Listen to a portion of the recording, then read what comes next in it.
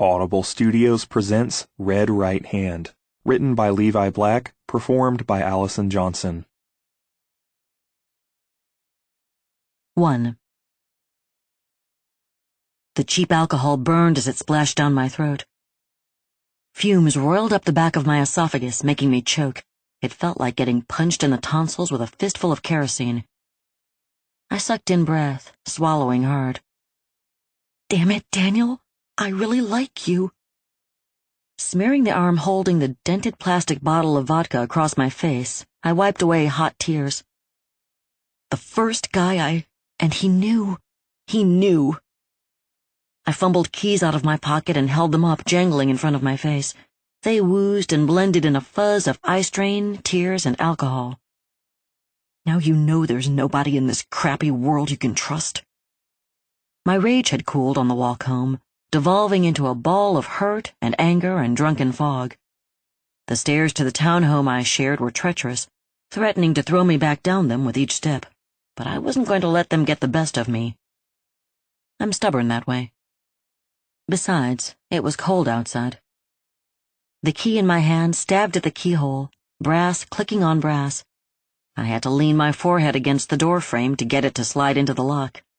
It turned in a smooth motion, barely a click to tell me it had unlocked. I stumbled across the threshold, slamming the door closed behind me, harder than I meant to. Damn it. At least the night is over. Just go to bed and try it again in the morning. You've got jujitsu at 10. You can take it out on the mat. My keys hit the table by the door with a metallic clatter, clashing against the keys of my roommates. Keep it down or you'll have the whole house up. Shasta will want to know what's wrong, and you do not want to get into that, not tonight. I looked up the stairs to my room. Bed. Just get to bed. I'd taken only a few wobbly steps when the first skinless dog stepped from the shadows. 2. My mind stuttered, jittering around what I saw. I didn't have a dog. None of my roommates had a dog, and no one I knew ever had a dog that looked like this. It stood on the hardwood floor in 4 slowly widening puddles of goo. Wet ran in rivulets down its legs, musculature strung tight over a rack of bones. It stood by the stairs leading up to my room, watching me with a low-slung head. Skinless hackles bunched over its neck in knotted cables of raw meat. Adrenaline slammed through my bloodstream, driven in a stampede by the heart suddenly trying to pound its way out of my chest. It burned away the fog of alcohol, shocking me sober. The jug of cheap vodka slipped from my fingers, tumbling to the floor. It bounced, spun, and lay on its side, spilling astringent alcohol over my shoes in a splash. The dog stepped closer, a low growl rumbling from its vivisected chest. The growl echoed in the stairwell, doubling, then tripling as 2 more hounds trotted out of the shadows. These 2 were leaner than the first, their rib cages hollow and caved in. They stalked toward me, the 3 moving in unison with the same squelching lift of a paw, then the same click-clack of crescent razor claws as it set down again. Their shoulders moved up and down, heads swinging side to side, panting rib bones expanding and contracting in time with harsh snuffles, long blister-pink tongues lolling out of jaws overfilled with bone-cracking teeth. The rasping sound of their breath scraped my ears like a nail file on the membrane of my eardrum, dragging down and flicking up with just enough pressure to never quite tear through. Clickety-clack, squelch. Clickety-clack, squelch. Pant, pant, pant. My mind screamed at me. Move! Get out! Don't just stand here! I wanted to turn, wanted to run. Panic clawed at the front of my throat. Somehow I knew that if I took my eyes off the hounds, they would take me. They would lunge and snap and latch and drag me to the ground, where they would rip me open and bury their snouts inside my shredded body. My mind bounced around, unable to latch on to any one thing, unable to focus, desperate for a way to escape. The door. You didn't lock the door. I stepped backwards, slowly, carefully. The hounds matched me step for step, baleful eyes pinned on me, glowing the color of rotten squash. Lidless, they stared at me from deep sockets of raw gristle. I stuck my hand out, fingers twisted in a ward against the evil eye my grandmother always used on a neighbor she accused of being a witch. I don't know why I did it. It was just instinct, a fetish from childhood, worthless and, worse, ineffectual. I used the same sign whenever I thought a car might not stop for its red light when I crossed an intersection, a tiny, stupid, reflexive habit. My keys still sat on the little table in the center of the foyer. I snatched them up. The weight of them hung familiar in my fingers, a sliver of comfort, the merest ease to my jangled nerves. The first hound growled again. It stepped quicker, trotting closer. My throat closed, the pounding of my pulse throbbing through each side. Tension stabbed inside my lungs, stilettos sliding in.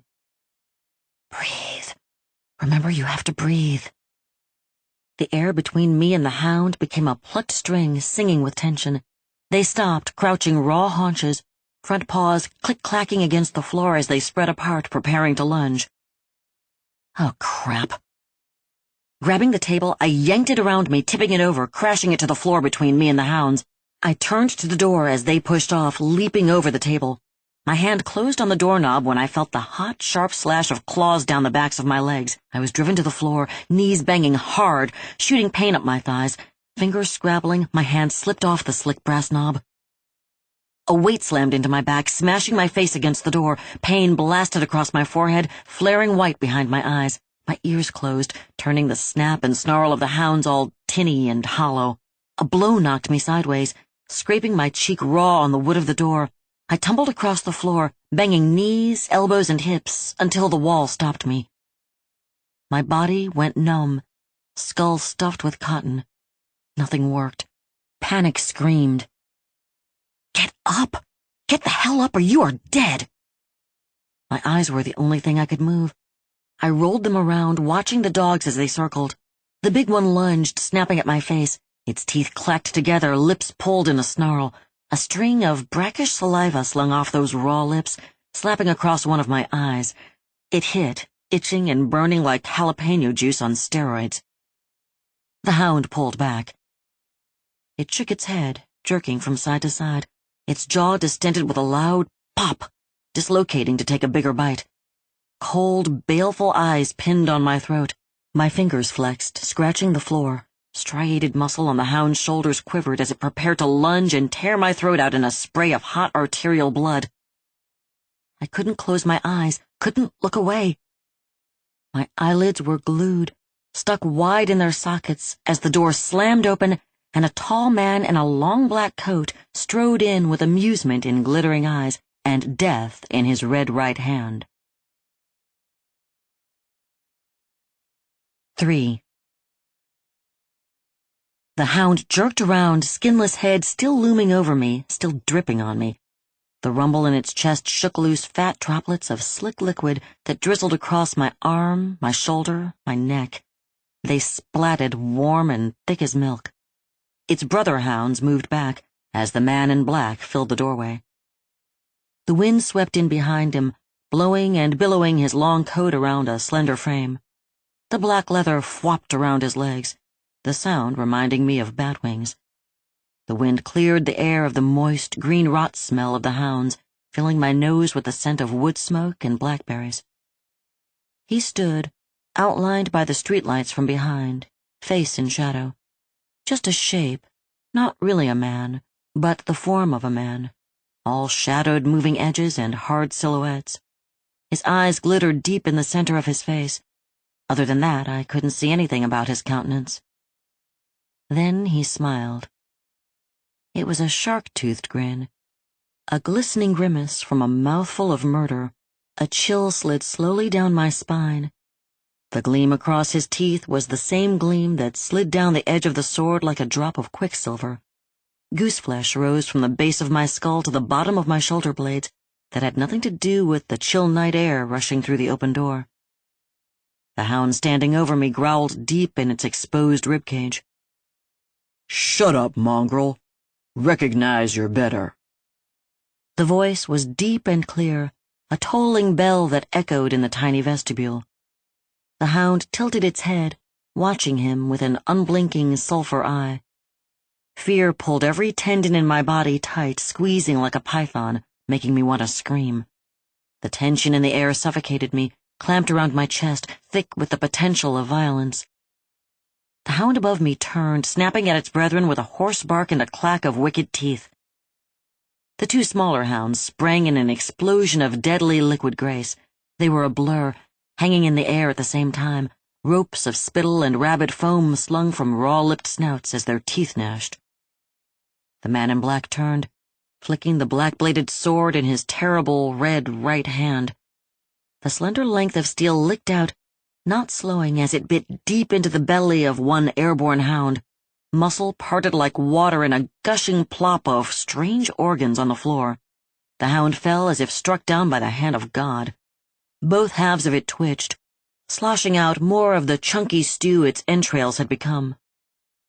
A twist of the red right hand and the sword's curved blade sliced the air again, cleaving the second hound's side with a hollow, drumming thunk. It struck deep, a hack instead of a slash, driving through contracting skinless muscle and grating along the vertebrae of the hound's spine. The hellhound fell at his feet, spasming its life out in a gout of black, runny ichor that spread like sewage underneath it. He spun the sword, slinging gore off the blade. It flicked in a wet arc across the wall. He pointed it at the last hound. "Your move, cur." The last hound took a half-step back. Clackety squelch. It stopped, stood, and quivered. Then it turned its head and latched teeth into my ear. Pain exploded, hot and immediate, from my eyebrow to my chin. The fangs scissored in, puncturing the skin, the cartilage, and the flesh, ripping furrows deep in my cheek and temple. Ichorish saliva sizzled and popped like bacon grease in a hot pan. I tried to jerk away from the agony. The skinless dog shook, jaws worrying the meat in its mouth. It felt like my face was being yanked off the bone, pulled away like a sack from a melon. The teeth that punched through my earlobe ripped free in a spit of hot, thin blood, but the ones through the rim of cartilage around my ear held fast, the gristle strung tight in the hound's mouth. My ear filled with blood, but I could still hear the hound's breath woof and hiss like we were in an echo chamber. It ran down my ear canal, filling my brain with the sound, the moist snuff of canine breath bouncing off walls of throbbing, pulsing agony. My feet slid and slipped on the gore-covered tile of the floor. I jerked as an electric current of pain jolted all the way down the heels of my feet. My nerves burned, one hand slapping against the smooth, skinless muscle of the hound's chest, trying to push away, the other cramped around the keys I still held. Hard metal dug into my palm. My mind went animal blank, panic slaughtering all rational thought, leaving behind only hollow, raw instinct. Deep in the lizard part of my brain pan, that base of the skull place, a spark flared and my training kicked in. I drove my keys into the hound's face as hard as I could. The metal sticking up between my knuckles bit deep, punching through muscle, scraping on bone. A long serrated one, the key to my car, punctured a lidless eye, spilling spoiled aqueous liquid across my fingers like runny egg yolk. The hellhound gave a shrill yelp, and my pain cut away in a wash of cool sensation as teeth slipped free. I popped my eyelids open in time to see the man in black slash with his sword. The hound turned skeletal tail, bounding across the room. A wide gash mouthed open along its flank, the meat split wide and peeled back. It didn't slow or turn or hesitate, and when it hit the corner behind the stairwell, it disappeared. The world flickered in my mind, sputtering like the end of a movie reel. The man in black knelt beside me, dripping sword held out and away. The fingers on his left hand touched the side of my face. They were cool and clean. He smiled a crooked shark-tooth grin. His voice came to me clear, more inside my mind than out. "Do not die yet, Charlotte Tristan Moore. We have much to discuss." 4.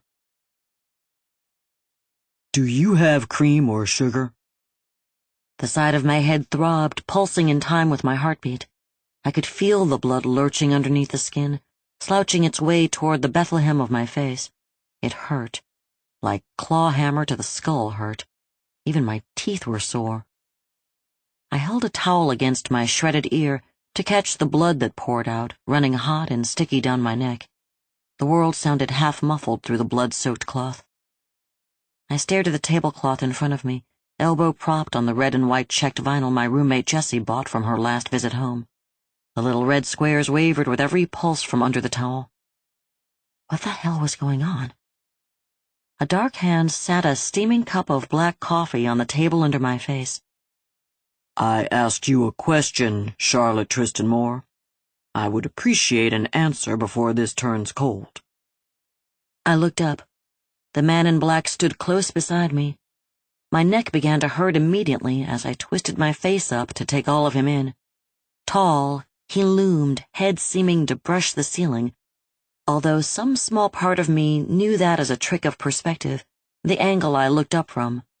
A black coat stretched from his neck all the way down to the floor. It moved even though he stood still, shifting subtly, delicately, like it barely breathed. Not that coats breathed. It must have been a trick of the light. Or my head injury. Oh shit, do I have a head injury? Something cracked inside my skull, making me think weirdly? The dark man held a second steaming cup in his right hand. My eyes locked on that hand. It thrust from the edge of his coat sleeve, the one bright patch of color on the doom-black darkness of him. This close, it glistened in the incandescent kitchen light. Wet, or possibly greasy, like it had been flayed, dusky skin peeled off and leaving behind the raw red of meat, the exposed underflesh, like it had been dipped in crimson liquid latex. Or fresh spilled blood. Now that hand held my favorite mug, a bright yellow cup with a picture of George Takei doing heart hands to the camera. I caught myself leaning away, threatening to slip off my chair and onto the floor, trying to be as far from him as possible. Damn it, I was cowering. I pulled myself upright. My voice didn't tremble when I spoke. That surprised me. My name is Charlie. Only my family calls me Charlotte. Sugar is in the cabinet above the coffee maker. Creamer is in the fridge. Help yourself. He nodded, turning away in a swirl of coat. As he rummaged through the cabinet, I pulled my hand away from the towel.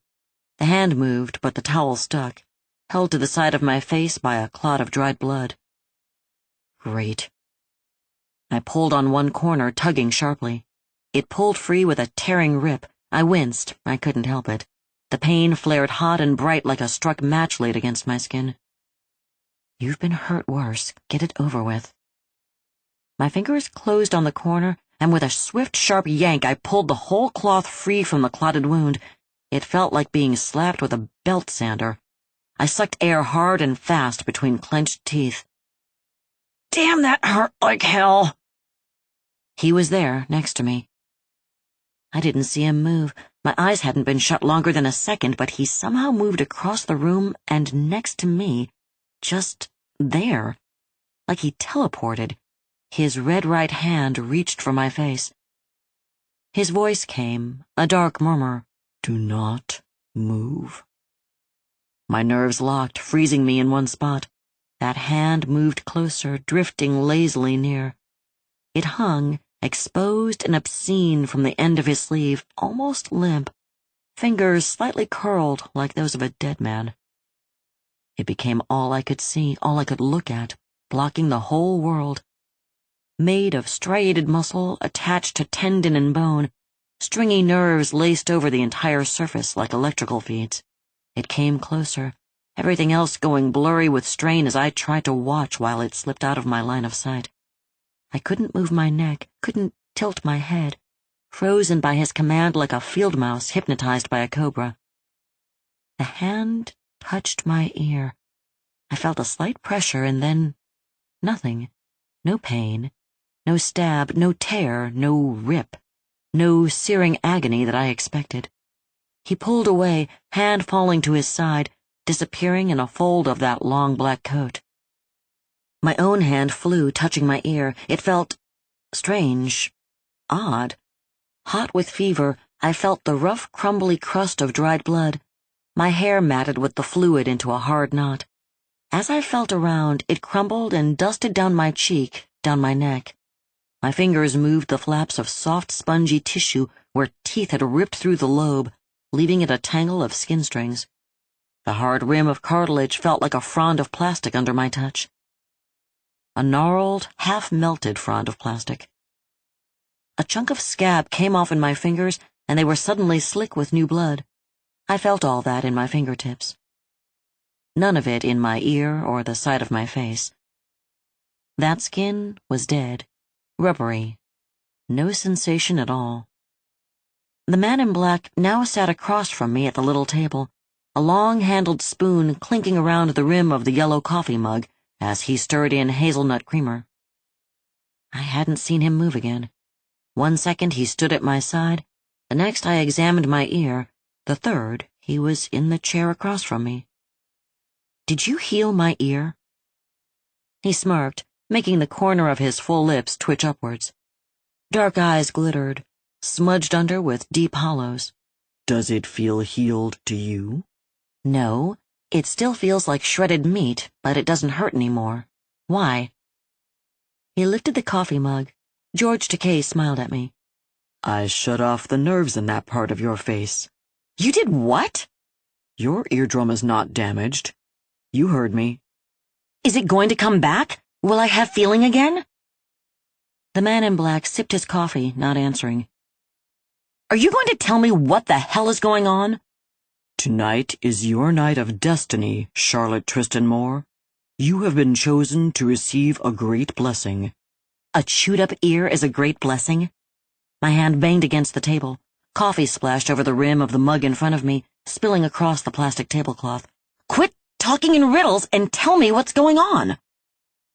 Slowly, he sat his coffee on the table, his hands folded around it casually, laying loose and relaxed around the yellow cup, fingertips barely touching the smooth ceramic surface.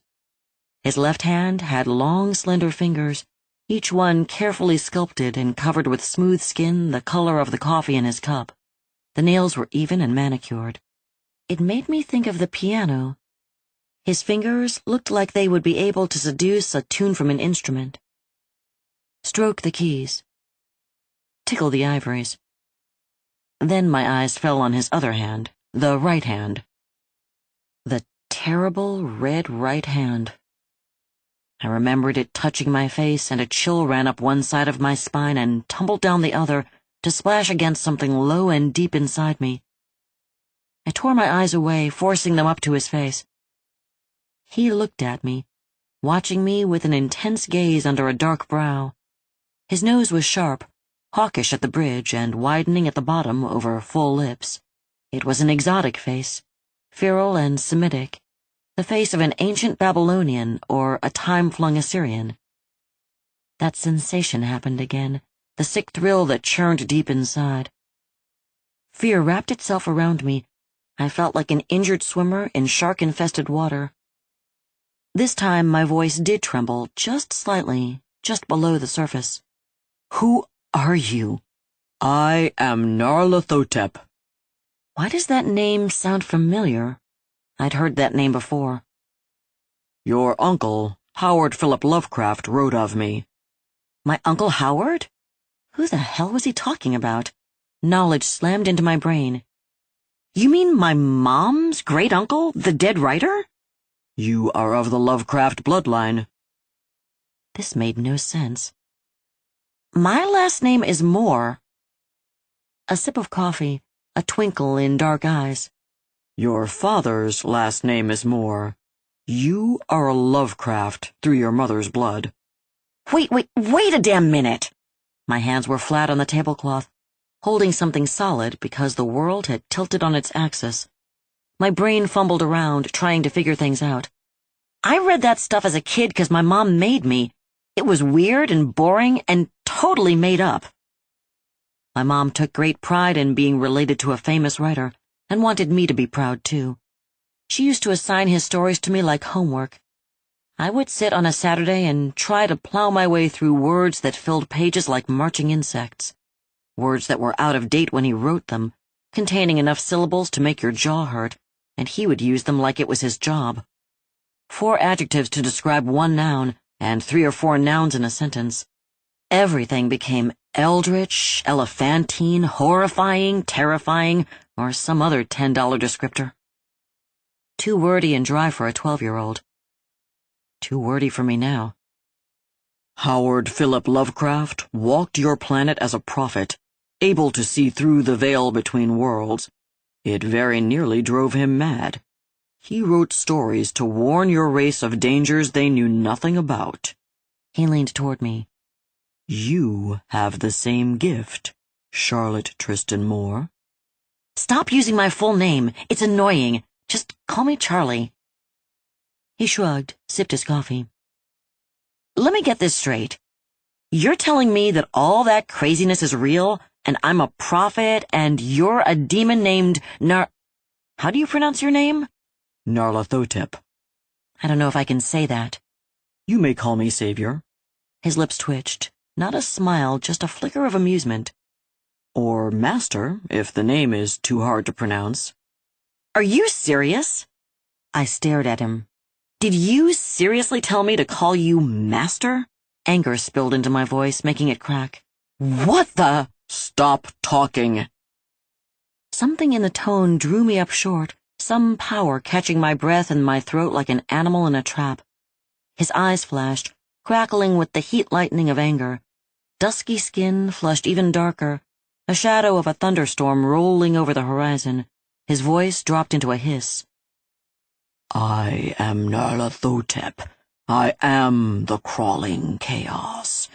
It matters not if you call me the Thing in the Dark or the Nightmare Man. I am that which you fear. I have been named Shaitan, Loki, and the Spider God. Know this. He leaned forward. I have chosen you, Charlotte Tristan Moore, to be my acolyte. That gives you leeway. A raw red finger stabbed the table. The plastic tablecloth sizzled underneath it. But I will not be mocked. He sat back in the chair, dark eyes boring into me. The words vibrated the air between us. They hung like a suicide, dangling loose and swinging slightly.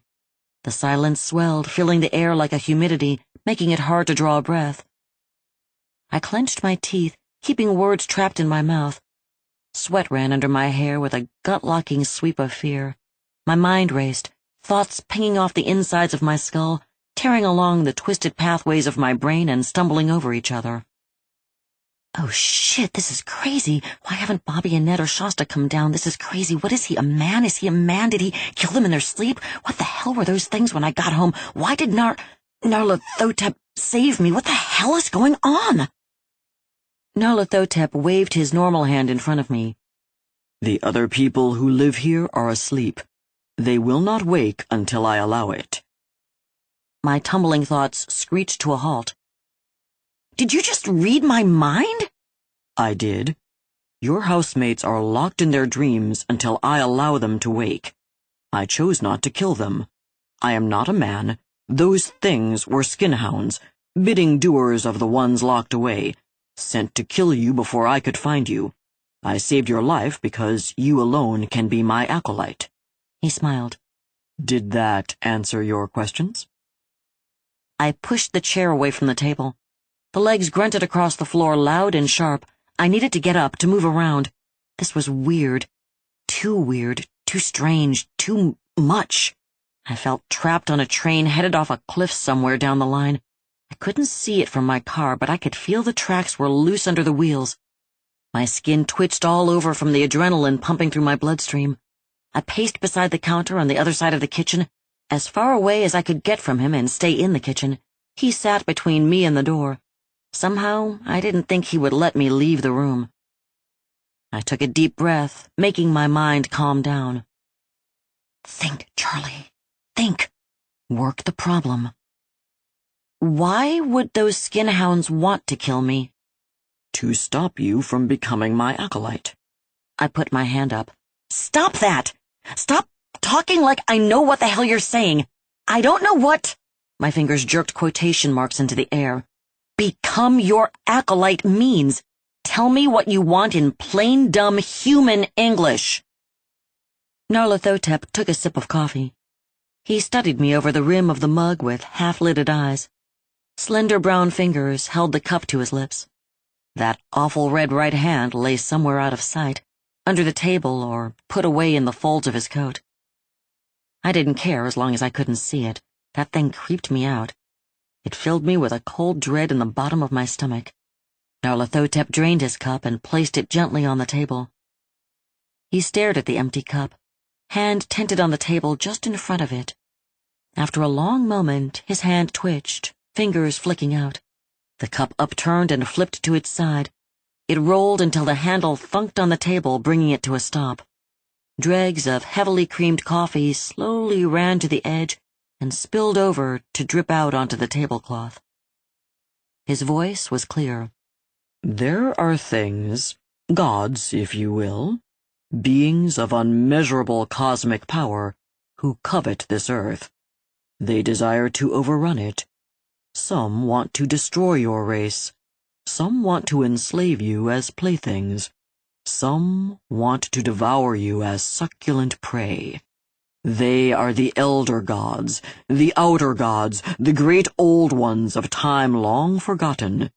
They ruled when the world was without form and void. They were the darkness upon the face of the deep, slaughtering the ancestors of Adam, laying waste to creation, until they were bound, imprisoned on the edge of the universe.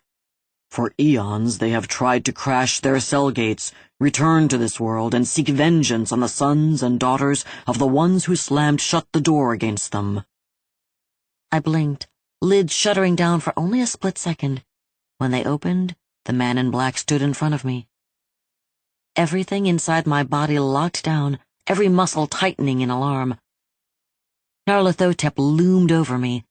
Sharply arched eyebrows creased together, obsidian eyes boring into the meat of me. The weight of his gaze lay heavily, a physical thing, pressing against my skin. His voice came low, near-breathy, pushed between too sharp and too many teeth.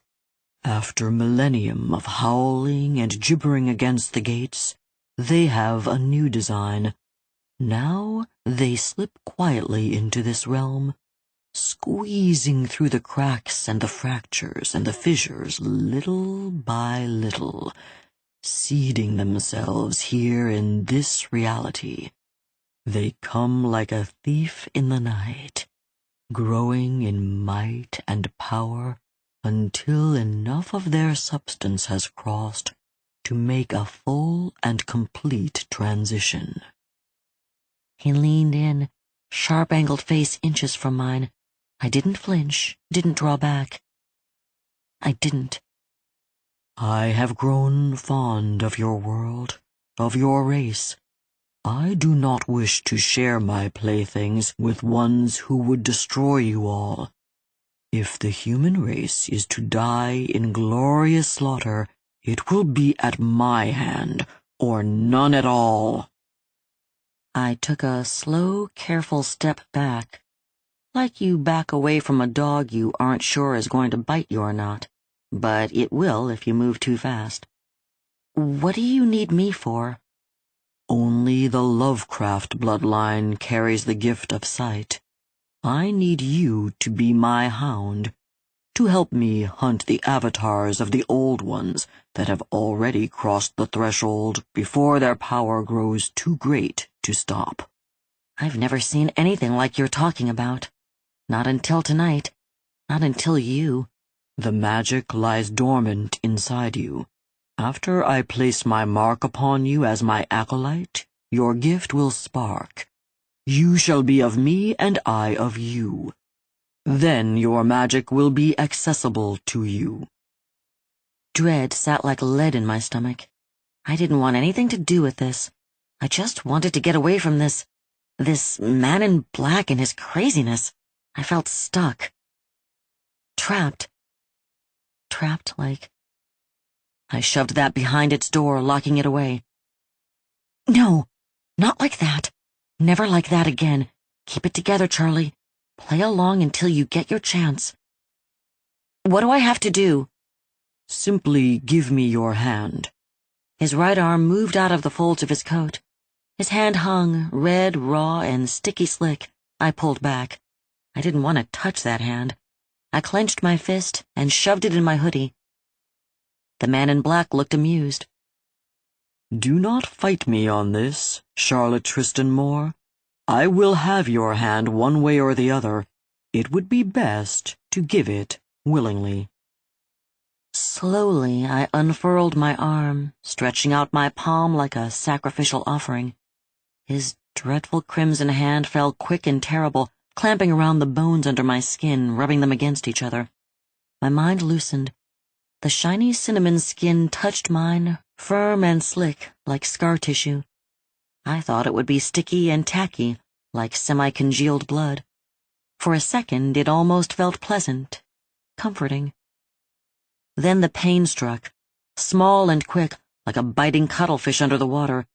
Just a sharp nip that fades before you realize it happened. That wasn't so. And then the cutting began. A jolt of agony slashed across my palm, my mind filled with the image of my dad using a wood carving tool, the spiraled blade spinning furiously, carving grooves into a piece of wood clamped to the work table. The pain burrowed deep in my palm, and it moved, zigging and zagging across my grip, building and building and building, crashing and clanging inside my brain like a crescendo, a cacophony of agony. I tried to jerk away, but the red right hand clamped harder, grinding my phalanges together until they felt shrill and spiral-fractured. My muscles yanked and stretched, threatening to tear tendon from bone as I fought to break that grip. My mind babbled at me, overloaded from my nerves being set afire, the edges gone brittle and crackling like spun glass, threatening to shatter. He let go. I fell backwards, ass banging on the kitchen floor, jarring my spine in a click-clack of vertebrae. My jaw slammed shut, teeth tearing through the sides of my tongue. Blood dripped and splattered on the linoleum around me, sizzling as it landed. My hand was smeared with it, looking like a kindergarten finger-painted version of his. I looked at my palm. The flesh had been incised away in lines and whorls and squiggly trails, the raw wound in the shape of a symbol I'd never seen before. It looked like a pentagram, but there were too many lines, too many swirls. The edges of the skin were crisp, the cuts deep, grooved all the way to the pink flesh underneath. Blood, my blood, pulsed out in time with my heartbeat. Each pulse matched a sick, queasy throb deep in my belly. His voice rolled like thunder, pronouncing, Charlotte Tristan Moore, you have been marked as my acolyte. Now you will be able to see. I looked up. The man in black was gone. In his place stood a monstrosity. 5. I am going insane. I couldn't see it all, couldn't take it all in. Vision breaking on the edges like cheap window panes, crackle fracturing from the outside in. The thing in front of me filled the room, a mass of limbs and tentacles writhing in knots. The tentacles roiled against each other, milky skim, worm-white membranes tearing as they rubbed. Clear ectoplasm gushed, lubricating the smearing caress of alien flesh against alien flesh. From this mass jutted spindly limbs, ending in grasping hands with too many fingers, with too many joints, each one capped by a talon black and curved to pull meat from bone. I don't. The massed tentacles were split-seamed with gaping mouths, gnashing rims of razored chitin crowding and pushing each other in jutting, jagged rows. Piranha mouths designed by a mad sadistic creator. The teeth chomped together, the noise a cacophony, driving into my mind like a drill. Understand? No sense. What? Hundreds of orbs dotted the oily membrane skin in all sizes. A few were as large as my face. Some were the size of a pea. Unblinking, they stared, drinking in my human frailty, my weakness, my lowly, pathetic life. They looked on me without pity, seething animosity in their cold, unmoving stare. Too much. Don't. What I am. Look. Over this sloppy, slithering form lay a shaggy skin, still raw and bloody from being cut off its original host. It moved on its own, rippling around the chaos it clothed, trying to pull away each time its sore subcutaneous inside brushed against the skin of the chaos god who wore it. Each kiss of contact raised a sizzle and a thin wailing scream that cut through the gnashing teeth noise of 100 hungry mouths. My mind broke, sanity washing away like sand on a crumbling beach. I know fear.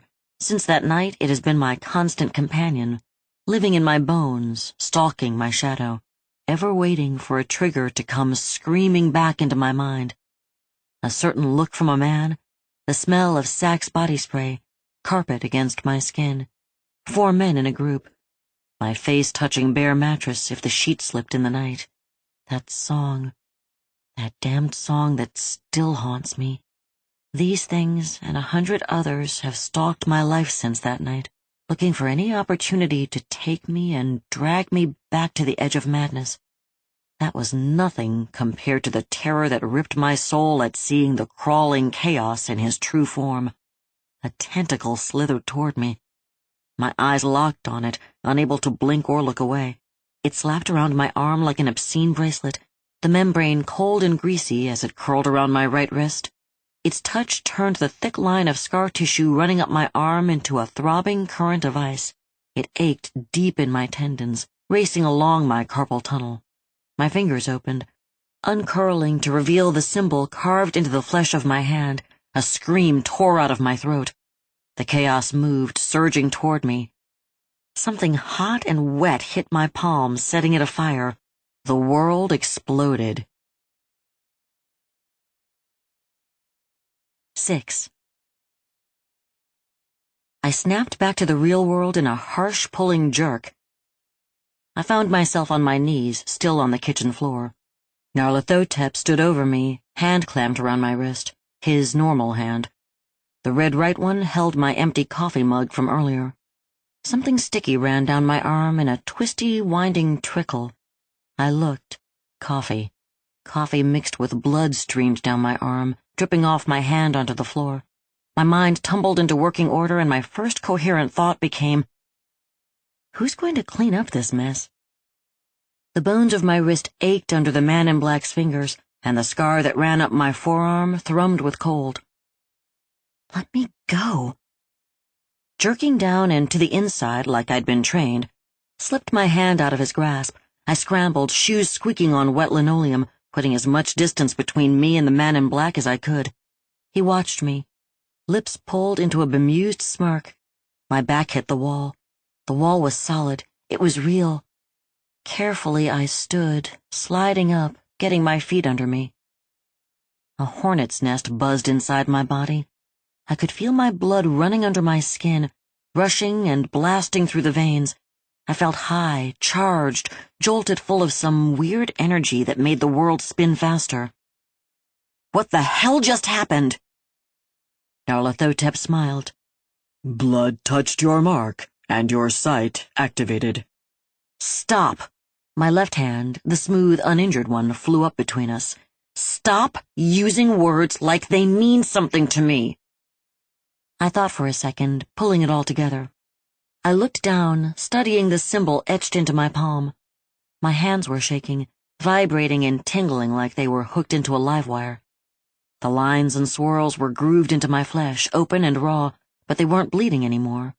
My hand felt sticky, but it was the sugary tack of coffee instead of the iron-tanged stick of blood. You're saying my blood on this thing you did to me made me see— What the hell did I see? His normal hand swept up and down, indicating his body. This is merely a glamour, a skin suit I use to walk unhindered in your world. Your sight revealed to you my true form on this plane of reality. It's ugly as hell, just so you know, I spat. The insult felt good, a tiny stab. It didn't change the fact that this situation had become completely batshit crazy, but it made me feel stronger, a little more in control. The man in black shrugged. I wiped my shaky hand on my hoodie. The material was tissue soft from hundreds of washings, but it still felt like sandpaper across the symbol cut in my flesh. No more blood on this, not ever, 'cause I never want to see that again. You will need your magic, Charlotte Tristan Moore, if you are to be of service to me. I will require much of you before I am done. You can require whatever you want. I'm not doing it. Nyarlathotep appeared suddenly there in front of me, looming tall, much taller than me. Dark eyes glittered as he leaned in, voice low and sinister. When the time comes, Acolyte, you will do exactly what I need you to do. That close he was overwhelming, looming like a tidal wave pauses before it devastates the shoreline. He smelled like musk and grave dirt. Something primal that pulled somewhere deep inside me. In a blink, he was back across the room. When you need your magic, it can be activated by touching your mark with any bodily fluid. Blood is the strongest, followed by sexual issue, but any secretion will spark it to life. Bodily fluid? Secretion? Sexual issue? What? I pushed those thoughts out of the way. Stay focused. Work the problem. Why should I help you? Dark eyes sparkled. I could kill you. The threat hit me like a slap. Then do it and get it over with. Anger bubbled at his words, boiling away the fear I'd had since seeing the skinhounds. I was sick of being terrified. I'd worked too hard to not be terrified every day of my life. Nothing was worth being stuck in fear. Fear grinds you down to bone dust and nothing, breaking your will, making you less than human. Been there, done that, fuck you. The man in black sighed and chuckled. Charlotte Tristan Moore, I am not the only one who will seek you out now that your gift has been activated. There are other things that crawl and slither at the edge of night who would seek you out. They will come for you, and they will not have the mercy I have shown. Mercy? I haven't seen any mercy from you. I spared your life from the skinhounds. I have not slaughtered your friends in their sleep, even though I could. I have not sought out everyone you love and care for and reduced them to mewling pieces of meat who cry for death as a relief from the tortures inflicted upon them. His red right hand tapped the tabletop. You will not receive such kindness from those who will seek you without my protection. Wait a minute. You're the one who marked me. If these things come, it will be because of what you did to me. That does not matter. He stuttered in my sight again, suddenly standing without having stood. What matters now is your choice. Serve as my acolyte and be protected, or refuse and die. He reached out his hand, his red right hand, to me. My eyes narrowed. Anger twisted in my belly like a snake. You're a bastard. The man in black chuckled in amusement. 7. My shredded ear throbbed as the cool night air brushed over it. It pulsed on the side of my head, still not hurting, but I could feel it. You should lock your door. You never know what might walk in if you do not. I glanced at Nyarlathotep. He looked amused, standing on the porch beside me, a statue carved from the night. His coat rustled around him, uneasy. You know your coat hates you, right? The dark man chuckled. It has never forgiven me for filleting it off its original host.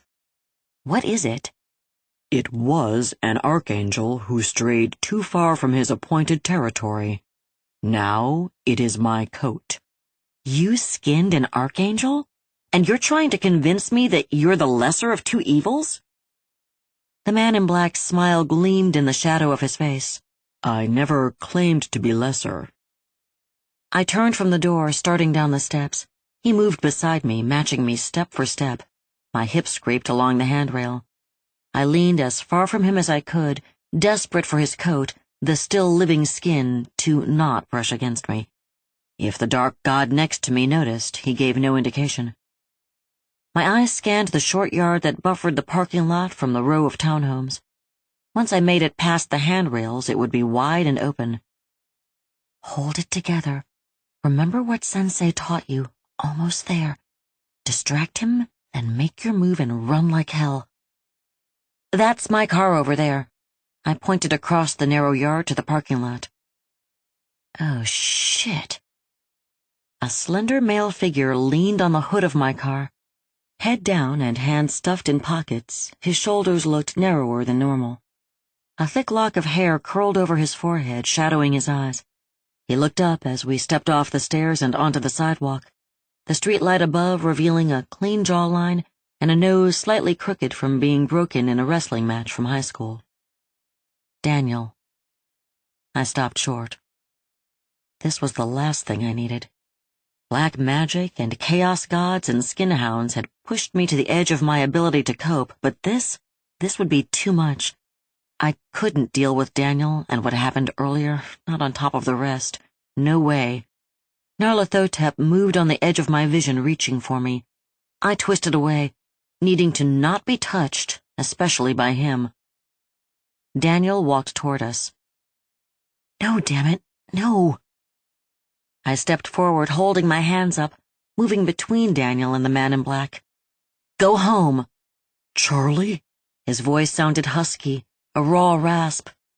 Even in the dark, I could see the fresh bruise that ran from the collar of his t-shirt and up to his jawline, wide and purple. So solid it looked like paint on his skin. I guess I got him good with that elbow. He cleared his throat. I'm sorry about earlier. I didn't mean... Get out of here! Go! I shoved my words through clenched teeth. If you know what's good for you, then you'll leave. I could feel the man in black looming behind me. I had to get Daniel away from him, away from this situation. Anger still bubbled about earlier, since he betrayed my trust, since he had tried to do what he did, but still, he didn't need to get mixed up in whatever the hell I'd stepped into with Nyarlathotep. Pain filled his face, concern in his green eyes. He swallowed so he could speak again. Whatever I did that made you react like that, I didn't mean it. You gotta believe me. I lunged at him. Get the hell away from me! My hands hit his chest, punctuating each word, shoving him backwards. My mind screamed at him. Go! Leave now before it's too late. I turned away, hoping he would take the hint. He drew in a sharp breath. Oh my God! Charlie, what happened to your ear? I'd forgotten about my shredded ear. It's fine, it's nothing.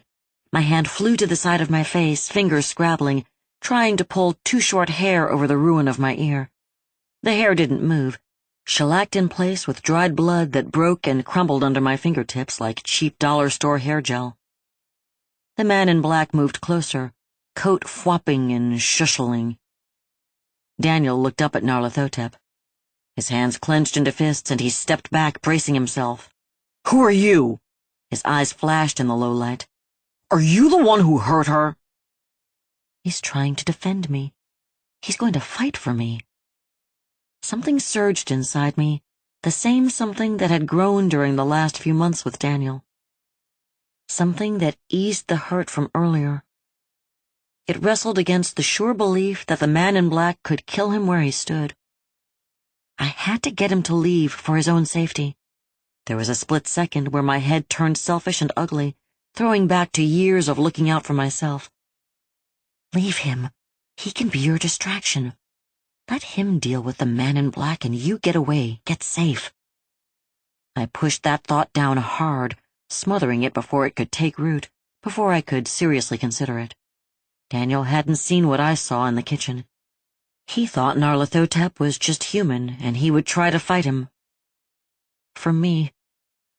I couldn't cut and run and leave him to be hurt. I just couldn't. Before I could do anything, the man in black stepped around me, coat brushing my legs as he passed and raising goose flesh under my jeans. He lifted his right hand toward Daniel. The air around us came alive with energy, crackling like it does seconds before a lightning strike. Fear clenched my stomach, and the hornets inside my body began to swarm and buzz, beating inside my skin like pellets in a hailstorm. My hands shook with the magic running wild in my blood. That awful red hand hung, skinless and raw, in the air between the two men, pointing at Daniel's face. "Who do you think I am, Daniel Alexander Langford?"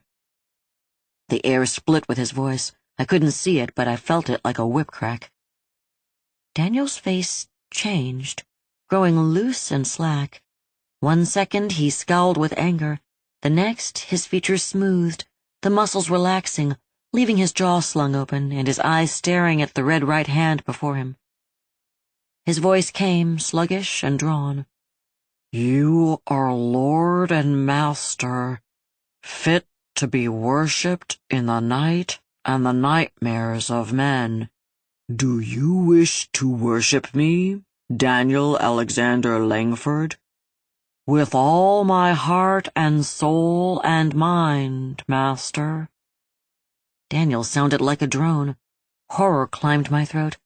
I'd listened to him talk a lot the last few months. He was quick-witted and funny, green eyes lighting up whenever we would wordplay off each other. It was part of his charm, part of him. Part of the reason I'd let him get close. This was not him at all, and it filled me with terror. I shoved Daniel, pushing him back a step. He stumbled, loose-limbed inside his clothes, like he'd been strung together with rubber bands. I whirled to face the man in black. "What did you just do to him?" He shrugged, making his black coat ripple from ground to shoulders. "I did nothing. Your race longs to worship my kind. Your entire existence on this plane has held nameless cults dedicated to dark and strange gods." He indicated Daniel with his normal hand. "This one is descended from a long line of such cultists. It is writ in his bones to turn to one like me in devotion." "Stop it! Change it! Leave him alone!" "It is too late for that, Acolyte." He gave a flourish with his terrible right hand. "Besides, he is amusing to me. It has been too long since I've had a cult." He nodded sharply, mind made up. "He comes with us." "No!" Hell no. Nyarlathotep turned toward me slowly, dark eyes heavy-lidded like a cobra. "Make no mistake, Acolyte. He has been marked by me as surely as you have. If you abandon him here, he will be meat to the very things which will seek to harm you. The only safety for him is with us until our appointed task is finished. There is still one skinhound on the loose." He stepped closer, the edge of his coat brushing the front of my legs again. "Besides, he will be of use to us." Daniel stared at Nyarlathotep, eyes wide and unblinking, like he had never seen anything so amazing. No. This wasn't my fault. It wasn't. I didn't bring this weirdness into my life. Everything in me screamed to run, to bolt, to get as far away from the man in black and whatever he wanted me to do. I still could. He stood far enough away in his flappy black coat that I could be gone before he grabbed me. I had years of obsessive sprint training since that night, training so I could get away from people, from situations. They would pay off, and I would be gone. But Daniel would still be here, left behind, left to the mercy of the man in black. My ear throbbed at the thought. I just couldn't. "If I help you tonight, will you go away and leave me and him alone?" The man in black nodded. "Swear." "Do your duty tonight, Charlotte Tristan Moore, and I swear on the sanity of Azathoth that I will leave you and he unmolested for the rest of time itself." What does that even mean? Did I trust him? No. Did I have a choice? I couldn't see one. Damn it. My father's advice rang through my mind. If you can't get out, then get through. Simple words that are hard to walk, but still true. Get in the car and let's get this over with. 8. The black coat rustled uneasily next to me, near quivering as it lay folded against the man in black. An edge of it curled to brush my knuckles as I shifted gears. A burst of noise, like a snatch of music when you're pushing the button on the radio too fast, garbled in my head, making me jerk away, grinding the gears of my Honda. The car, nearly as old as me and still on the original transmission, lurched violently. Pull it together. The coat fell away, slipping into a puddle of darkness. The man in black filled the seat next to me with a solid presence, looking out the windshield as I drove. His saturnine face was all sharp angles and strange geometry, cut from random lights as we passed. Sitting in my worn-down Honda Civic, he didn't even look real. That close, he looked like an optical illusion, a special effect in a low-budget horror movie. That's fitting. I glanced in the rearview mirror. Daniel sat folded behind us, feet up with no room for his legs. He wasn't overly tall, 5'10" or so, but the Honda's back seat was pretty small and my floorboards full of trash. I don't keep a clean car, 'cause I just don't care that much. There's no food trash, my car doesn't smell, but anything paper or plastic, I just toss in the back. His eyes met mine in the reflection of the rearview mirror. They weren't back to normal, but at least they'd lost their mile-long stare. He had nice eyes, quick and kind. They nearly twinkled when he wasn't thinking with the hyper-focus of a student who could keep up, but not without work. He had to still be half-drunk like I'd been when I left his apartment, before the night turned vicious on me, and any buzz had been doused from my system by fear, horror, and adrenaline. He did look stoned, the micro-muscles in his face relaxed to almost stroke-like looseness. It was the same look my ex-boyfriend Tom got when he would go on a narcotic nod. I never joined him, never that far, but I'd watched him slip off into the arms of Morpheus while dulling my mind on weed and pills. I did it just to be able to get through a whole day after what happened. My therapist at the time prescribed a laundry list of pills to get me through, but those just deadened everything and put me to sleep. They made sure I didn't think of what happened, but they did it by making sure I couldn't think of anything. Left dead awake, I wandered through my life not feeling, not caring, just sleepwalking and near non-functioning. But I needed to be able to live, to deal with the thing, but only a little at a time, holding it at a long arm's length, working my way up to working my way through it. So I self-prescribed, dropping into behavior I'd only been around before, never involved in. I burned out my brain cells and short-circuited the memories so I could get to the end of that day and damn tomorrow for not being real. Tom had been the way I did that. I'm a terrible person. He was a nice guy, a sensitive art type who never met a drug he didn't like, so he had the connections I needed. He'd liked me for years during middle school and was hippie enough and non-judgmental enough to still like me after I got out of the hospital. Guilt stabbed deep as I remembered pushing Tom to tie off, to shoot up, to nod away. He'd been headed there before me, but I needed him to give me painkillers and company without the threat of sex. Just before he would drop all the way gone, he would loll his head over, give me his crooked smile, pat my arm, and say, "Don't worry, babe. You're always gonna be my heroine." I wasn't proud of what I had done, not at all. I hurt and saw a way out of it, and at the time couldn't see anything besides that. It only lasted a few months. I got Tom to NA before I parted ways with him, but it was still shitty of me. Shittiest thing I've ever done, in a long list of shitty things. Terrible person. Don't judge me. In the mirror, Daniel smiled softly. I cut my eyes back to the road. Pay attention or you'll kill us all. Flexing my fingers on the steering wheel made the mark on my hand sore. I adjusted in my seat, moving my kidney off the piece of broken seat plastic that jabbed me when I slouched and drove. Outside the car, my neighborhood fell away, streets opening to the rest of the city. Soon I'd have to turn off or run out of road. Where are we going? We will be seeing someone who can give us direction. Direction?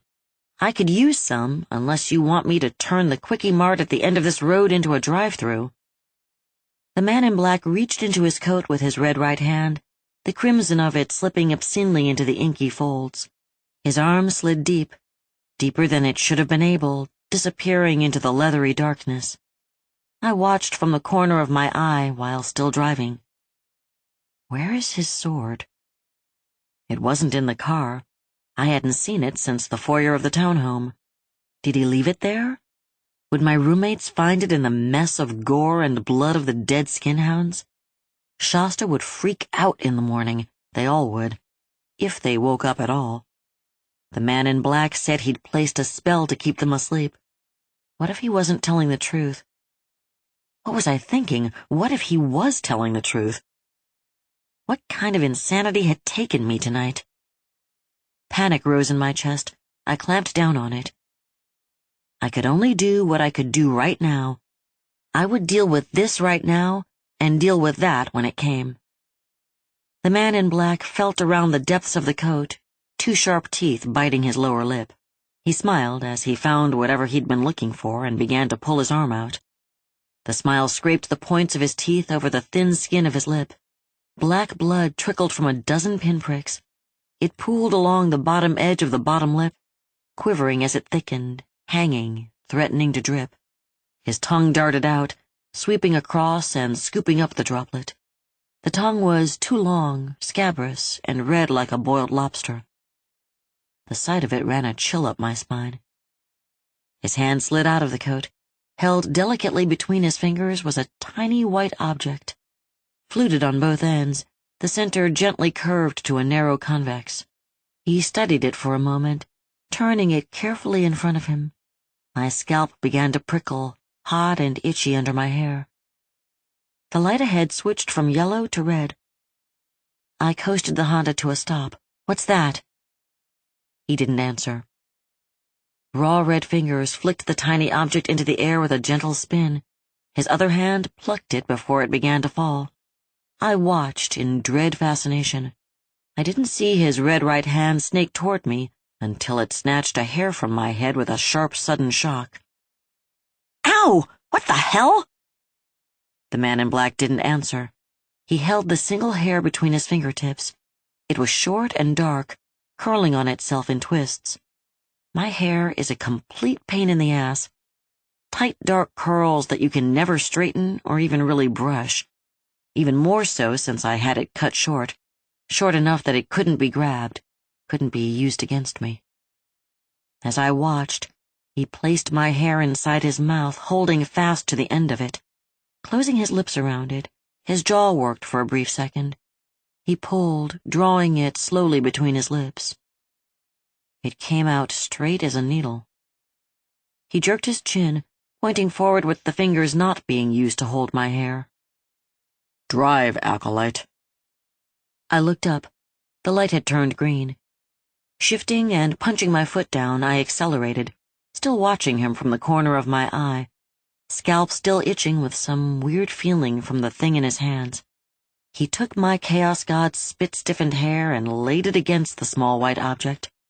Holding it in place with his thumb, he wound the hair like a piece of wire. A low noise filled the car, harsh and guttural, banging against my eardrums. The man in black began to chant under his breath. The air in the car grew thick, cloying and oppressive, heavy with a scent of rotten honey. It made the energy, the magic inside me boil and rose the hair on my arms. A glance in the mirror showed Daniel leaning back, eyes closed, a smile on his face like he was listening to Mozart, instead of the whine of my car and the bickering between me and the chaos god in the seat beside me. "Turn left." The man in black held the hair in his fingertips, suspending the fluted piece of ivory in the air. It leaned left as if the whole world had tilted on its axis. I turned where he indicated, holding the steering wheel tight to keep my hands from jittering. The mark on my palm hurt. "What's that thing?" "It is a compass. It will lead us to the one who can reveal the hiding places of the gods." The wheels spun in my hands. Okay, it's a compass, but what's it made from besides my hair? He stared at the piece of ivory. Now it dangled forward, against gravity. It is the finger bone of a murdered child. The Honda jerked short, black smoke ribboning from under as retreaded tires screamed in protest. Daniel slammed into my seat back with a grunt. Nyarlathotep scowled.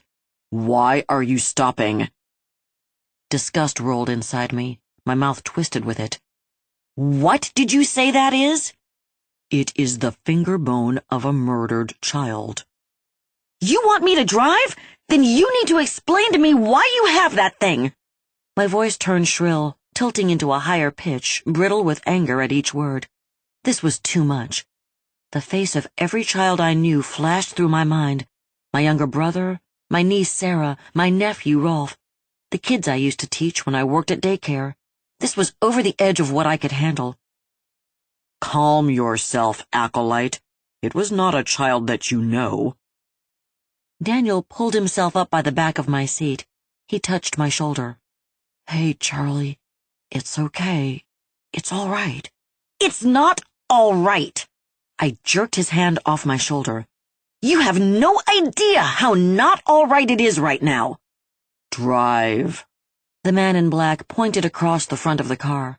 His voice burned with heat. That way. No, that's it. I pounded the steering wheel. That is it. No more. That thing is too much. You show up, you kill some stuff, you drag me into this freak show of a night. My ear is messed up. I indicated Daniel in the back seat with a wave of my hand. Acting like a zombie? You do all this weird black magic shit, and so far I've been here going along with it. But that? I jabbed my finger toward the dangling finger bone. That is too much! My fist smashed into the steering wheel. Pain sliced my hand, running along the symbol incised there. I welcomed it, pulled it into myself. Bring the pain. It was sharp and bright and clean inside my mind, cutting through all the confusion. A lifeline in the whirling and swirling sea in a storm. Everything was starting to crash around me, pushed over the tipping point by the finger bone, the tiny, delicate finger bone of a child, a murdered child. Logically, I knew I didn't know the child. Didn't know how old the bone might be. The bone may have been 100 years old, and it didn't truly matter anymore. The thought that it might not matter sent a spike of guilt through me. Lights flashed into the interior of the car as a van topped the hill behind us. I didn't move, didn't reach for the button in the center of the dash that sparked the hazard lights to begin flashing yellow around the car. Let them hit us. At least it would stop this crazy night. The car shook as the van whipped around us, horn blaring. I flipped a middle finger at them even though they couldn't see it, anger boiling inside. They rode their horn until they disappeared over the hill ahead of us on the road. Nyarlathotep shifted in his seat. Tonight is about saving your race from extinction.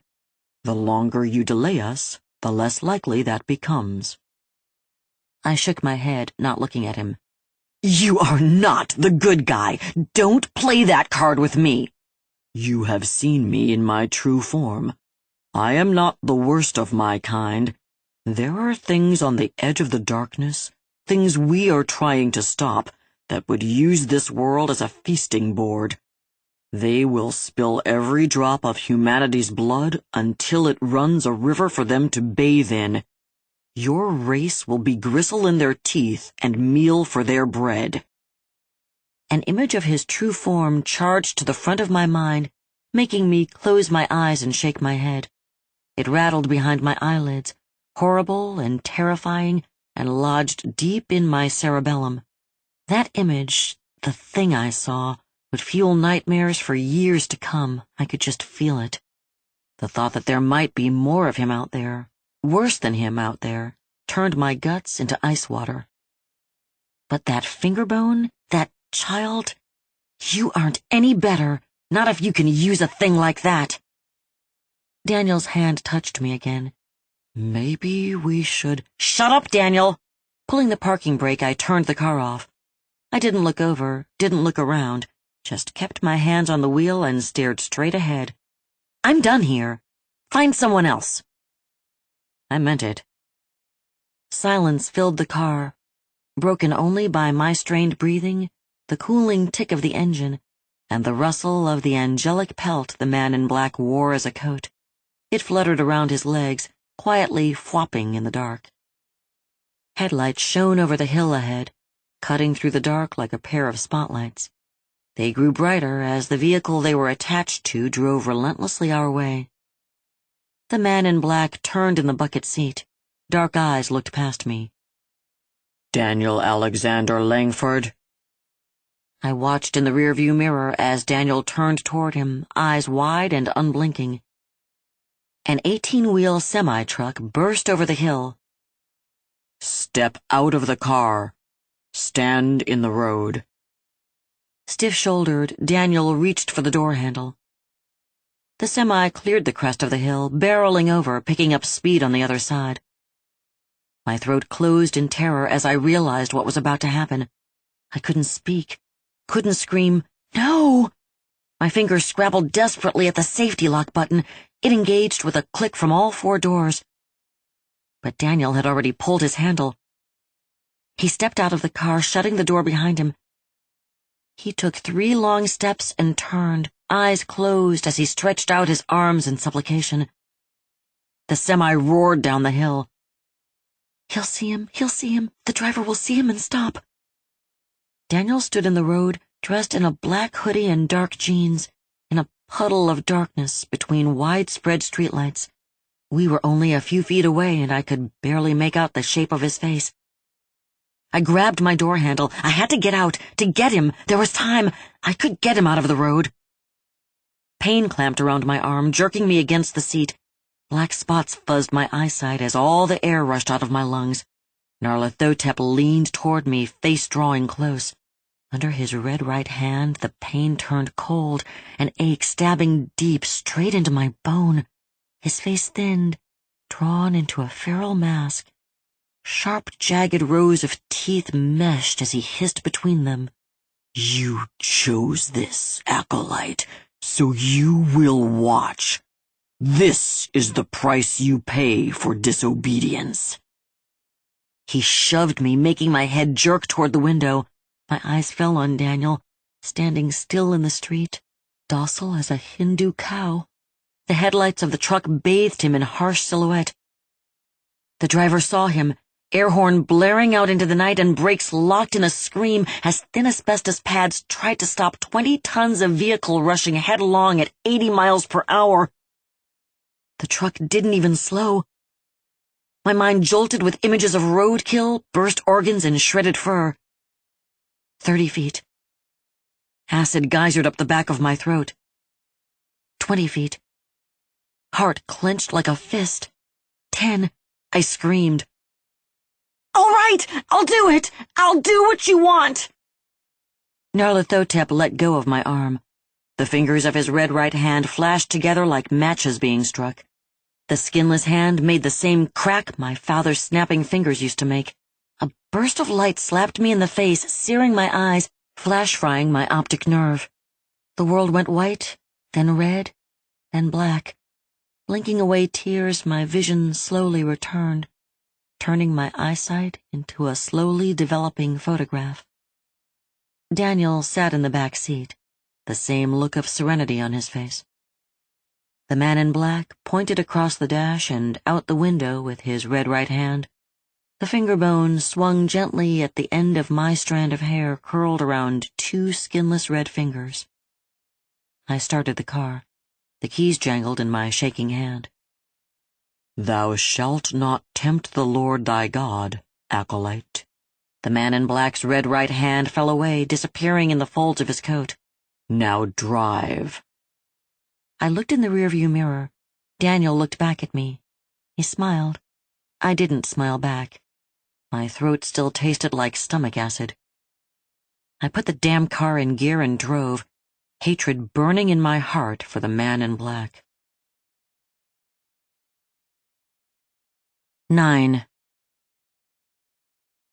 The building in front of us sat low-slung, sprawling, and on the brink of collapsing in on itself. It lay end to end in square architecture made for order and expedience instead of artistry. Windows lined the graffiti-covered brick wall my headlights illuminated. Most of the glass had been broken out, replaced with plywood gone gray from exposure. The brown knee-high grass and weeds weren't enough to hide all the trash scattered on the ground. I asked, "What is this place?" It looked creepy as hell. The man in black tucked the fingerbone compass into his coat. The coal of hatred in my heart flared again. "It is the lair of an old acquaintance." He opened the door, stepping out of the car.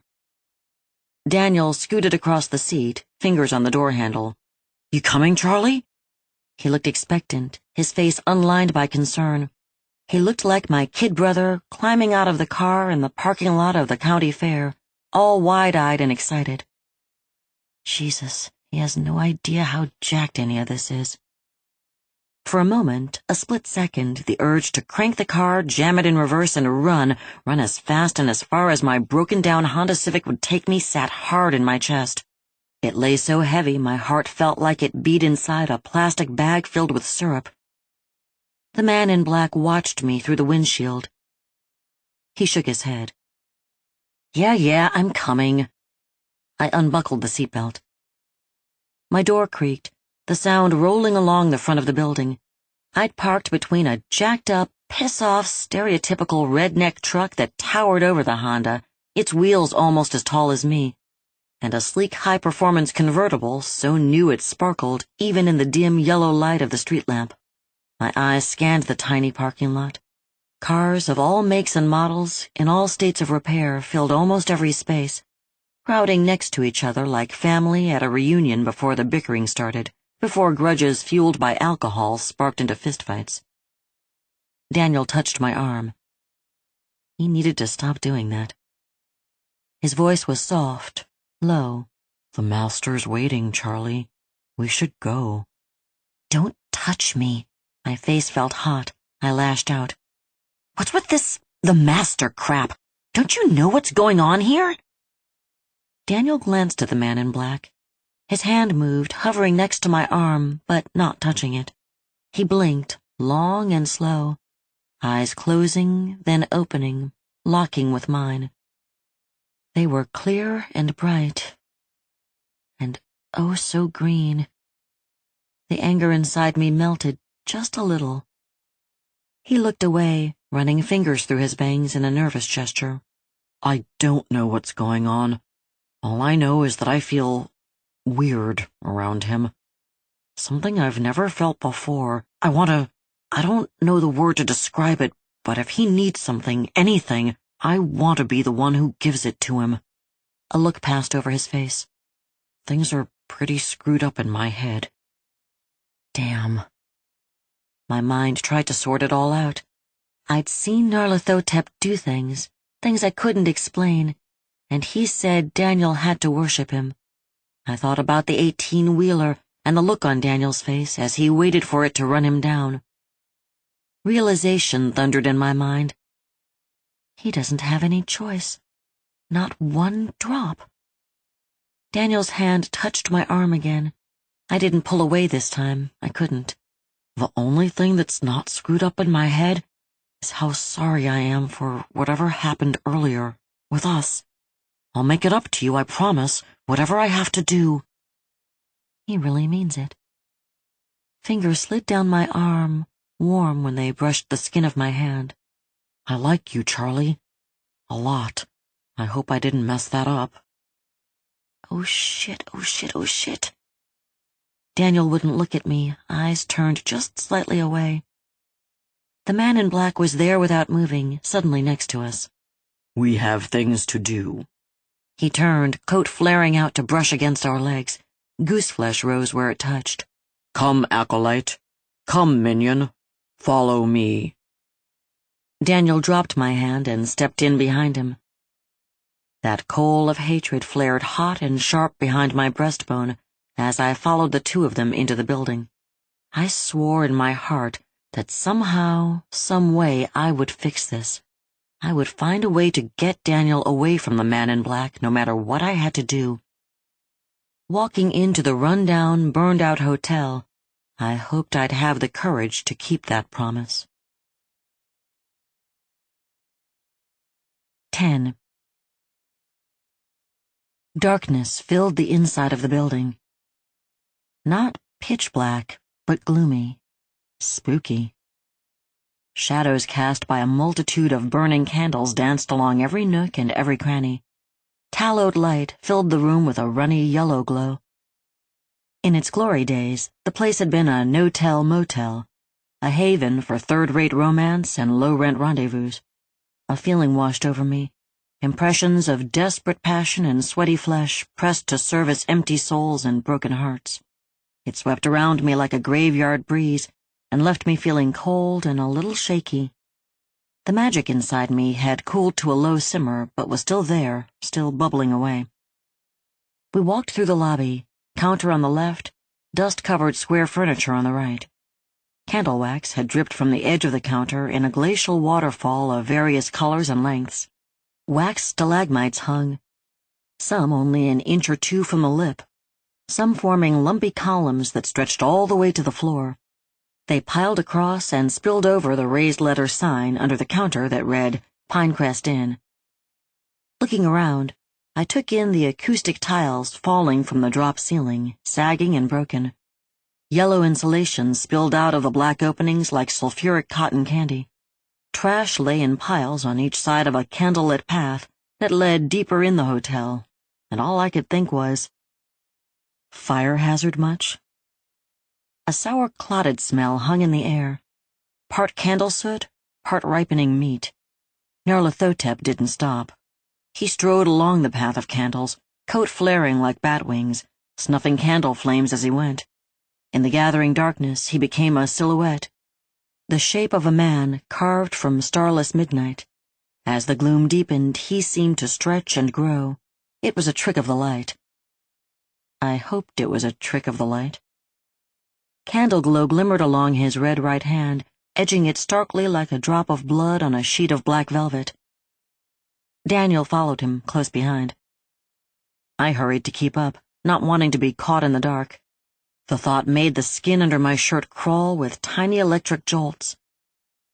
I'd caught up to only 2 steps behind them when we rounded the corner and ran into the line of people. They stood, front to back, men and women of all shapes, sizes, and social standing, stretching down the hall leading to a room whose doorway had no door. Some of them turned as we rounded the corner, naked hatred pulling their faces into snarls. A man in a black cowboy hat, plaid shirt, and skin-tight dark denim jeans growled, an ugly animal sound rolling from deep in his chest. Red and purple spots mottled the caramel Aztec skin of his throat, spilling up onto a jaw clenched like a pit bull's, bearing square, unnaturally white teeth. I watched foam fill his lips, spilling out of his mouth like a rabid dog. He took a step toward us, hands curled into ripping claws. Nyarlathotep's fist flashed, cupping the man across the cheek in a casual backhand. He fell like he had been shot. The line shuffled forward, the person behind him stepping on his back with her 6-inch $1,000 spiked heels. What are all these people doing here? I asked. The midnight man kept walking. They are here to worship. I looked behind us at the line of people, taking note of their details, cataloging them in my mind. A man in an Armani suit texted on his cell phone. A mechanic with grease on his coveralls and skin had grimy thumbs hooked in drooping denim pockets as his fingers tapped some rhythm I couldn't catch against his thighs. The woman in the high heels had her legs spread to shoulder width, keeping a ramrod-straight spine centered over the 6-inch spikes. A tuxedoed groom grinned ear to ear, while arm in arm with his white-gowned bride. A man older than my grandfather stooped in a set of striped pajamas. 3 cheerleaders in their uniforms looked unblinking at the brightly glowing screens they held. 2 soldiers in their uniforms held hands.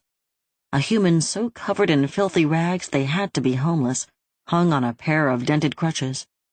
The line had over 20 people in it, and none of them fit with each other. The diversity disturbed me for some reason I couldn't identify. What are they worshipping? The man in black reached the open doorway. He stepped back, bowed, and gestured inside with a flourish. They are worshipping her. I moved past Daniel, between the chaos god on one side of the door and a saffron-robed Hare Krishna on the other. Crossing the threshold of the room made my head swim. The blood inside my veins lit up as the magic simmer became a roiling boil. Ache settled in the mark in my palm, the lines hot through to the back of my hand. The air inside clotted around us, thick and moist with a fog of humanity. The smell went to spoiled meat and crawled into my nose, coating the insides of my sinuses. The line of people followed the wall leading to a bed in the center of the small room. On the bed, a man held himself up by his arms, the muscles of his back outlined in the flickering light of the guttering candles. Naked, he hovered over someone hidden by his body and the shadowed light.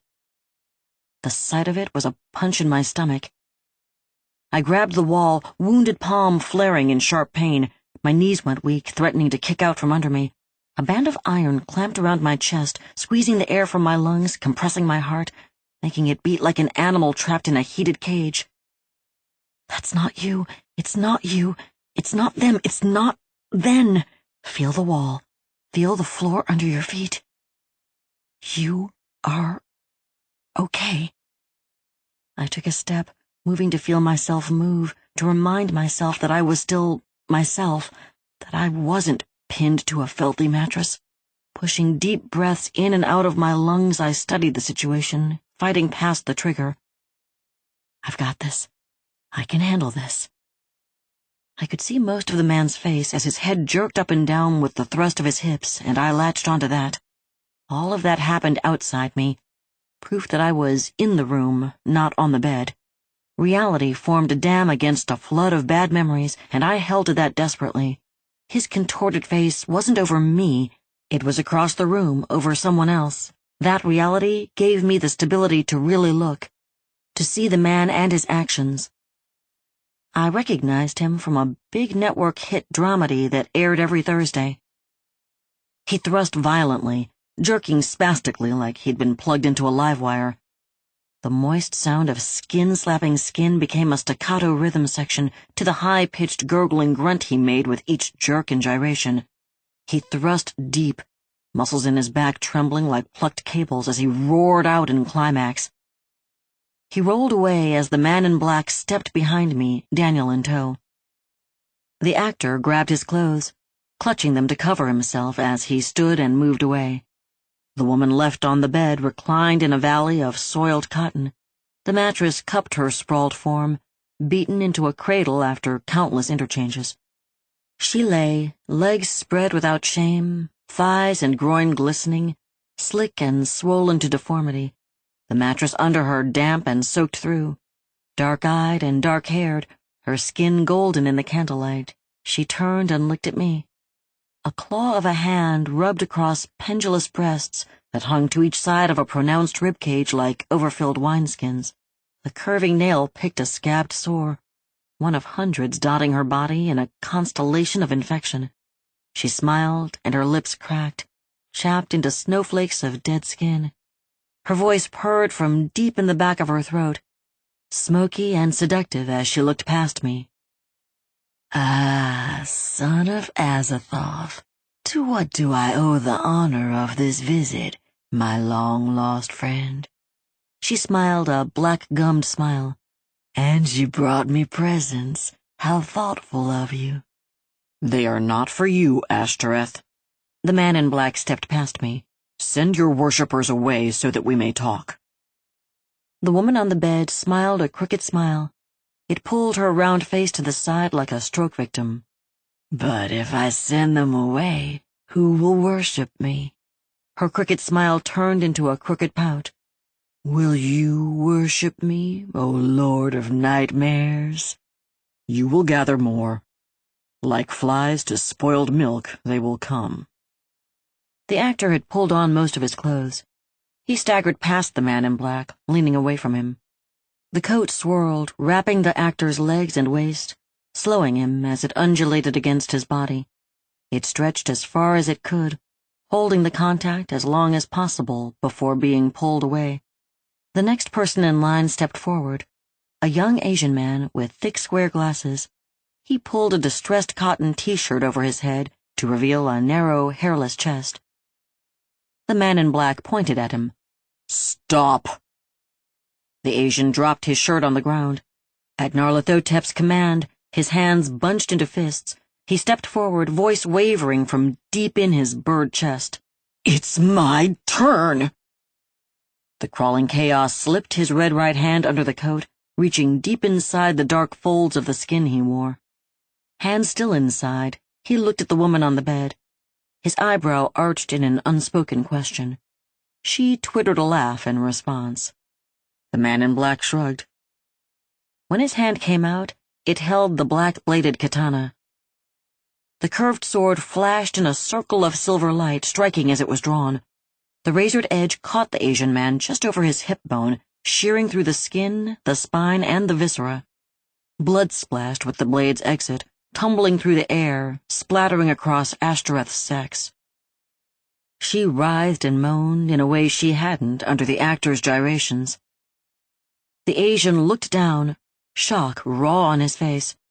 His face rose, looking at me, mouth working silently up and down, trying to speak. Blood leaked from the red line across his midsection.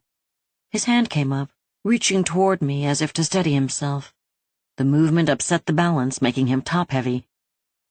His upper body toppled free in a spill of blood. That wasn't what made my stomach revolt and empty itself on the floor. No, that part had been too much, too shocking to do anything but strike me numb. What pushed me over the edge into being sick was the way the next man in line casually stepped through the puddle of gore soaking into the threadbare carpet and began to unbutton his shirt, glassy eyes only for the blood-splattered goddess sprawled on the bed. Face flushed hot and sticky, I turned away. My ears rang hollow, everything muffled and dulled as I threw up. Nyarlathotep's voice sounded far away, even though he stood close enough for me to reach out and touch. "Send them away, little goddess, or I will carve them all into decorations." My mind babbled, already brittle from what had happened so far. I wanted to go, to get away, to run. My mind felt like crumpled cellophane. Oh, God. Oh, shit, not more. Not now, not blood. What? Nowhere to go. No way to run. Fight. Fight! Breath dragging deep in my lungs, I fought the panic, shoving it away, compartmentalizing my mind the way therapy taught me with panic attacks. Picture a door with a lock. A hand touched my back.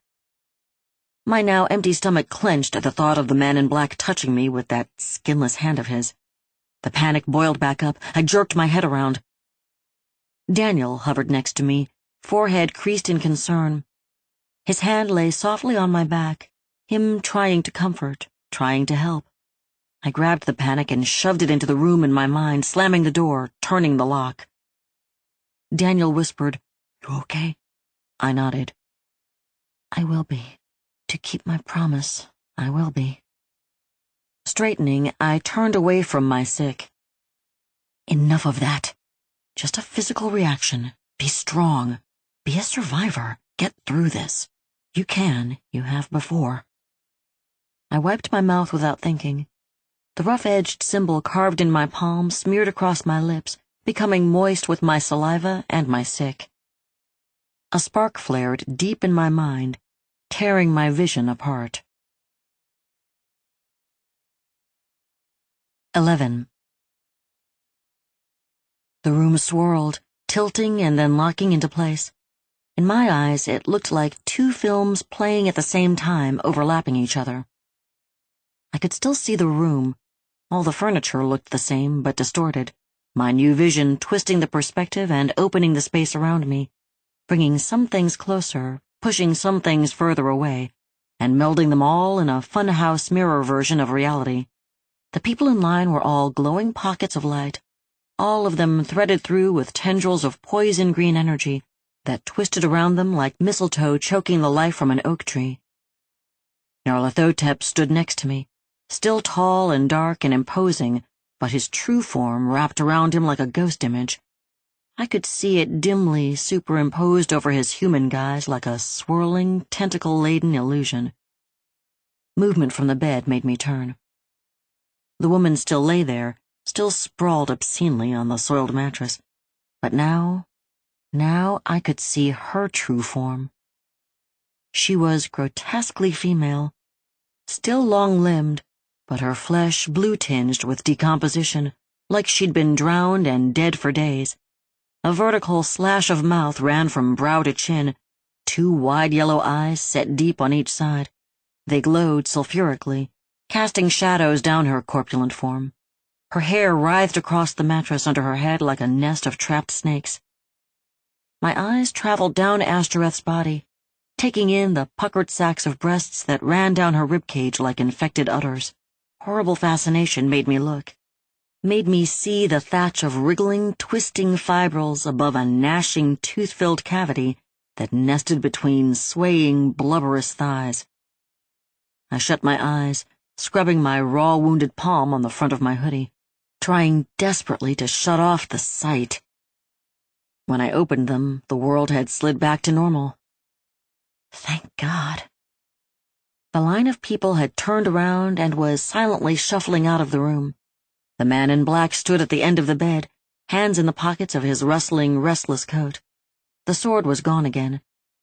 Daniel hovered near me, not touching, but close enough to. Ashtoreth still lay on the bed.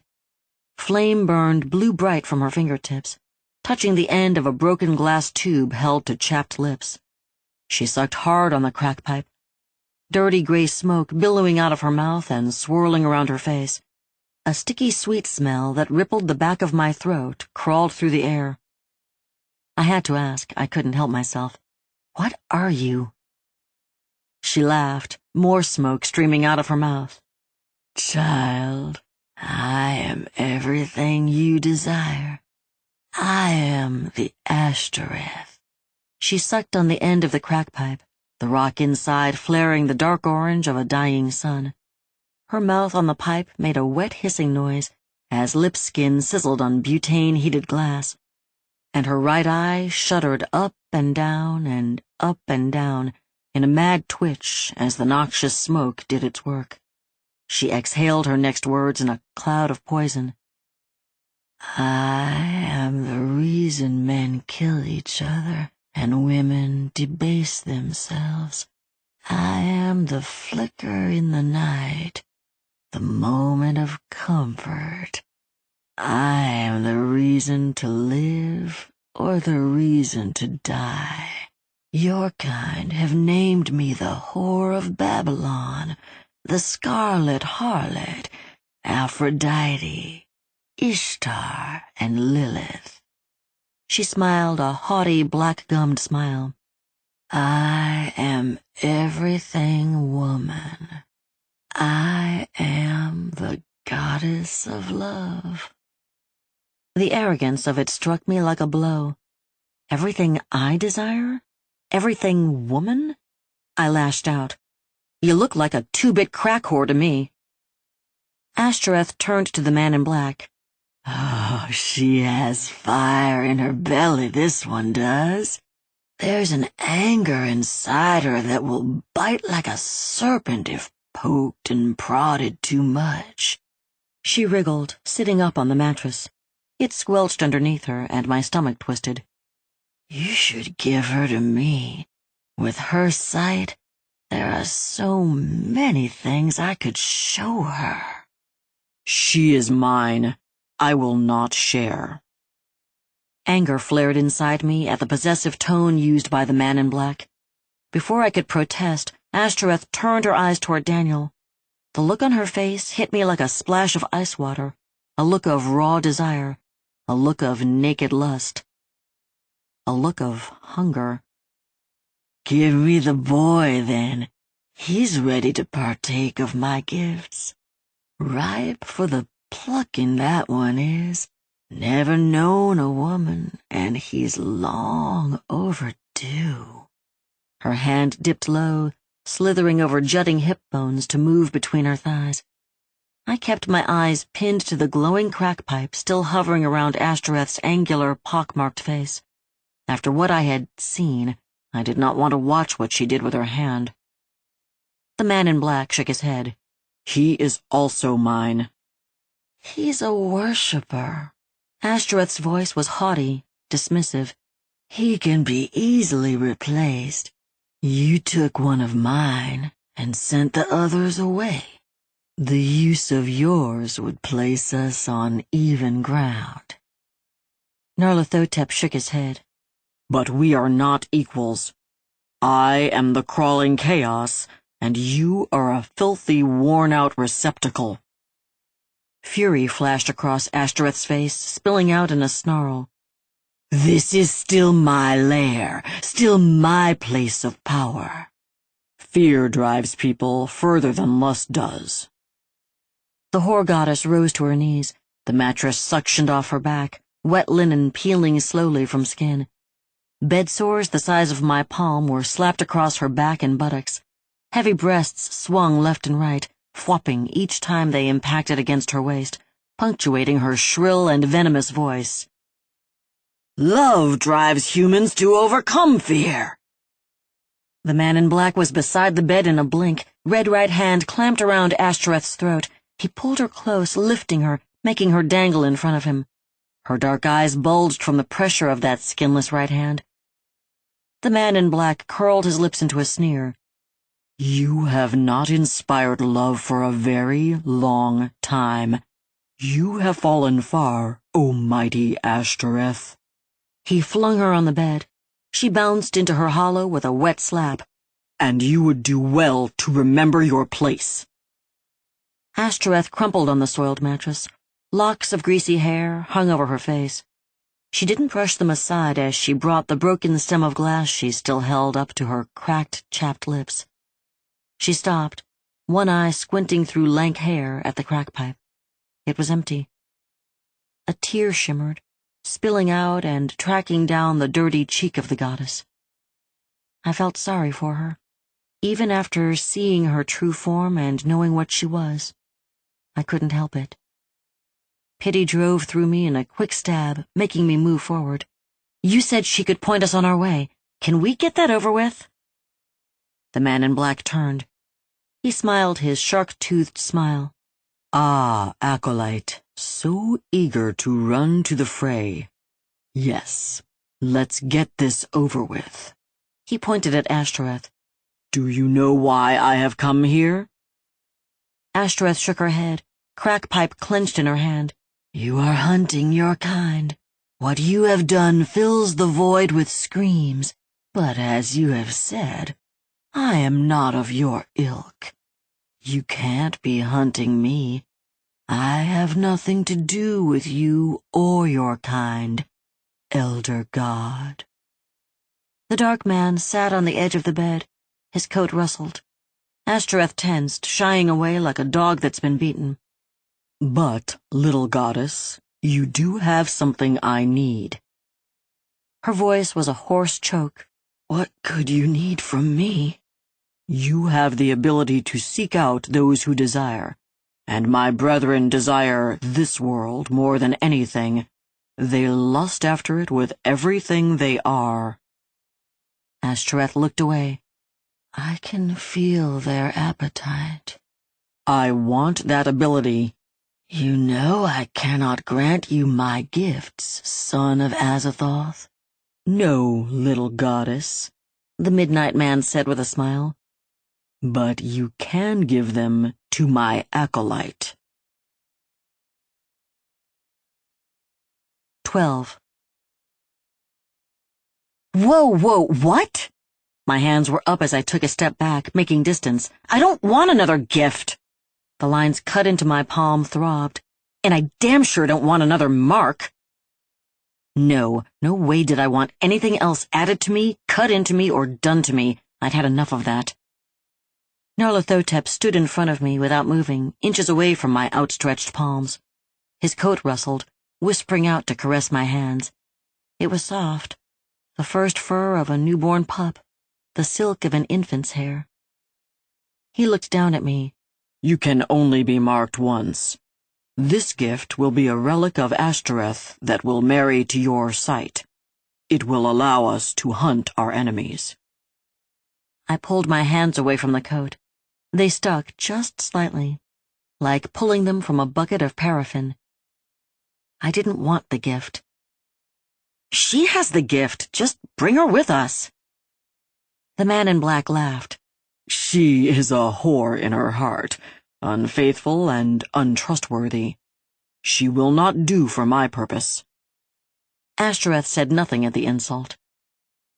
Daniel bowed. "I would gladly bear the gift, master."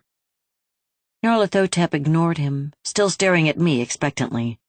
"The gift must be used with your sight, or it is worthless. It is the job of an acolyte, not a minion." The man in black's face softened. His voice dropped to a low, seductive purr. "This will not hurt, Charlotte Tristan Moore. You will feel no pain, but it is necessary that you do this." "Stop using my full name." The weight of his stare fell on me, pushing against my will. So much had been done to me and around me that I wanted to just quit, to lie down. Hopelessness, that old familiar feeling, tickled the base of my mind. I just wanted this over with. Only a few hours ago my life had been okay.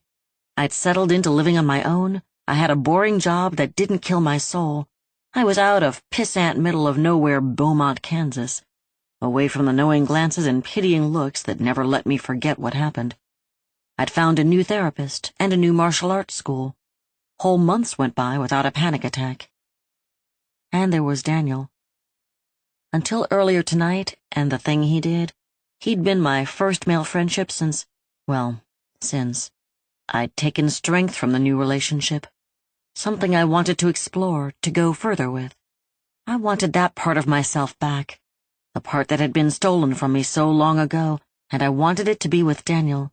Earlier tonight had just been too soon, too sudden, too much. And at the time, I'd been angry and hurt, but standing in that room, I thought it might all be a misunderstanding. If what he said earlier was true, and I believed it was, then it could be fixed after some time and some sleep and some talking. We could be okay.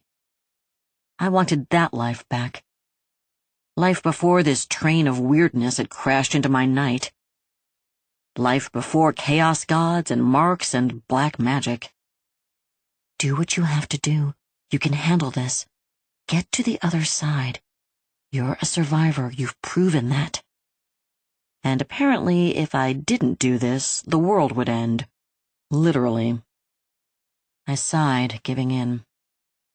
Screw it. Okay. The man in black nodded and stepped aside. Ashtoreth held out her arms. Come to me, my child. I'm not getting on that bed. That I would not do, no way in hell. Ashtoreth giggled. It scraped a raw nerve in my ears, a disconcerting sound. Something that should come from a schoolgirl instead of an ancient goddess of whores. You are smarter than you appear, dear. Now stand close while I fetch your present. The words sank an ominous feeling deep in the pit of my stomach. I glanced over my shoulder. The man in black stood impassive, obsidian eyes glittering beneath a drawn brow. Daniel gave me a reassuring smile. He mouthed the words, I'm right here. It actually made me feel better. Then I turned to the bed. Ashtoreth dug the jagged end of the broken crack pipe into her own arm, the blackened, brittle edges gashing it open. The skin peeled open, gaping wide as it split, revealing a black and empty void inside. Cold spilled from it, drifting through the air like a grave cold breeze. I couldn't tear my eyes away, staring in horror at the eldritch depths inside the wound. A black so deep it wasn't even a color filled it. The utter darkness of the space between stars. Alien. Terrifying. Ashtoreth reached inside the wound, scabbed knuckles slipping deep, twisting obscenely, and disappearing to the wrist. I watched her face as she fished around inside the wound. Her dark eyes rolled back in their sockets, eyelashes fluttering. A hollow moan broke free inside the goddess's chest, slipping out of a mouth gone slack and loose. Ashtoreth shuddered in pleasure. I was caught between revulsion and fascination. Ashtoreth's arm twisted, muscles flexing in her forearm. Slowly, she drew her hand out. It slipped free with a moist sucking noise. She fell back on the mattress, loose and sprawling, a lover spent from a night of passion. She held a circle of metal, moisture-gleaming gold highlights round its circumference in the candlelight. She lolled her head over toward me, voice slurring as she spoke. "Lean forward, child. Accept your gift." I tilted my head nearer to the goddess of horrors. Tension sang along my spine with the movement. I didn't want to get closer. The ring in Ashtoreth's hand looked harmless. A simple circle of metal that might have been iron save for the strange tinge and hue of the metal, like bronze patinaed for a millennium. Its surface was smooth and clean. In the center, a dirty green round orb on a disk the size of a pigeon egg sat like a fat spider in a web. Ashtoreth moved it toward me. I leaned away, wary. "What is that?" "Stop fighting every damn step, Acolyte. It is infuriating." The man in black's voice was a jaw-clenched growl. I looked over my shoulder. "So far, accepting things from you people has sucked big time." I held my hand up, palm out. "See? No pun intended." "You don't like it? Pick another acolyte." "Oh, that's right. You said you can't." Nyarlathotep's face twisted into a deeper snarl. Ashtoreth spoke, voice gone all smoky and seductive. "Look at me, child." I turned from the dark god to the whore goddess. She dangled the circlet from her fingertips. "This torque is not a mark. This is a talisman, an object of my power. It's a tool you can use or not. Remove it when you are done with the need of it. It will harm you not." She said it with a low, throaty purr, mouthing the words as she spoke, as though they were obscene. It tugged something deep inside me. That something that I felt for the first time only recently. I looked over at Daniel. He watched me closely. I remembered my promise. Reaching for the torque, my fingers closed on it, curling around, pressing the metal against the incised skin of my palm. It hummed in my grip, vibrating with a charge of power that made the magic in my blood sing. It wanted me to put the torque on. "What do I do with it?" "Slip it over your head, child. It is meant to be worn about your neck." It was smaller than my skull. I lifted it to my head. This is going to look like a tiara. The second the metal touched my scalp, it expanded, pushing against my fingers, sliding over my head like the collar of an old t-shirt until it lay against my collarbones, heavy, pressing down in a hard line on both. The metal went chilly, singing cold across its surface. Gooseflesh raised on my skin. Here it comes. I braced for the pain. Nothing else happened. I let loose the breath I had been holding, let my fingers drop away. The torque shrunk against my throat, choking me. My fingers scrabbled, trying to dig underneath. Tight, too tight. I couldn't find a purchase. Black bursts began fireworking at the edge of my vision, flashing in fast and staying, peppering their way inward, turning the world dark a little at a time. I spun, narrowing vision falling on the man in black. He stood tall and impassive, staring down at me.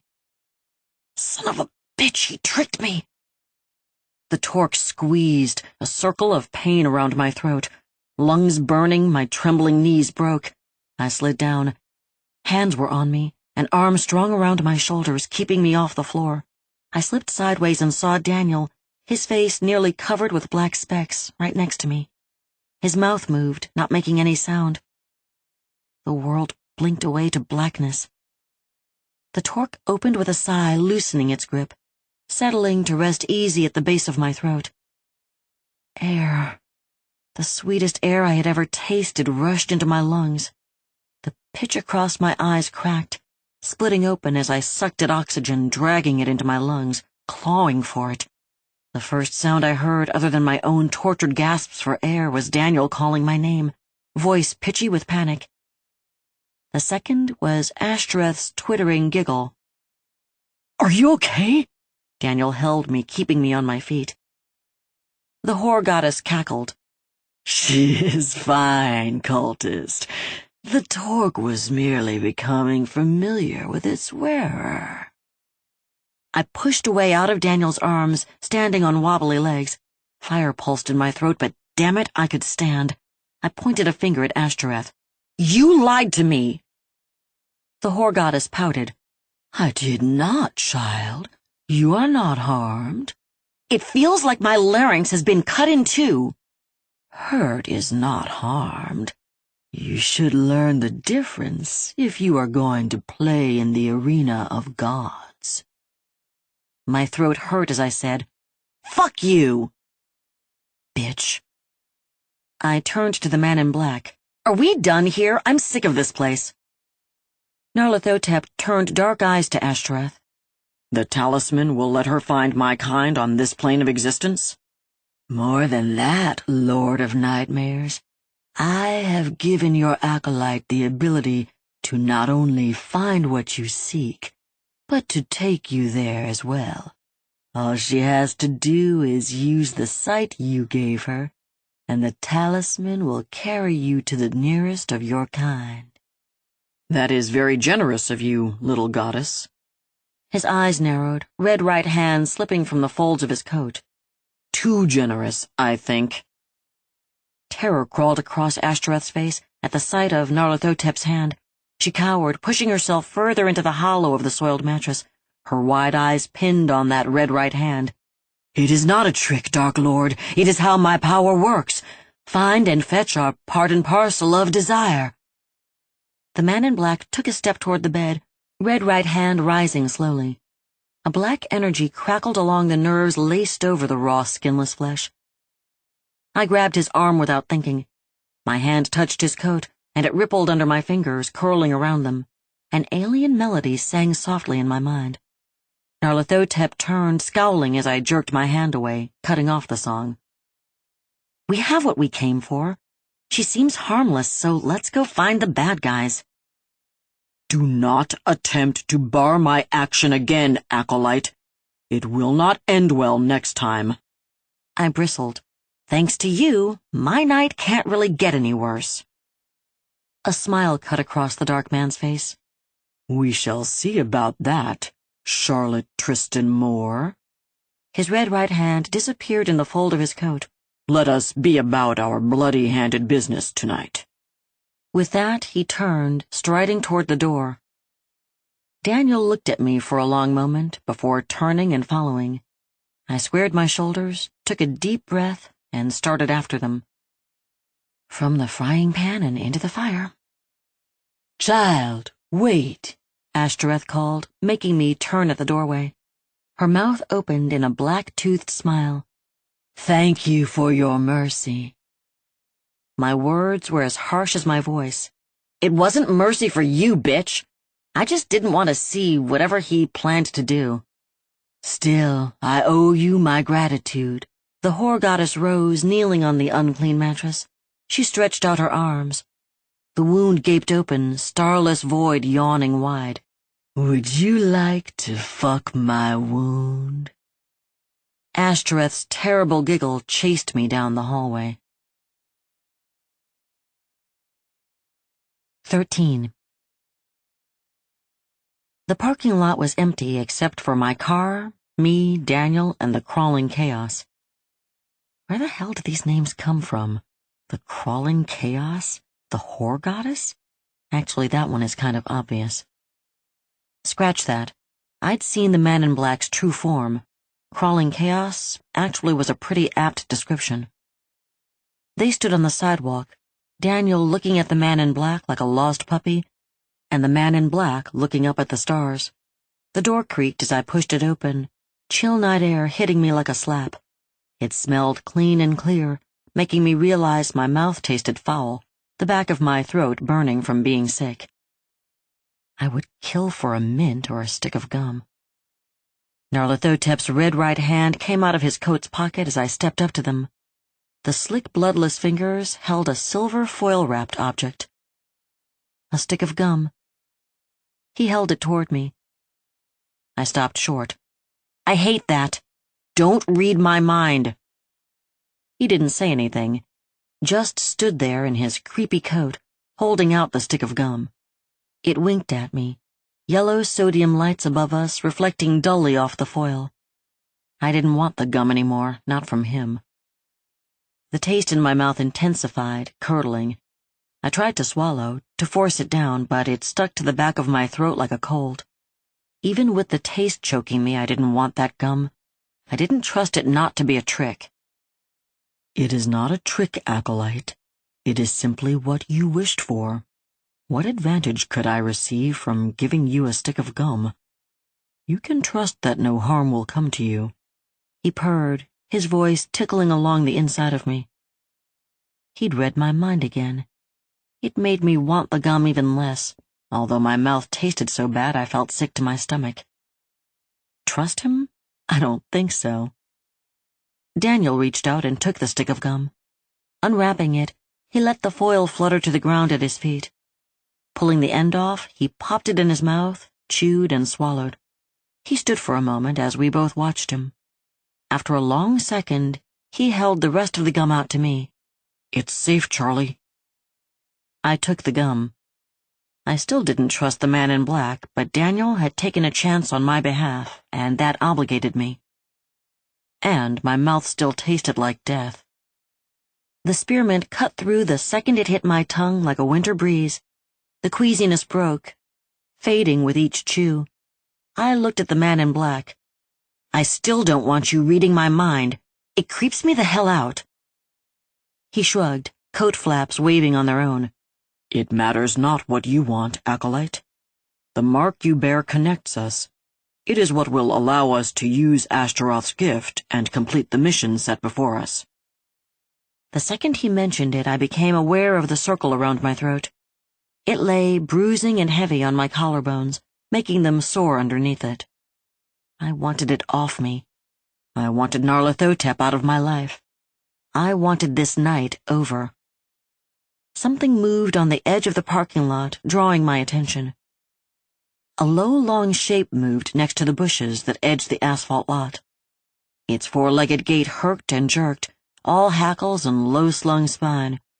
It glistened in the sodium lights above us, one baleful yellow eye staring at me as it slipped into a shadow, the other a black hole in its skull. I stared at it, and it stared right back from the darkness. "What the hell is that?" Daniel's voice sounded too loud, shocking me. The man in black answered. "It is a skinhound. It will hunt her until the one who sent it is defeated." Daniel stepped in front of me, hands curled into fists. "Then let's kill it before it can hurt her." "He will send more if that one is destroyed." Nyarlathotep put his normal hand on Daniel's shoulder. "That one will remain at bay while I am here, but the only way for my acolyte to be safe is if we complete our mission." I hate it when people talk about me and not to me. "What do we do then? How does this—" I searched for the right word. "Collar work?" "Your magic is intuitive. It is a part of you, the same as the mechanism that allows you to breathe or your heart to beat is a part of you." I held up my hand. The marks across my palm were red and raw and scabbed over. I thought this is where the magic came from. That merely activated what already lay inside you, waiting to be born. I could feel the magic inside me. What do I do? Close your eyes. Why do I have to close my eyes? Thin lips pulled back to show gritted shark teeth. Do you have to question everything, Acolyte? I'm not the trusting kind. I used to be, but I learned my lesson the hard way. He sighed. You have to use your sight to find the one we seek. It is easier if you shut off your vision of this plane. That's all you had to say. I closed my eyes. The man in black's voice vibrated through me. I could feel it in my bones, a low, deep thrum. Open your mind. The Elder God is out there. You now have the ability to feel the desires of others. The one we seek desires to enter this plane of reality. Their lust for this world will call to you like a siren song." As he spoke, my mind loosened. It slipped like a dislocated joint, popping out of socket, stretching. It hurt in a long, slow ache. From the edges of my mind space came little pinpricks, swirly white spots that sparked and flared in my cerebral cortex. Emotions swept through me, connected with impressions, quick as mosquito bites. A woman lusting after a bottle. A man lusting after a woman. A child lusting after a meal. A woman lusting after a girl's youth. A psychopath lusting after human flesh. The pinpricks jabbed at my brain, stabbing quicker and quicker, each one crowding into a fuzz of white noise. They blanketed my mind like maggots on a corpse, my own thoughts covered like a child who'd fallen through the ice. Two bursts of desire came in peals of thunder, rolling over all the ones before them, echoing each other. They were vast, alien, other, crying out, "Must be free." My mind unfolded in a topographical map. I could see all the wants like a landscape. Towering over them were the two thunderous alien desires, standing like mountains, one much closer than the other. My voice sounded hollow, tinny when I spoke. "I have them. There are two." Nyarlathotep's voice was clear, vibrating through me, shaking the map in my mind sight. "Good, Acolyte. Now take our hands and complete the circle." I cracked one eye. The world swam for a split second as it invaded my vision, but I held onto the map in my skull. The man in black and Daniel were in front of me, hands clasped. They both reached out to me with their free ones. My right hand took Daniel's, a sharp, raw rub across the incisions on my palm as his skin touched mine. If he noticed, he didn't say anything. The man in black held out his hand, his red right hand. I hesitated. The map in my head slid a little, breaking along the edges. Damn it. I took that skinless hand and closed my eye. Power thrummed through me. It felt like I'd been plugged into a circuit. My body hummed. Daniel's voice came from my right. "Whoa!" I guess he could feel it too. The map sharpened, becoming brighter in my mind's eye. "What now?" The man in black purred. "Pick one and simply wish to be there." "It can't be that easy." "Acolyte!" I took a deep breath, focused on the mountain of desire closest to us, and wished. "Dear God, please don't let this hurt." He didn't listen. 14. At first, it felt like a warm shower. Soft, fat droplets peppering my skin in a massage, caressing, nearly tickling. The sensation was nice, relaxing, a relief after the horror I'd been through. Then the sensation turned. Then the droplets came harder, sharper, striking every inch of me like diamond-cut thorns even through the safety of my clothes. It felt like being scrubbed down with a cheese grater.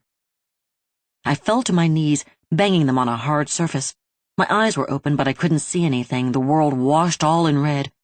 My skin pulsed with my heartbeat, each thud of it against my breastbone washing me with a wave of raw, abraded pain. I fought to get breath, jerking air into my lungs. Even they were sore, like they had been flash-burned from the inside out. This must be what a hot dog feels like in the microwave. The world swam to focus in waves, the pain receding with each pulse until I could sit up again, a concrete walkway hard under my knees. In front of me, a building soared into the night made of faux marble and brick. The overly large but tastefully subdued sign over the swoosh-swoosh entrance read, St. Yogeshwara Medical Center. What the hell? Noise made me look over. Daniel was on his knees about 15 feet away in the grass between the walkway and the building. He retched, throwing up all over the lawn in front of him. The smell of it rode the night breeze over to me, and I could see it. Orange-brown on the perfectly manicured fescue. Whatever just happened had been rough, but it seemed to be fading fast. Is he okay? Why is he sick? Immediately I felt guilty at the thought. I'd been sick not even 30 minutes ago. The air swished behind me and I turned. The man in black stood there, looking exactly as he had before whatever happened had happened. Still tall, dark, and sinister. I climbed to my feet. My skin prickled, but each second less and less, fading away with every heartbeat. What was that? I started walking to where Daniel knelt on the grass, swayed back over his feet and head hung low to his chest. He looked absolutely exhausted. The man in black walked with me. Your term for it would be transdimensional teleportation. Astaroth's gift allowed you to step through the void between time and space, the narrow gap between the skin and the muscle of the universe, and take us with you. Why does he have to use the most disturbing imagery when answering a question? By the time I reached Daniel's side, the pain from teleporting had faded almost completely. For me, at least. Daniel looked terrible. Sweat ran rivulets down his face, skin waxy and pale. I'd seen him nearly every day since he started working with me, early in the morning for an AM shift, and after all-night shifts where he worked for someone else. I'd never seen him look so washed out. The hollows under his eyes were smudged black and sunken in. He sucked air in long, deep breaths like he had just run 10 miles. Squatting beside him, I put my hand on his face. He was ice cold. His eyes cracked open, the lids puffy and only half raised, and he turned into my hand. A tiny smile made his cheek twitch under my palm. His voice came out low, hoarse from being sick. Hey, Charlie. That was pretty rough. His hand reached for mine. Are you okay? He's asking about me? He's the one who looks like hell. His concern touched me. I spoke, gently and quietly. I'm okay. Good. He nodded, eyes closing again. Good. I was worried about you. I'm all right. I can take care of myself. Are you going to be okay? A thought struck me. We're at a hospital.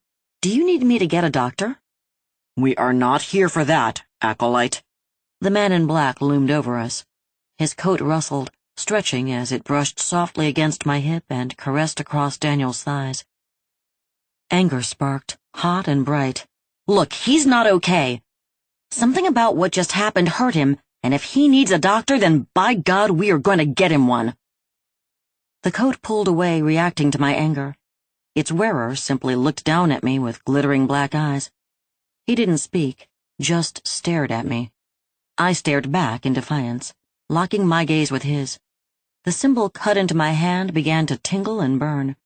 I shoved it out of my mind, forcing myself to keep staring, to keep looking, to hold that gaze as long as possible. My eyes burned in their sockets. I rode my anger until it started to crumble underneath me. I held on, staring at those sinister midnight eyes as long as I could. Blinking away tears, I broke and turned away. Nyarlathotep's voice fell on me like the striking of a midnight bell. There is only one God you need to be concerned with, Acolyte. Now stand up, both of you. I hated him as I got to my feet, hated him deep inside my heart. I helped Daniel up and hated this nightmare of a night, and I hated the man in black. Daniel swayed on his feet. The dark god stepped in front of him. Daniel Alexander Langford, you will stand strong. You will follow me. I watched Daniel steady, setting those wide shoulders in a line and straightening his spine. His skin was still pale, but he wasn't shivering or running sweat anymore. He took a deep breath, held it, and blew it out between his lips. He nodded at the man in black.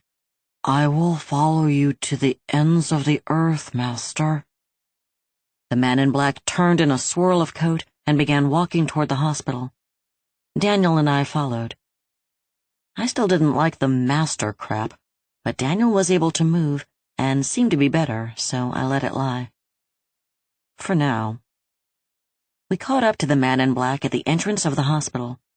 He stood staring at the doorway, both hands deep in the pockets of his coat. We stopped just behind him. I hate hospitals. I hate them with the hatred.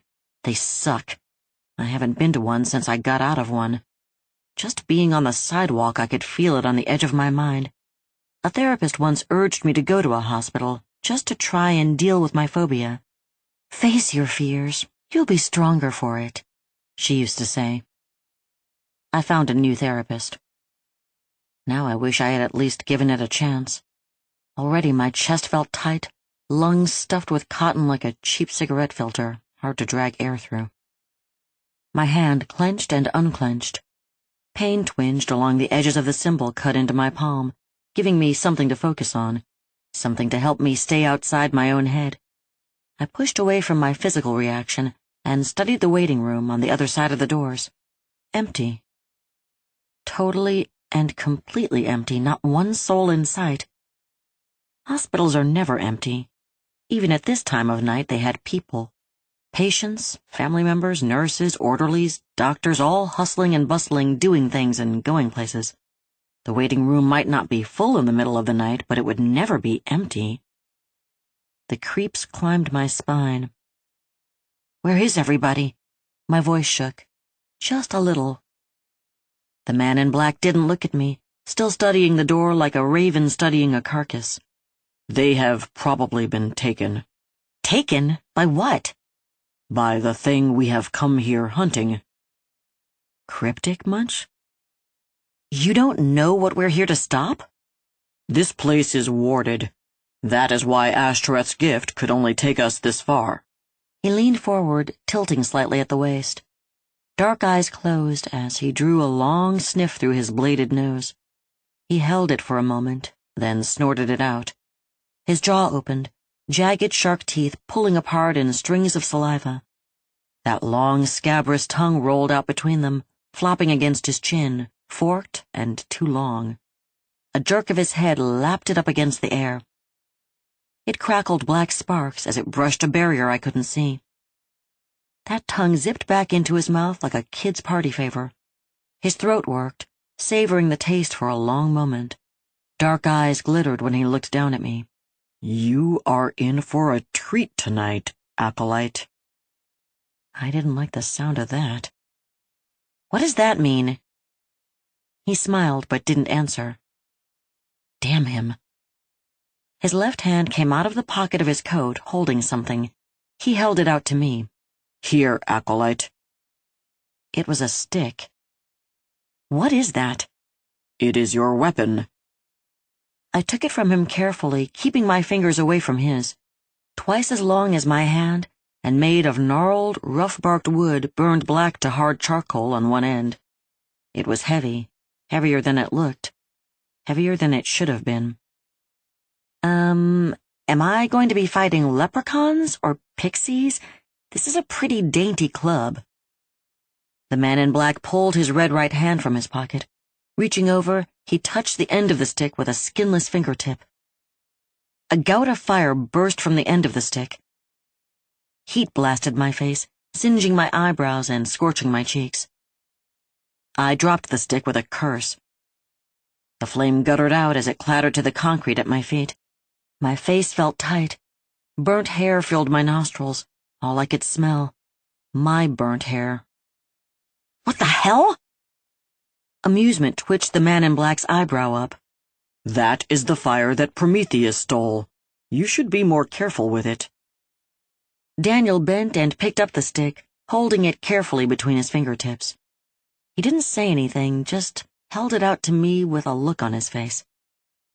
I waved it away. I don't want that. You keep it. Heat throbbed under my fingertips where they'd been singed. I don't think I can use it, Charlie. He is right, Acolyte. I looked between the two of them. Why not? Daniel shrugged. I'm not magic. Well, I'm not either. I realized the thing I felt inside me earlier had quieted. Did it go away? Did I use it up? You just teleported us here from Motel Hell by wishing. If that doesn't qualify you as magic, then I don't know what does. He had a point.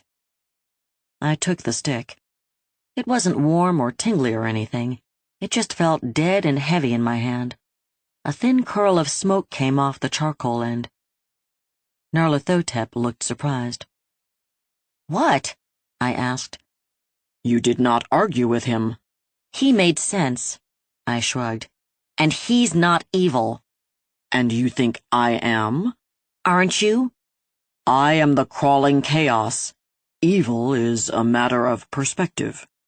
"Is that supposed to comfort me?" The crawling chaos simply smiled, saying nothing. I didn't think so. He went back to staring at the air in front of him. It had discolored where his tongue licked, like breath fog on a window in winter. I shuddered, the image of his tongue bouncing around my brain. Daniel spoke up. How are we going to get inside, Master? It will take a sacrifice of pain to open a way through the wards. I'll make that sacrifice for you. He stepped up, moving closer to the man in black. Grabbing his arm, I jerked him back. "What are you doing?" He faced me, but his eyes kept jittering toward the Chaos God, who now studied us as if we had done something interesting. I can't help it. I want to do what he needs so bad. It's worse than I have ever wanted anything before. Food, sex, anything. His eyes slid completely away from mine. His voice strangled, like the next words hurt him to say. Even more than I want you. Do not fear, Acolyte. I will not take the sacrifice from him. There is another way. I turned. The man in black stood in the same place. His arms were wide, red right hand gleaming in the incandescent light of the entranceway. The fingers twisted, wrapping around each other like they had too many knuckles or no knuckles at all. Watching them move made my head buzz. The tail of his coat shifted, stretching and rolling, becoming longer, long enough to curl and rise in inky tendrils of utter darkness. Its shape changed, transmuting into something with jagged curves and spiky points. A tendril rose in a corkscrew, turning as it lengthened to a needle-thin point in front of Nyarlathotep's face. He nodded once, a sharp up and down, and the needle tendril turned. It hung for a moment, a long moment, before driving itself against the discolored air. It struck with a sharp crack, and the air splintered. 3 things happened. 1, the air discolored, crackling with energy the sickly greenish color of a still healing bruise where the coat stabbed. 2, my nose clogged with the stench of spoiled bacon cooking. And 3, my head filled with singing, a weird alien song not made by human voice. It boomed into my mind, a choir of ill children, frantic, urgent, and desperate. The coat screamed and I could hear it. My hands clamped the side of my head, but it did no good. I could still hear it, still feel it ringing in my ears, splinters of sound pricking the membrane of my eardrum. I watched the needle tendril spread, displacing the fogged air, pushing it wide, roiling into a bigger space. The screaming grew louder. "Stop! You're hurting it!" The man in black's voice was cold. This is the sacrifice that must be made, Acolyte. Something must take the agony of the wards. It will not be me. "I'll do it then. I'll take it if you will just stop hurting the coat." The screaming broke, crumbling into a desperate whining mule, a sound full of anguish and sorrow, a sound of hopelessness. I knew that sound. I'd made those sounds. Memory rose, a physical thing moving through my body, coating my bones with lead. I knew the kind of pain it took to force those sounds from something. Fighting past it, I said, "I'll be the one." You cannot. You are a mere mortal. The wards would burn you to ash. His words were callous, uncaring. The coat changed where it stabbed the air, morphing itself into an opening that kept widening. Curls of smoke lifted off it, and the darkness that made it quivered and shook. Inside my head, I could feel the coat weeping in despair. It rang across my mind, sorrow rising up like floodwater. I knew what it felt like to have pain so unrelenting that all you want is the grace of death, the peace that must come from giving up, from lying down, from ceasing to be. Pain that convinced you that whatever came on the other side of that door had to be better than what you were going through in that very moment. Nyarlathotep's indifference cut through that, striking the chord of anger that ran through me, the chord that had been strung after that long-ago night. Rage, the deep and abiding rage that lived inside, boiled up in a conflagration. My hand lashed out, reaching for the coat to pull it free. Daniel grabbed my arm. Charlie, don't! Don't make him angry. Angry? Make him angry? I was so furious that Daniel's words were a buzz. Temples throbbing, blood hot in my veins, I looked at his hand on my wrist. Let go! Calm down. You have to be cool. I swung the stick at his head. He ducked, his high school wrestler reflexes still intact, and leaned back. His hand came off my arm. Fury boiled behind my eyes, making me head-blind. I lunged, stick heavy in my hand, raised to swing. Daniel stepped in and wrapped his arms around me, crushing me to his chest, trapping me against him. The anger doused cold with instant panic. Trapped, stuck, can't move, can't get free. Oh God, oh God, oh God! I froze, mind on meltdown. I couldn't move my arms, the feel of his face pressed against mine, the smell of man. I drowned. He lifted me, feet off the ground, and my stomach went sick with the feeling of motion, panic making me blind for a moment, sight washed black. Forever passed before he set me on my feet, arms disappearing from around me.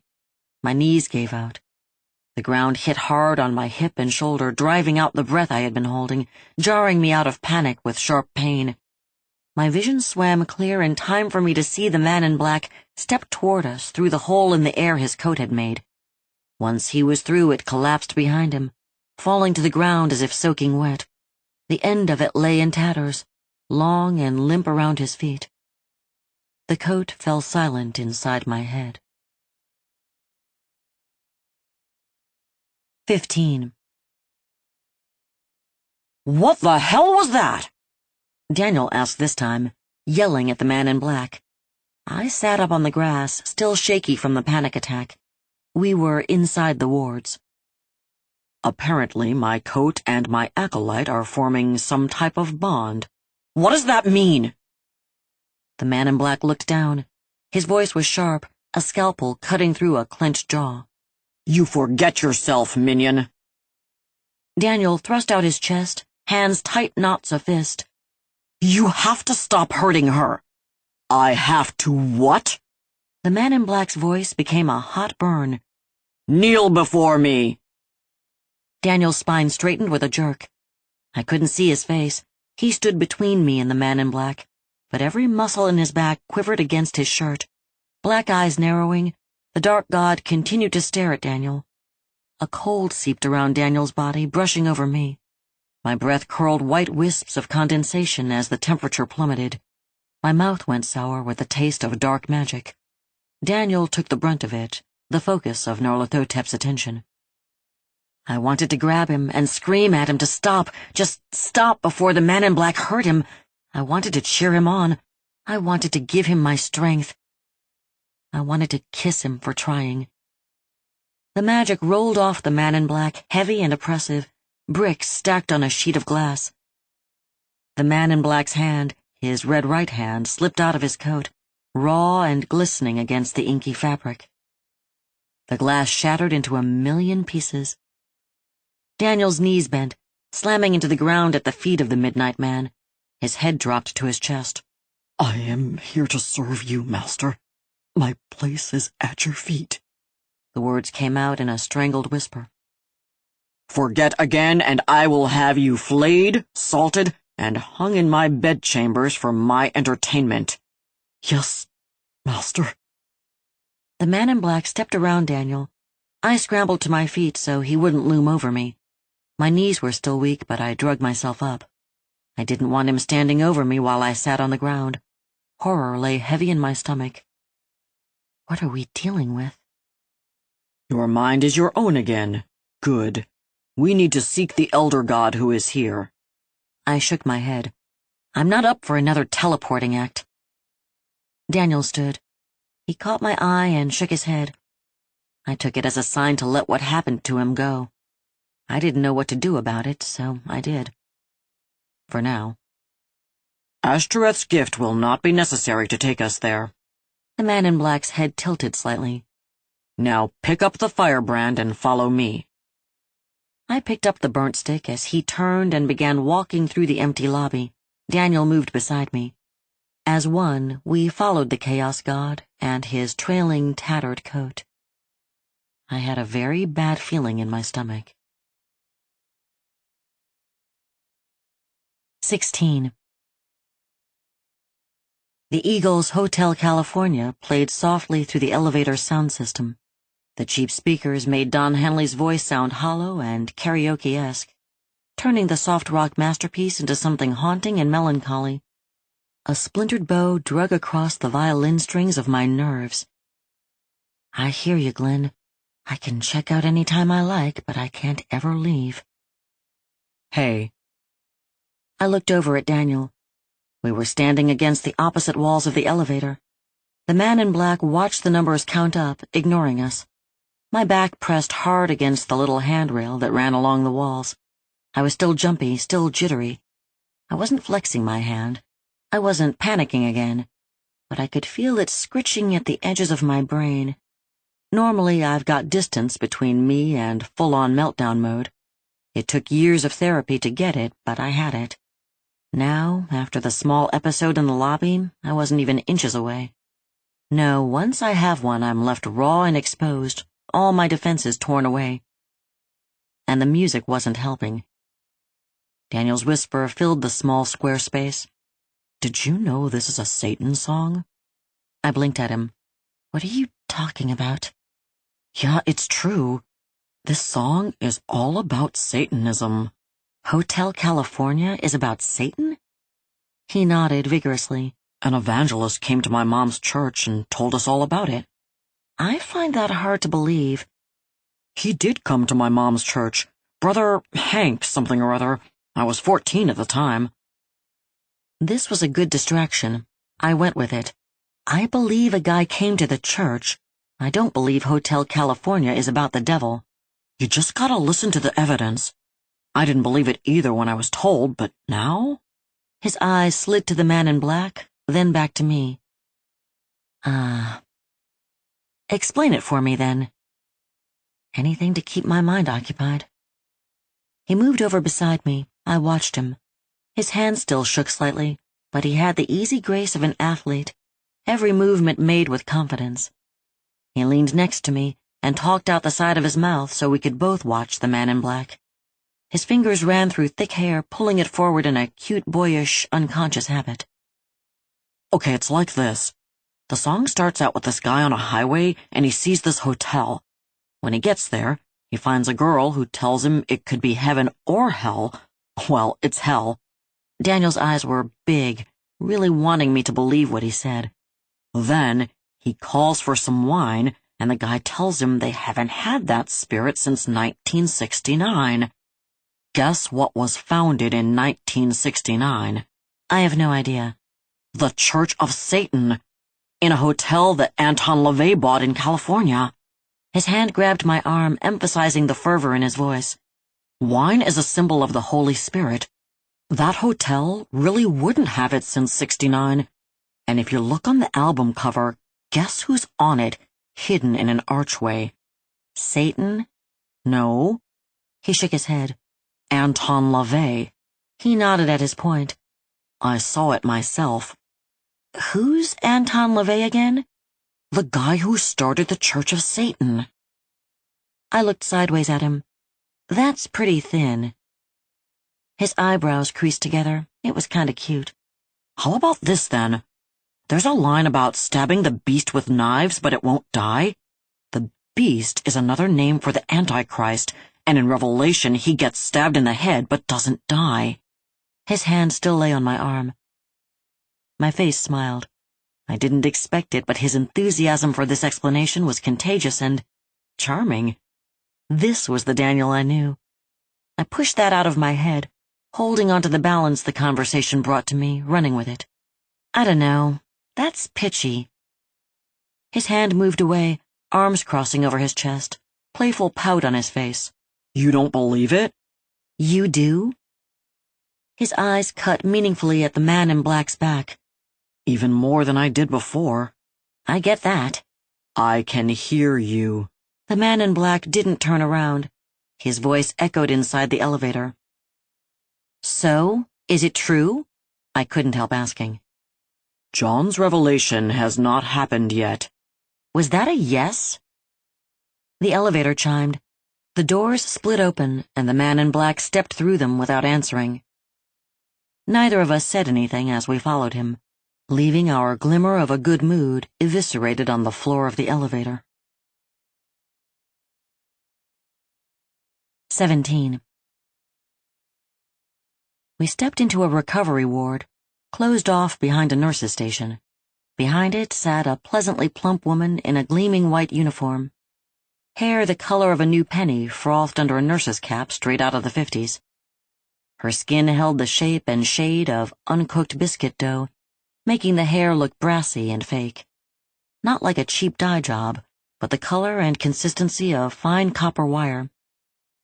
"Can I help you?" Her voice was chipper and high-pitched. Pushed through a wide saccharine smile, it squeaked like a dog toy. Immediately, my nerves were on edge. Nyarlathotep stepped to the counter in a swirl of midnight coat.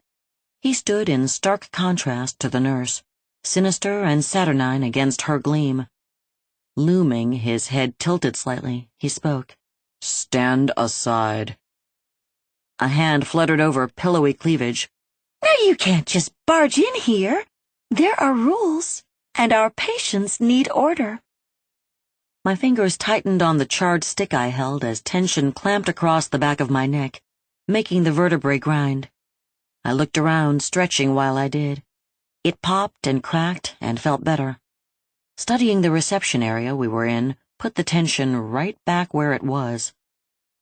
I'd been in ICU, a recovery ward, and a psych ward. This place looked nothing like any of them. Those all had things in common.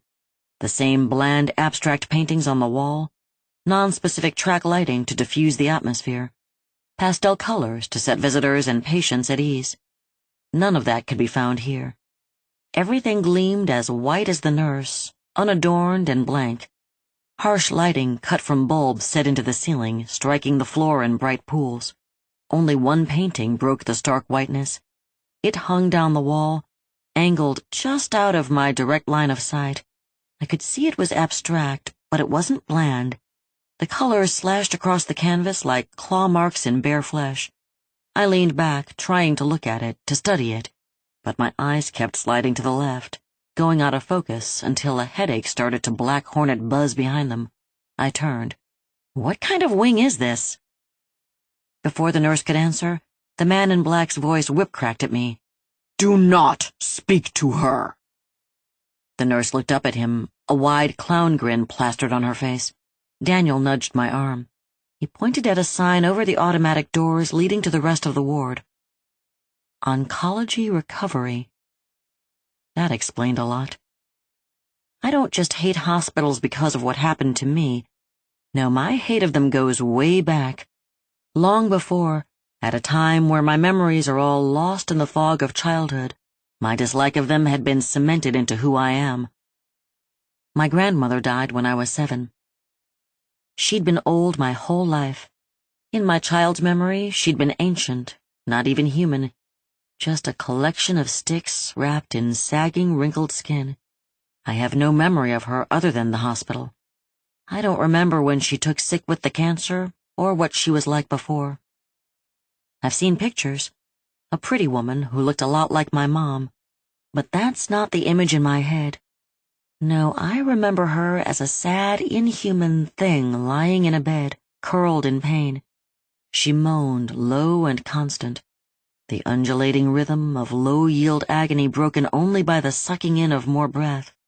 I remember the smell of her, moist, decaying, her body betraying her bit by bit, strong enough to cut through the astringent bleach and medication smell that all hospitals share. I love my mom, I really do. Caught in the sorrow of losing her mother, she had no idea what she did by making me go with her to sit vigilance. An only child, she didn't have a choice.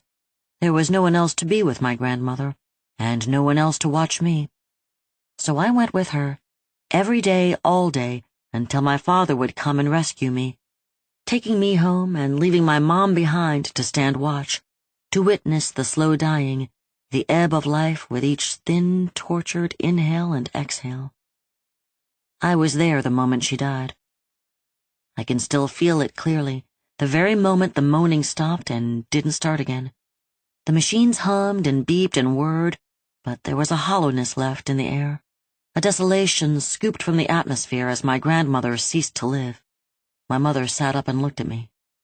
Both of us frozen, locked in time by what had just happened between one breath and the next. Neither of us moved for a long moment.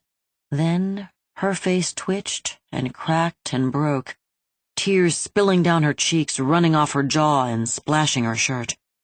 She slipped off the chair, crumpling to the floor with a sob that turned into a scream. I was a child. I didn't know what to do. I stood there, locked in fear, until strangers rushed in the room and shoved me away. Move aside. I will not tell you again. Nyarlathotep's voice broke the memory, snatching me back to what happened here and now in front of me. His red right hand had slipped out of its pocket.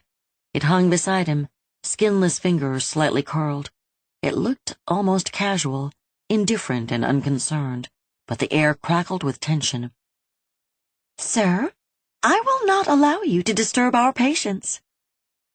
The nurse stood now, her uniform puckered at the buttons as the fabric strained across a generous middle and spongy breasts the size of my head. Self-conscious, I hunched my shoulders around my own modest B-cup. The nurse's smile was still in place, cheeks pulled high, stretching lips tight against so very white teeth. The tension between them vibrated the room. I had to speak, to say something in the face of it. "She's just a nurse. Why don't we just go around her?" She is the guardian of this place. The man in black didn't turn when he answered me. Stop asking questions, Acolyte. The nurse turned her face toward me. Her smile got even wider. It looked painful, pulling her eyes into slants, thinning the skin over her brow and drawing tight her double chin. "Acolyte, Dr. Mason would love to examine you." Her head swiveled toward the dark man with a snap. Cheeks quivering, straining under the pull of that clown smile, her voice dropped a full octave. That smile hadn't moved since we stepped off the elevator. "But you will not gain entrance." The man in black didn't move. He didn't. His coat rustled, pulling its edge off the floor tiredly. It had been nothing, a simple shift, the tiniest movement of all. But it was enough. The nurse's face split in two. It started in the corners of her mouth, twin ruptures like paper cuts, trickling translucent blood that zigged and zagged down the plane of her jaw. I could hear the skin ripping, packing tape being pulled off the spool. The splits widened, yawning in strings as they tore all the way to her ears. Teeth ran all the way to the back of her skull. In the blink of an eye, her face swelled, expanding like a pufferfish and turning a dark shade of jaundice, rotten lemon yellow. The top of her head flipped back to reveal an open maw crammed full of jagged white teeth, all of their crowns wicked sharp and white. They circled an empty gaping gullet like an enameled chainsaw whirlpool. Saliva sluiced out in a gush to spill over the counter and drip on the floor. From the neck down, she was still human, with the same pudgy arms, still wearing the white uniform, now obscenely see-through after being soaked through with spittle. Putting her chubby pale hands on the counter, the thing that once was a nurse pushed off, lunging at the man in black with her mashing monster mouth. That terrible red right hand flashed, slapping her to the floor. The thing that once was a nurse tumbled off the counter in a sprawl of chubby arms and legs. It scrambled to its feet, the top of its head askew. Her face had deformed, eyes slit closed, copper wire hair wadded around skin gone swollen and bright, dehydrated urine yellow. Upper jaw clacking against the lower, it tried to speak. Words dribbled out in a chewed-up, mangled mess. The man in black's red right hand curled into a fist. With one step, he drove it into the skull of the thing that used to be a nurse. Its head exploded in a shower of pulp. Tiny pieces of monster head splattered across me and Daniel. We hadn't moved. There hadn't been time. It was over in a moment, a breath. No, a thought. 1 second the nurse was talking, the next her head had been obliterated. The crawling chaos turned to us. Blood and gore slid slow and chunky down his face. His eyes glittered with dark amusement, backlit with glee as he licked clean the fingers of his red right hand with a scabrous, forked tongue. Done, he smiled under sharply arched eyebrows. What? Did you want me to share? 18. The automatic doors shushed closed behind us, and the second they did, I wanted to turn around and leave. The ward stretched out before us, twin rows of hospital beds captured in dull pools of fluorescent light, back wall lost in the hovering darkness. The fact that it was the middle of the night struck me like an open-handed slap. The middle of the same damn night. The room breathed. Slow, labored, air dragged kicking and screaming into lungs too tired or frail or weak to do it themselves, by machines that gave no consideration to the comfort of the people tethered to them. Along each wall were beds, hospital beds with people in them. They lay twisted, curled in on themselves, each person strung with wires, tubes, and hoses, like human-sized science fair projects. Or bombs. I stopped walking. The room closed down around me like a hand on a throat. My mind teetered at the edge of the cliff, the sight, the sound, the smell of the ward pushing against it, trying to tip it over the edge and down the chasm of insanity. I had woken up in a ward just like this one after that night. It's not you. This is not then. Keep it together. Keep it together. I didn't feel my hand clenching and unclenching until Daniel grabbed it. His brow creased with concern. Hey, are you okay? His hand felt warm against mine, the skin soft. I don't like hospitals. Hate them, in fact. I know. I don't like them either. They remind me of the time I separated my shoulder in a match. Damn, that hurt. He shook his head, shaggy bangs falling across his eyes. Pain sticks with you, you know? I did. I had woken with the pain of 3 cracked ribs, a broken hand from fighting back, a dislocated jaw to stop it, and a dislocated hip from what they did after I passed out. Contusions, abrasions, tears, and lacerations covered my body inside and out. I knew beyond a shadow of a doubt that pain sticks with you. Breathe. I pushed past it. Hopefully we won't be here long. He pulled me along after the man in black. I followed. Nyarlathotep stood on the other side of the bed.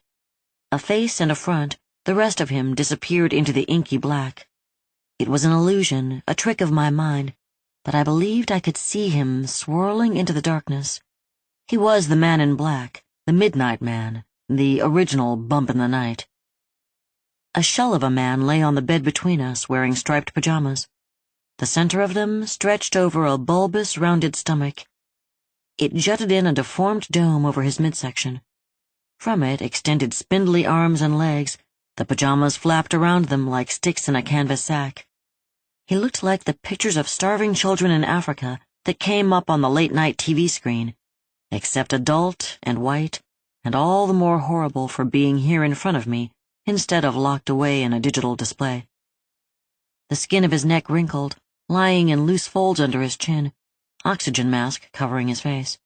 It fogged with moisture from mechanical breathing, leaving only sunken eyes and lank, greasy blonde hair to see. An IV pole stood next to the bed.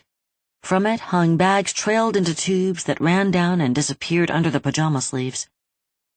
One bag, the size of a large purse, hung half-filled with a transparent fluid I guessed was probably saline. A second bag looked purple in the low light, the fluid in it thick and opaque. Blood? Possibly plasma? I didn't know. My time in the hospital didn't make me an expert on medical stuff, but I couldn't think of anything else it could be. I didn't think they gave you blood or plasma except in emergency situations. There again, not an expert. The third bag on the pole disturbed me. The fluid in it cast a low phosphorus light over the bed. The fluid bubbled and gurgled and glowed a sickly green color inside the bag. I could see tiny shapes moving in it. Leaning closer, I saw the shapes were tiny things, smaller than a grain of rice, swimming in complicated patterns through the liquid. As I watched, one of them rushed at the side of the bag and splayed itself against the plastic. I had a sea monkey colony as a child, and I loved them, watching the minuscule shrimp frolic through their water, feeding them, counting them every day to see if they'd made any more tiny offspring. Then one day I came home from school and found that I had forgotten to move them off the windowsill that morning. The cruel summer sun had boiled them alive, and I found them floating in a mass grave on the top of the aquarium. This little creature brought back that memory. Its body was a narrow oval surrounded by hair-like fibrils. The center of the tiny squirming thing held an orifice filled with what looked like a jagged ring of miniature teeth. It opened and closed, opened and closed, opened and closed. Chewing at the bag, trying to get to me. One by one, other tiny creatures began to plaster themselves to the side of the bag, slapping against it like they had been thrown there, splaying themselves and chewing. Fighting a shudder, I turned away. The man on the bed hadn't moved, other than his slow, labored breathing, oblivious to our presence. Large plastic padded cuffs swallowed the lower half of his arms and legs, shackling him to the bed. They had enough slack that he had turned awkwardly, knobby knees and elbows pulled into the swollen, distended sack of a stomach. This close, he smelled like a bedsore, a moist, musty smell of dead skin and open wound. He looks horrible. Daniel said it, but I thought it. He is food slowly consumed. I looked at the dark god standing on the other side of the bed. Food for what? Let us find out. His red right hand came out of the coat pocket holding a long knife, much too long for the pocket it came from. Black iron with a thick spine and triangle point, it rested delicately between raw red fingers. The edge gleamed in the low fluorescent light of the ward. It was a plain knife, not one drop of decoration wasted on it. It looked like the knife of someone who used it, a tool well cared for and utilized. Not the knife of a chaos god. My eyes were drawn to it, locked on it. I felt the pull of it somewhere deep inside, near the base of my spine. My right hand began to tingle in the mark on my palm, like electric shocks ran in the lines and whorls carved there. The same tingle ran underneath the heavy iron ring around my neck. It was uncomfortable, but not unpleasant, making me feel things. Why does that knife make me feel weird? The man in black raised a sharply sculpted eyebrow. He didn't speak for a long moment, studying me. This is the Akeda. I don't know what that means. It is the knife of Abraham. Lincoln? I think he means Abraham from the Bible. Daniel's voice came from the side of his mouth. His eyes were pinned to the knife, too. That is correct, minion. This is the blade held by the first Israelite when he attempted to slaughter his very own child. He received it from the hand of his father before him, who used it to carve idols to Moloch. Abraham stained it with his own blood and the blood of his children by performing their circumcisions with it. Beside me, Daniel shuddered. Pulling my eyes from him to the knife, I asked, "What does that history have to do with me feeling weird?" The man in black turned the knife in his hand, examining the blade. It has drawn certain kinds of men to it since being forged from the meteorite that fell from the edge of the universe. Tsar Peter III castrated himself and members of his Skoptsi cult with it. I took it from the hand of a Nazi doctor, after his own castration went badly." A look passed over his face, a small smile of fond memory. "And what are you planning to do with it?" Please don't say castrate the man on the bed. I should have known it would be worse than that. The blade waved over the man's distended stomach. "Minion, undo the buttons on his shirt." Daniel stretched out his hand, fingers fumbling with a large round button. He pulled it up, and the soft cotton, already stretched wide over the highest point of the stomach, slipped over it, popping free. The cloth folded like the skin of an autopsy, caping to either side. I looked away as Daniel undid the rest of them, not wanting to see the reveal of what lay underneath. I knew I would look. I would have no choice. But watching the slow unveiling, button by button, was too disturbing. My eyes swept over the beds across from us, lining the other wall. They were also segregated in pools of dim light, also occupied by the shapes of humans contorted. In the dim light, I could see that they were also shackled to their beds and hooked up to the same 3 bags of fluid as the man in front of me. Before I could think about what it might mean, Daniel's voice drew my attention. "It's done." The man on the bed lay exposed from the waist up. His stomach had looked big under his pajama top. With it removed, it looked ludicrous. Gigantic and enormous, like it should crush the man beneath it. The skin stretched pale and blanched, the color of chicken boiled too long. Wide red stretch marks radiated from the navel like angry lines of fever. Here and there they were pockmarked by pustules, pockets of infection seeping in crusty yellow lines. A network of blue varicose veins throbbed around the bottom and sides of the belly, obscene pipelines of sluggish blood. It was horrible, an anatomy lesson in the grotesque. The back of my throat burned with stomach acid as nausea swept over me. The man in black put his left hand flat on the man's chest, pinning him to the bed. Softly, almost gently, he laid the edge of the knife against the skin where the man's stomach jutted from his chest at a near 90-degree angle. He leaned forward, face low to the man's skin, arm wrapped around the stomach. Dark eyes glittered deep in their hollows. "You may want to step back." I moved at the same time Daniel did. My heart beat the inside of my rib cage like an animal trapped in a too small cage. I took another step. The man in black nodded once, then drew the knife around in a quick, vicious slash. The skin parted under the edge of the blade. The air filled with the soft whisper crackle of separating skin, subcutaneous from cutaneous, fat from flesh. A gush of brackish fluid splashed across the edge of the mattress, soaking the bedclothes and splattering on the tile floor.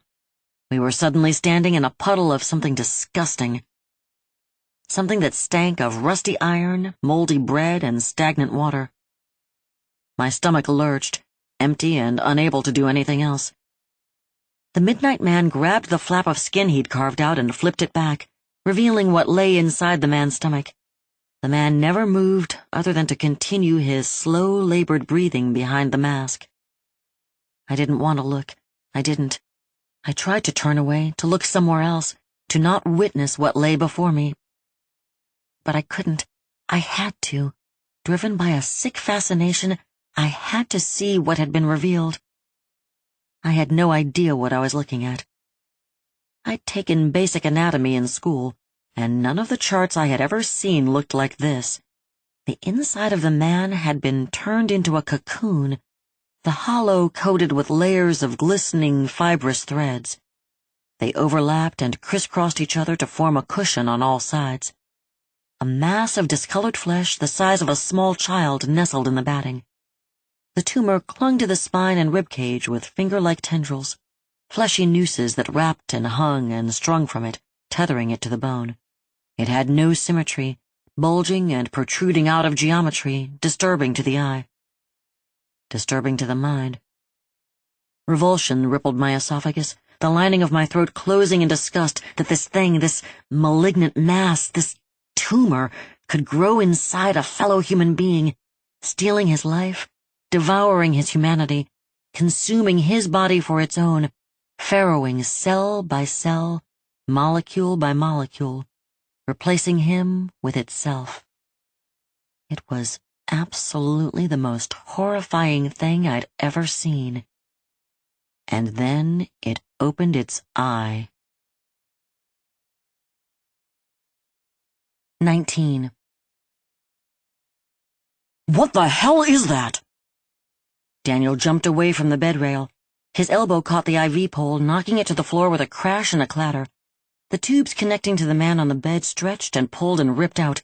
They thwooped up and around, sharp silvery needles at their ends slicing the air in a razored arc. The air in front of my eyes. I jerked back, fast enough for the needles to miss, not fast enough to avoid the noxious liquid that slung across my face. I rubbed my sleeve on it quickly, skin already crawling with the thought of the little black shapes swimming in the green fluid. Nyarlathotep looked down at us from across the bed, voice lashing quick. Be more careful, minion. You draw attention to us. Magic tingled in my stomach from the power behind his words. Attention from who? Daniel dropped to his knees, ignoring the puddle of fluid we had been standing in that now soaked into the legs of his jeans. Forgive me, master. Take your feet and make yourself useful. Daniel stood, pulling himself up on the bed rails. What can I do? The man in black waved the knife over the man in the bed's chest. Hold him. Daniel put his hands on the man's shoulders, pinning him against the mattress. The tumor's eye blinked and rolled, the size of a grapefruit with an egg yolk iris and a pupil black as an eclipse. Clear aqueous fluid gathered in the corners of folded lids, weeping out with every blink to run and chase down the lumps and pustules that formed its mass. Waving fibrils ringed round it like eyelashes. The man in black drove his left hand down into the cavity, fingers digging deep into the mass. He leaned back, pulling. The mass lifted with a wet, sucking sound, separating from the walls of its birthing chamber. His right hand flashed, red lightning, hacking with the knife. He drove it underneath, the edge slashing through tendrils, anchoring it with a squelch. More dark, brackish fluid gurgled out of them, filling the cavity like dirty dishwater in a used pot. He hacked and slashed until every tendril was severed, spattering himself with liquid slosh. Seconds stretched to minutes, and felt like they had stretched to hours by the time he finished.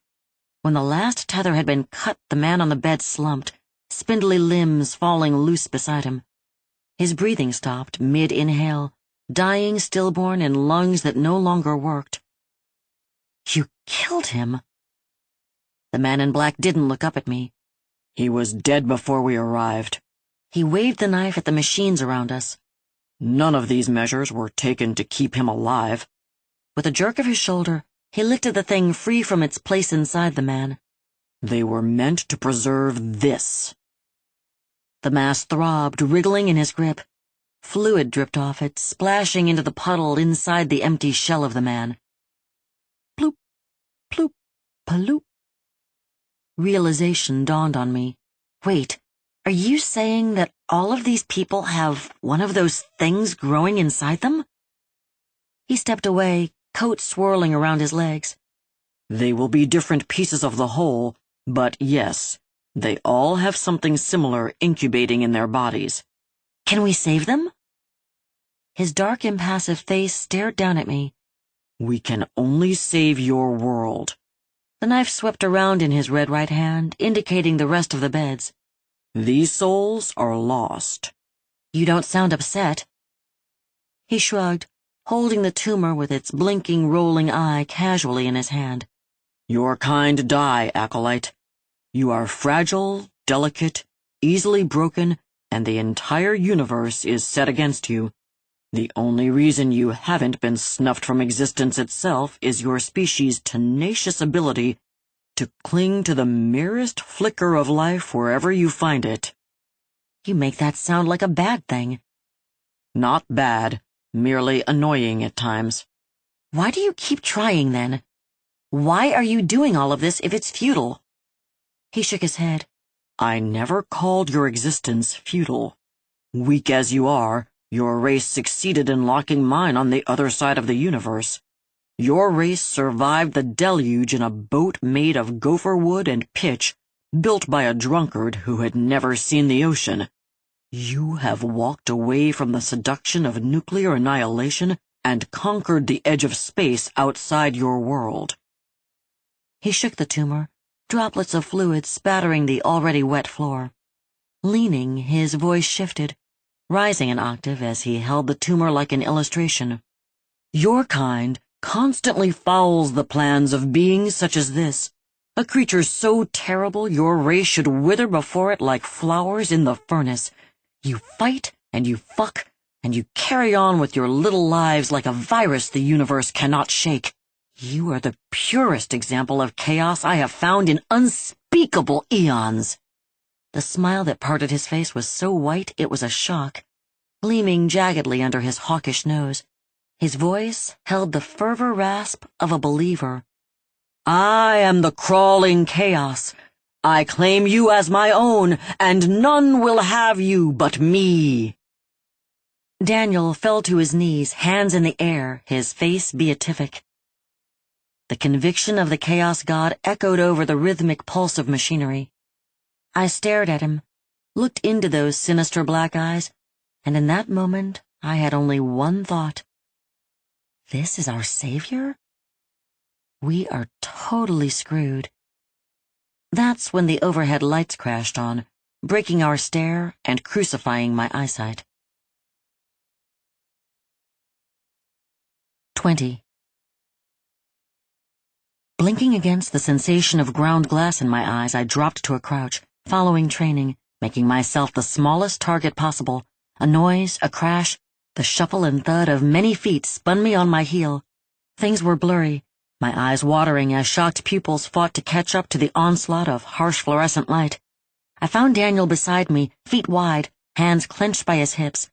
The man in black stood where he had, impassive in his agitated coat. At the end of the room, the 2 doors had been thrown wide. 4 figures stalked toward us. 3 of them were nurses, dressed like the guardian who had tried to stop us. They shuddered as they moved, each of them a white shimmy through harsh light that bounced off polished tile and chrome bed rails. They followed a man dressed in pale green scrubs. "And so we are welcomed, victims of hospitality and prey of reception, standing meekly in the lair of the beast," the man in black said. I could hear the smile on his face, even though I wasn't watching him. No, my clearing eyeballs were locked on the leader of the procession toward us. He was handsome. Stunning, gorgeous. Lithe and golden, he moved in a circle of graceful masculinity. Locks of hair tressed a face of planes and angles sculpted by a master. The look in his eyes said he knew your darkest secrets and would gladly help you indulge the most wicked of them. Only if you wanted, and oh God, did I want. He was temptation personified. No, that wasn't right. He was the sin personified. And he took my breath away. His voice rolled through the room. It rolled through me, and something low and deep inside tightened with a trill of pleasure that nearly made me moan. I bit it back, held it in. The energy, the magic in my belly curled around itself. The golden man's steps slowed as he spoke. "Lord of Chaos, what has brought you here inside these warded walls?"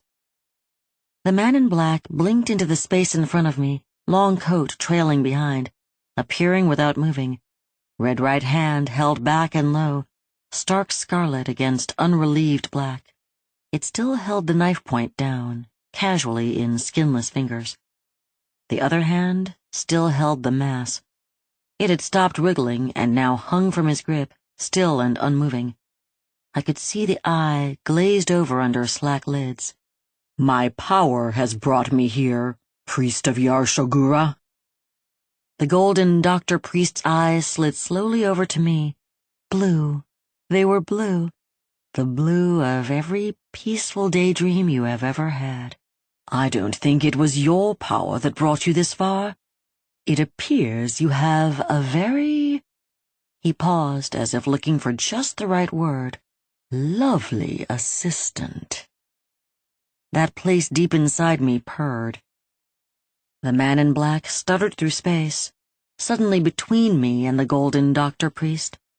The connection between us cut like a fire dashed with ice water. That deep low spot inside me went cold and empty, hollow. The magic in me uncurled, flipping from seductive to the low burn of anger it had been before. My head cleared with the ache behind my navel.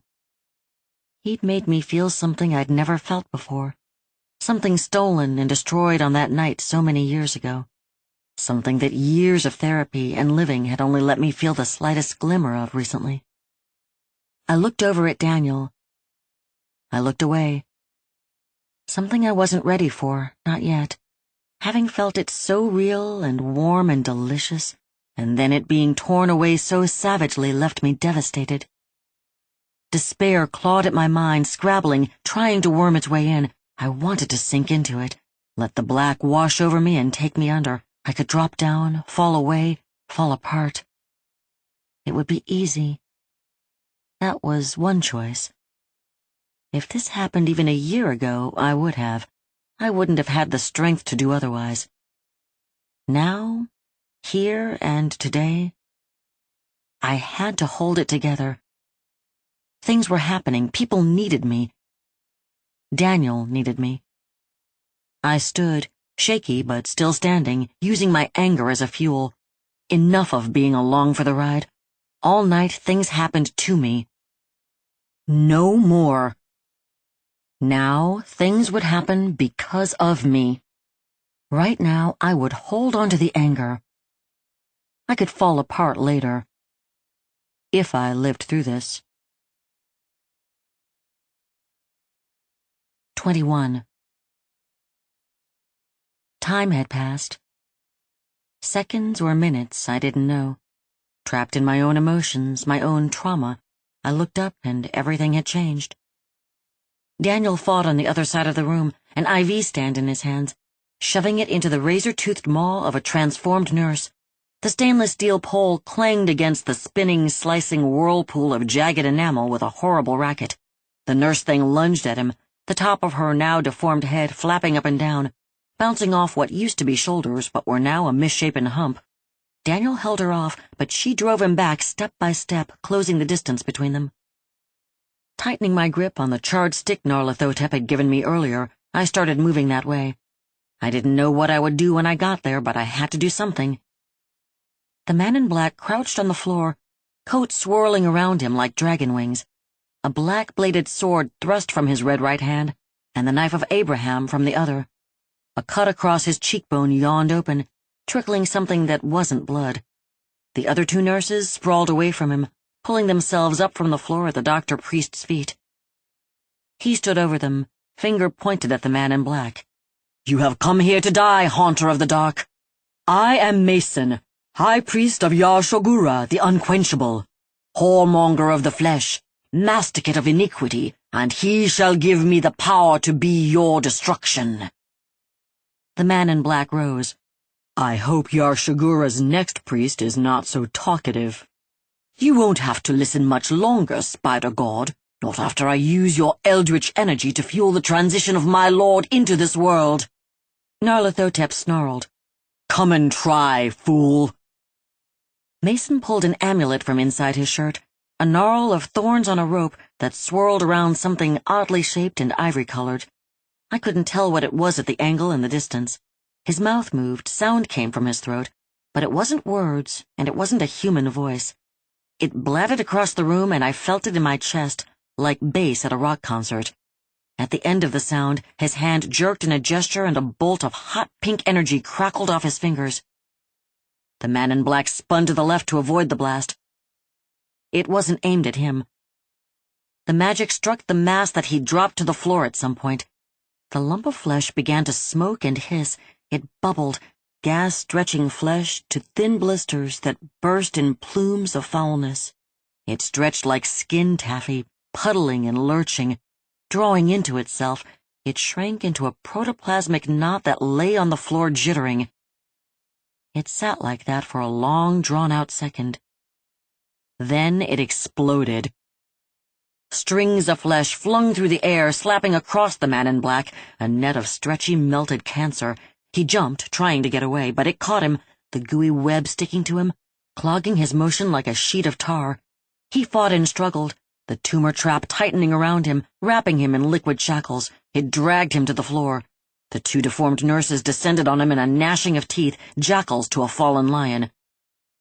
I stopped, torn for a split second between moving toward Daniel or trying to help the man in black. A sharp tingle started at the base of my skull, an itch of warning. I turned to find Mason, the doctor-priest, stalking toward me. "Stay back!" I pointed the stick at him. "Now why in the world would I do that?" He smiled, and it pulled inside me again. "I would love to get to know you better." I kept backing away. "I don't think so." "You are an acolyte. I need an acolyte." His eyes smoldered. He winked at me. "I swear you would find my yoke so much more pleasurable than the one you wear now."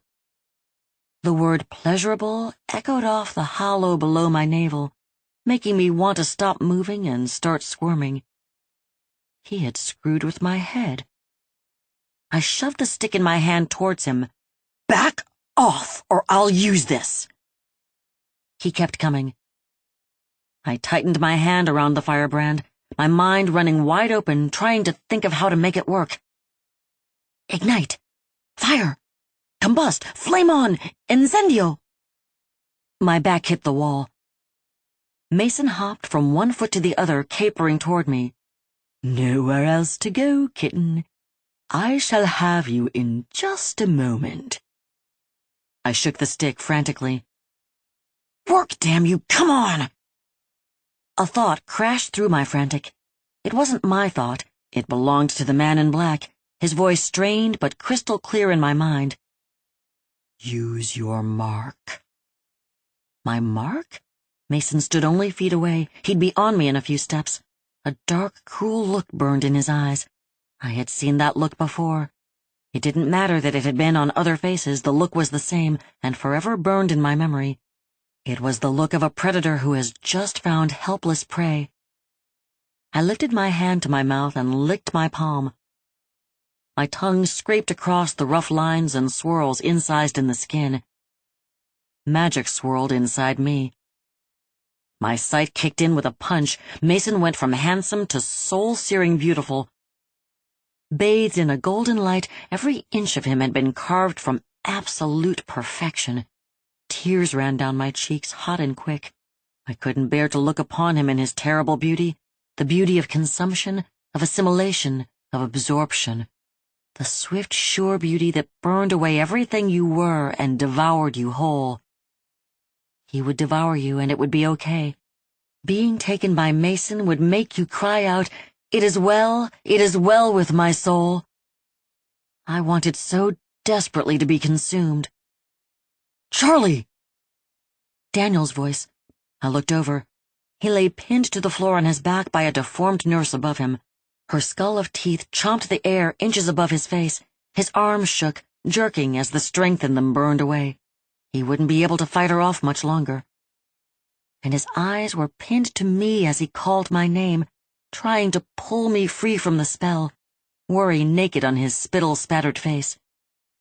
Mason reached for me. I put the stick in my moist right hand. "Burn!" Magic sparked in my chest, rolling down my arm in a hot, wet, ropey jolt. Sharp heat traced the lines incised in my palm, and the metal torque around my throat hummed, tingling against my skin. The magic poured down my arm into the firebrand like thick syrup. Flame roared from the end of the stick like a flamethrower. It shot out in a jet, flaring at the end, dripping gobbets of liquid fire onto the floor. I felt the heat, but shielded, not searing me like it had before. I had control. Power boiled through my veins like a jolt of adrenaline. My magic ignited and fed the flame. Mine. I felt it in my heart and in my head. It would do as I willed it to. I was magic. I was marked I was an acolyte. Mason jerked back, near falling on his ass. Whipping my arm, I pushed the magic, working by feel, making it up as I went along. The flame slung around, splashing across him like a tide of molten lava. His scrubs ignited, tongues of fire licking across his body in a race to incinerate it all. He rolled away, clutching his amulet still in an arm that burned. He screamed words that thrummed against my chest. "Daniel!" I spun. Oh God, let him still be okay. I found him still pinned to the floor by the nurse with the woodchipper face. She'd pressed even closer, skull clapping open and closed, teeth grinding and gnashing just above him. Quarter-sized droplets of saliva rained down on him, squirting out with each chomp. I ran, pushing to get to him. I had the flame. I had the magic. I had the power. I could save him. I almost made it when his arms gave out. 22. An inhuman sound tore from my throat, a shriek, a growl, a roar that an animal would make. It ripped out of me as I lunged toward them, and it yanked the magic with it. A gout of fire jolted from the end of the stick, crashing into the nurse monster like a shotgun blast, driving her off Daniel and into the wall. I kept screaming, kept pouring fire, magic rumbling through my veins in an avalanche. She curled into a ball, trying to hide, but the flame covered her, roiling against her like a blast furnace. Her skin turned black, cracking open as she wailed. Something boiled inside the cracks, bubbling out in hissing streams of steam as her flesh turned to cinder and crumbled, leaving behind the blackened sticks of a deformed skeleton. It took seconds. By the time I reached Daniel, the deed had been done. I hit my knees beside him, ignoring the pain of kneecap on hard linoleum, ignoring the puddle of slimy monster spit he lay in. He sprawled on his back, fingers still locked around the gnarled metal pole he'd used to fend off the nurse, drenched, his hair dark and wet with goo. Blood soaked the shoulder of his shirt, but I couldn't see a wound. His skin had gone pale, lips blue, and even through his closed lids I could see his eyes jittering back and forth wildly. Clenching inside, I cut the magic running to the stick, and it went out with an air-sucking snuff. My arm went dead, feeling like a sack overfull with liquid. Shaking it to the side, I reached out to him with the other. Please let him be okay. I pulled his head into my lap. His eyes fluttered open. Hey, Charlie. His voice was hoarse, dry. You all right? His hair stuck across his forehead with sweat. I brushed it back, nodding. How are you? Tired. My shoulder hurts like hell, but I'm still good to go. His eyes widened, white showing around green irises as he struggled to sit up. Where's the master? I have to help him if he needs it. Pushing him down, I looked around. The man in black had freed himself from the liquefied tumor and now faced the two remaining nurse monsters. He pushed off the floor, spinning into an inhuman leap across the room, flying in a swirl of bat-wing black, sword blade licking out like black lightning. It cleaved deep in a quick line, lopping free the top halves of both their skulls. A geyser of red pulp sprayed up and out, striking the ceiling, soaking into the acoustic tiles. The crawling chaos spun his sword in an arc, slinging gore from the edge of the blade. He turned, shark tooth smiling through a mask of runny scarlet liquid. I think he's okay. The next second he was beside us, not kneeling. No, he stood impossibly tall, coat whispering around him in tattered tendrils. I wish he would quit doing that. Stand to your feet, minion. I am not done yet, and I have need of thee. Back off him, he's hurt. The snarl hurt my face. His face flushed dark. Magic crackled, dripping off his red right hand. Acolyte. I tensed, body tight with anger, with the desire, the need to protect Daniel. A thought sent a spark of magic down my arm. It punctured the bubble of magic building there. I felt it as a relief. An ease of pressure built in my skin as pent-up energy gushed forward and into the firebrand. It was intuitive, as natural as breathing. My palm hurt, The torque buzzed my throat, and the stick lit like a torch. The flame an eye-searing acetylene blue. I rose into a crouch. Back off! You threaten me, Acolyte? The man in black slid back, sword held ready to swing. Bold. Magic dripping off his hand ran down the sword in trickles of etheric energy, making sticky gore on the blade sizzle. They spattered onto the ground, eating holes in the tile like acid. But I will teach you your place. There is a price to pay for defiance. I stayed crouched, a smaller target and more power for when I attacked. I fell back on all the years of martial arts I had taken, training relentlessly so I would never be helpless again. Kenpo, Jiu-Jitsu, Taekwondo, Muay Thai, Wushu, all of them blending to give me the best skill set to fight. Sensei Laura always drilled home, run if you can, but sometimes you must fight. If you must fight, then fight to kill. Daniel was worth fighting for, even though deep down an ice-cold knot of certainty said the man in black would kill me for trying. I could make him pay for the privilege, but he would kill me just the same. We stared at each other. I felt the ripple of flame heat from the firebrand and Daniel behind me as I looked into the black pit eyes of a chaos god. He didn't move save for the sizzle drop of magic from his sword and the anxious fluttering of his still-living coat. Tension stretched between us. Who would break the stalemate? Who would make the first move? Who would strike first? Maniacal laughter rang across the room, ending the standoff before we could find out. The man in black looked over me. We will finish this at a later time, Acolyte.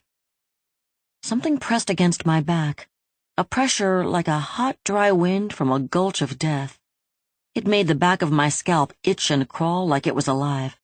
The symbol cut into my palm burned fiercely. Daniel sat up, facing behind me. He scrambled to his feet, eyes wide.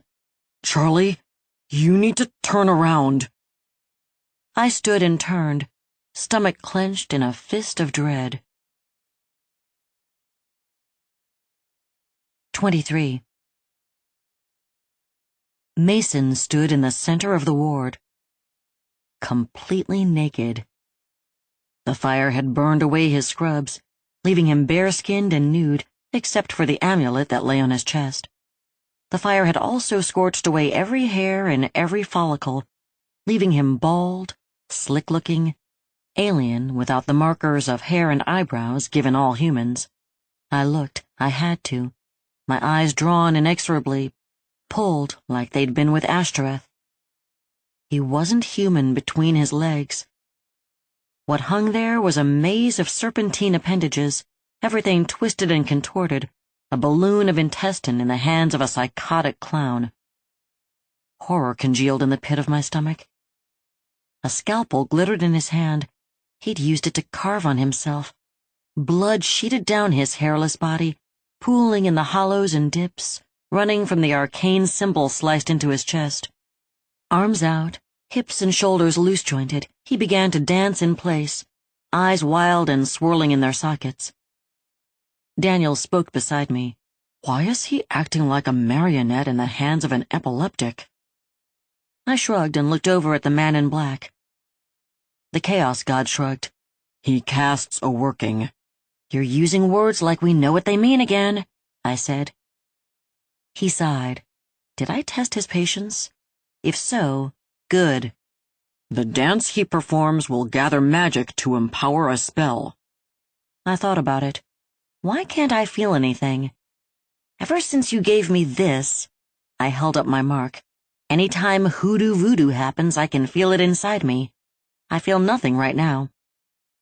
The man in black didn't answer. Instead, he thrust his sword toward the doctor-priest. The magic running down the blade flung off, stretching and flying through the air. It crashed against some invisible barrier around Mason in a sputtering of electric blue sorcery. The flash from it washed my eyesight with the vision of writhing magic, strands of it twisting like a bed of snakes. It lasted only a split second, and then it was gone, leaving my vision marred by black, spotty ghost images. Well, that failed spectacularly. I didn't try to keep the sarcasm out of my voice. The man in black shrugged. He is warded. It will open when he finishes the ritual and releases the magic.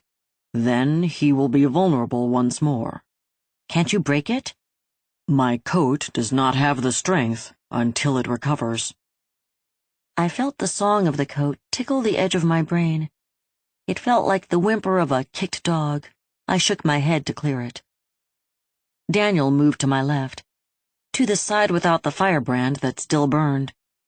He looked over at Nyarlathotep. What do we do next? We see what spell he is casting, and then we respond accordingly. Daniel nodded. I'll find a weapon. He moved away as I watched him. His movement had a stilted, halting quality, like he suffered pain from an old injury. I'd watched him a lot in the last few months as we'd gotten to know each other.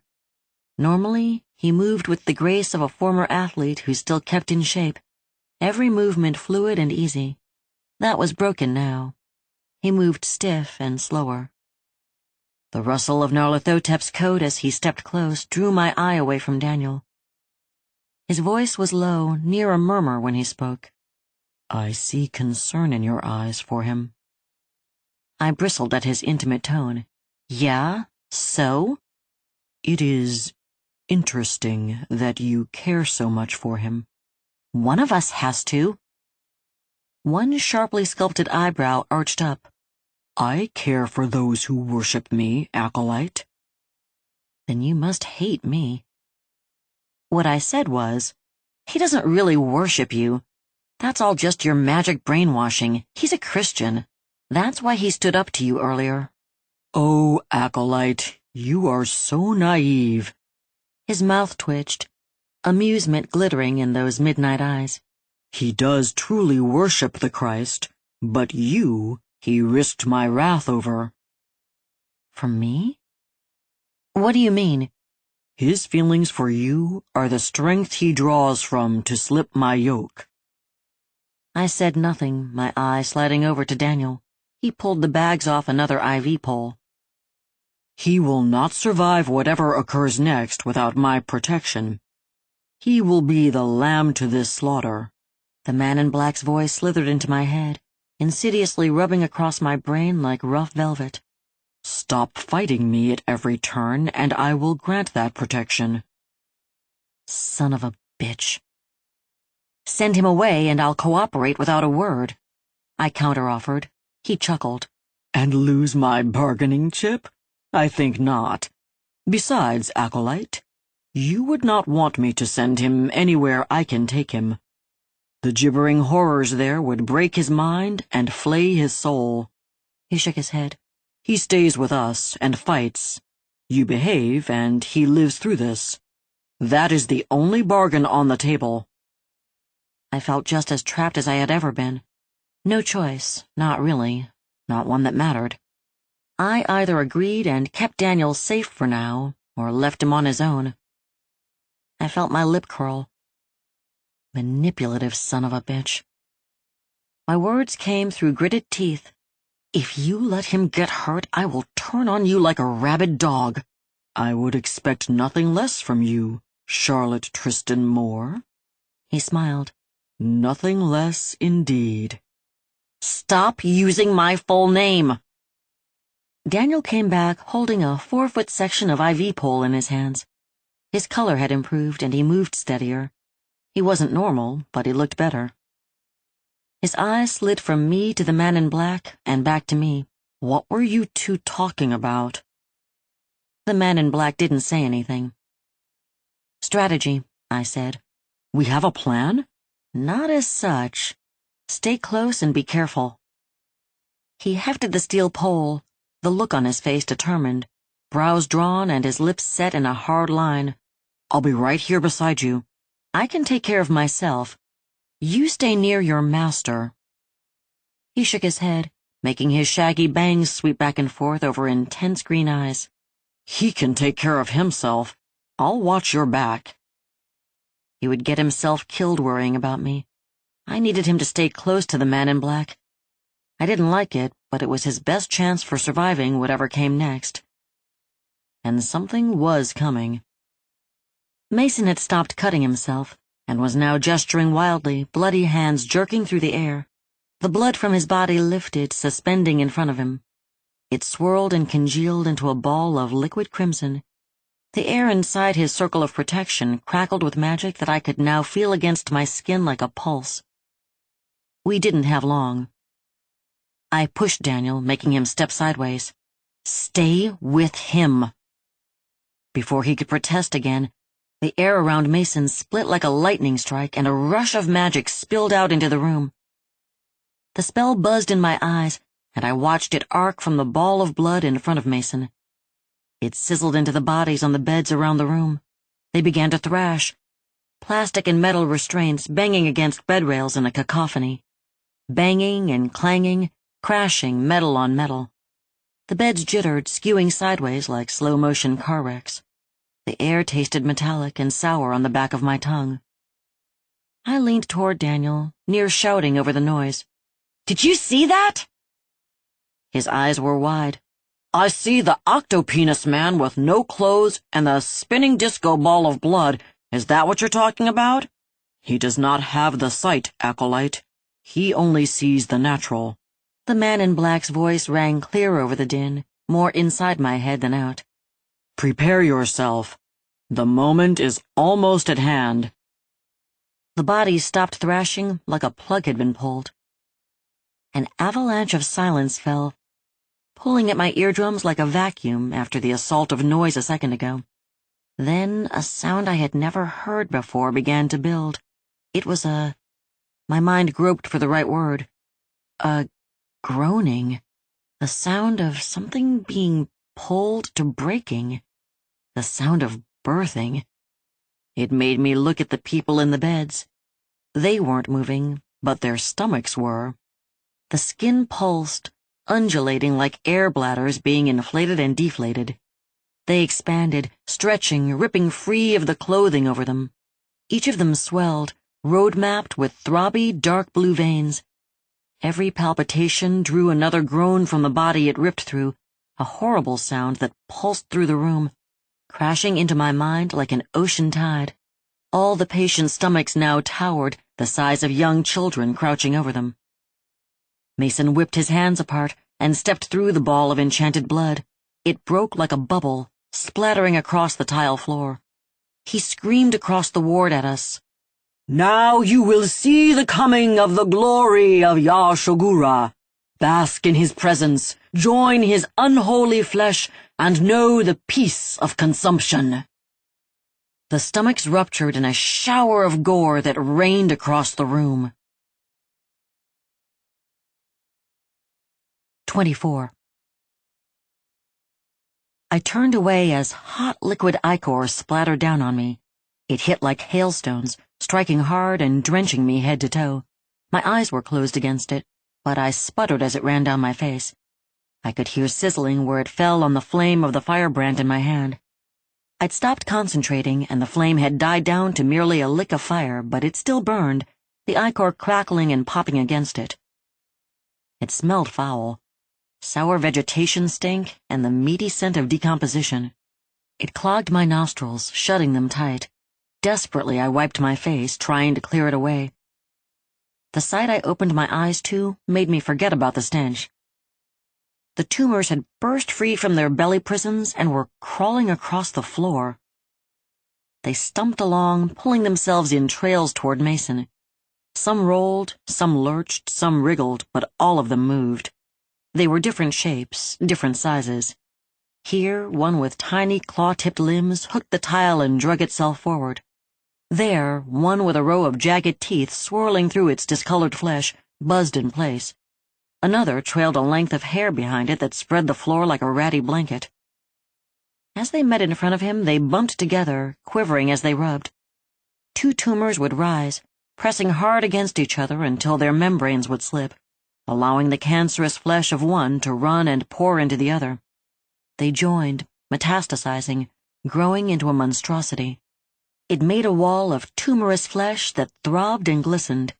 The pieces I had seen in the tumors slid through the mash of diseased flesh, swimming into place until they formed a mass covered in mouths and eyes with two long, slender limbs hooked with claws designed for pulling prey in close.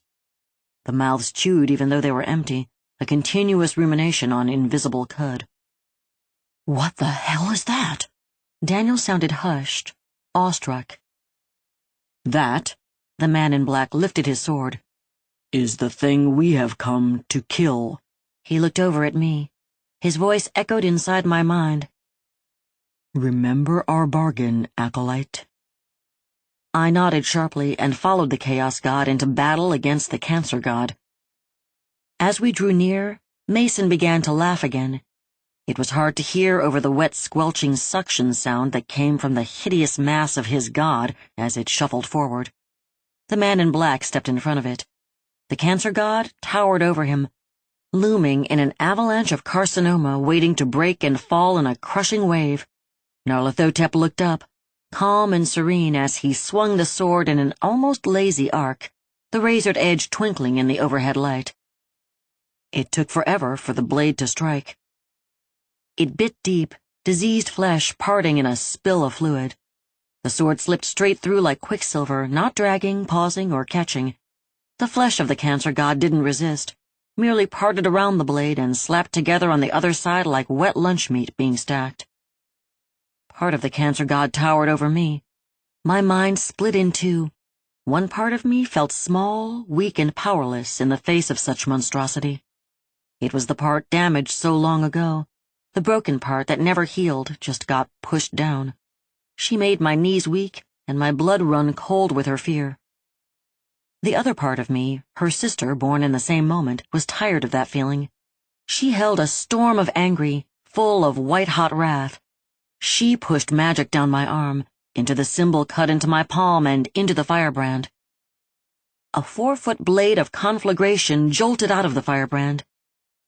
The Cancer God howled at me with dozens of mouths and lunged, falling toward me, wanting to crush me beneath it, to absorb me into itself. Twisting with my hips, I drove that cremation-hot blade of fire deep into one of the open mouths. It slid in, the flesh around it bubbling, melting into a boil that spilled out and around the fireblade I held. The other mouths screamed, and the whole mass of Yar Shagura lurched to pull itself away. My mind went blank, reverting to my training, and I lunged after it, pressing the advantage. Sawing, my arm swirled the blade inside the Cancer God. I pulled up, leaning into it, dragging the fire blade through diseased flesh. I managed to cut upwards until the flame sword ripped free, making me stumble, nearly falling on the slime-covered floor. The Cancer God recoiled. The wound channel didn't close, didn't shut. It gaped, cauterized and sealed. I drew back to strike again when the man in black called me. "Acolyte!" I looked quick, not wanting to take my eyes off the retreating Cancer God.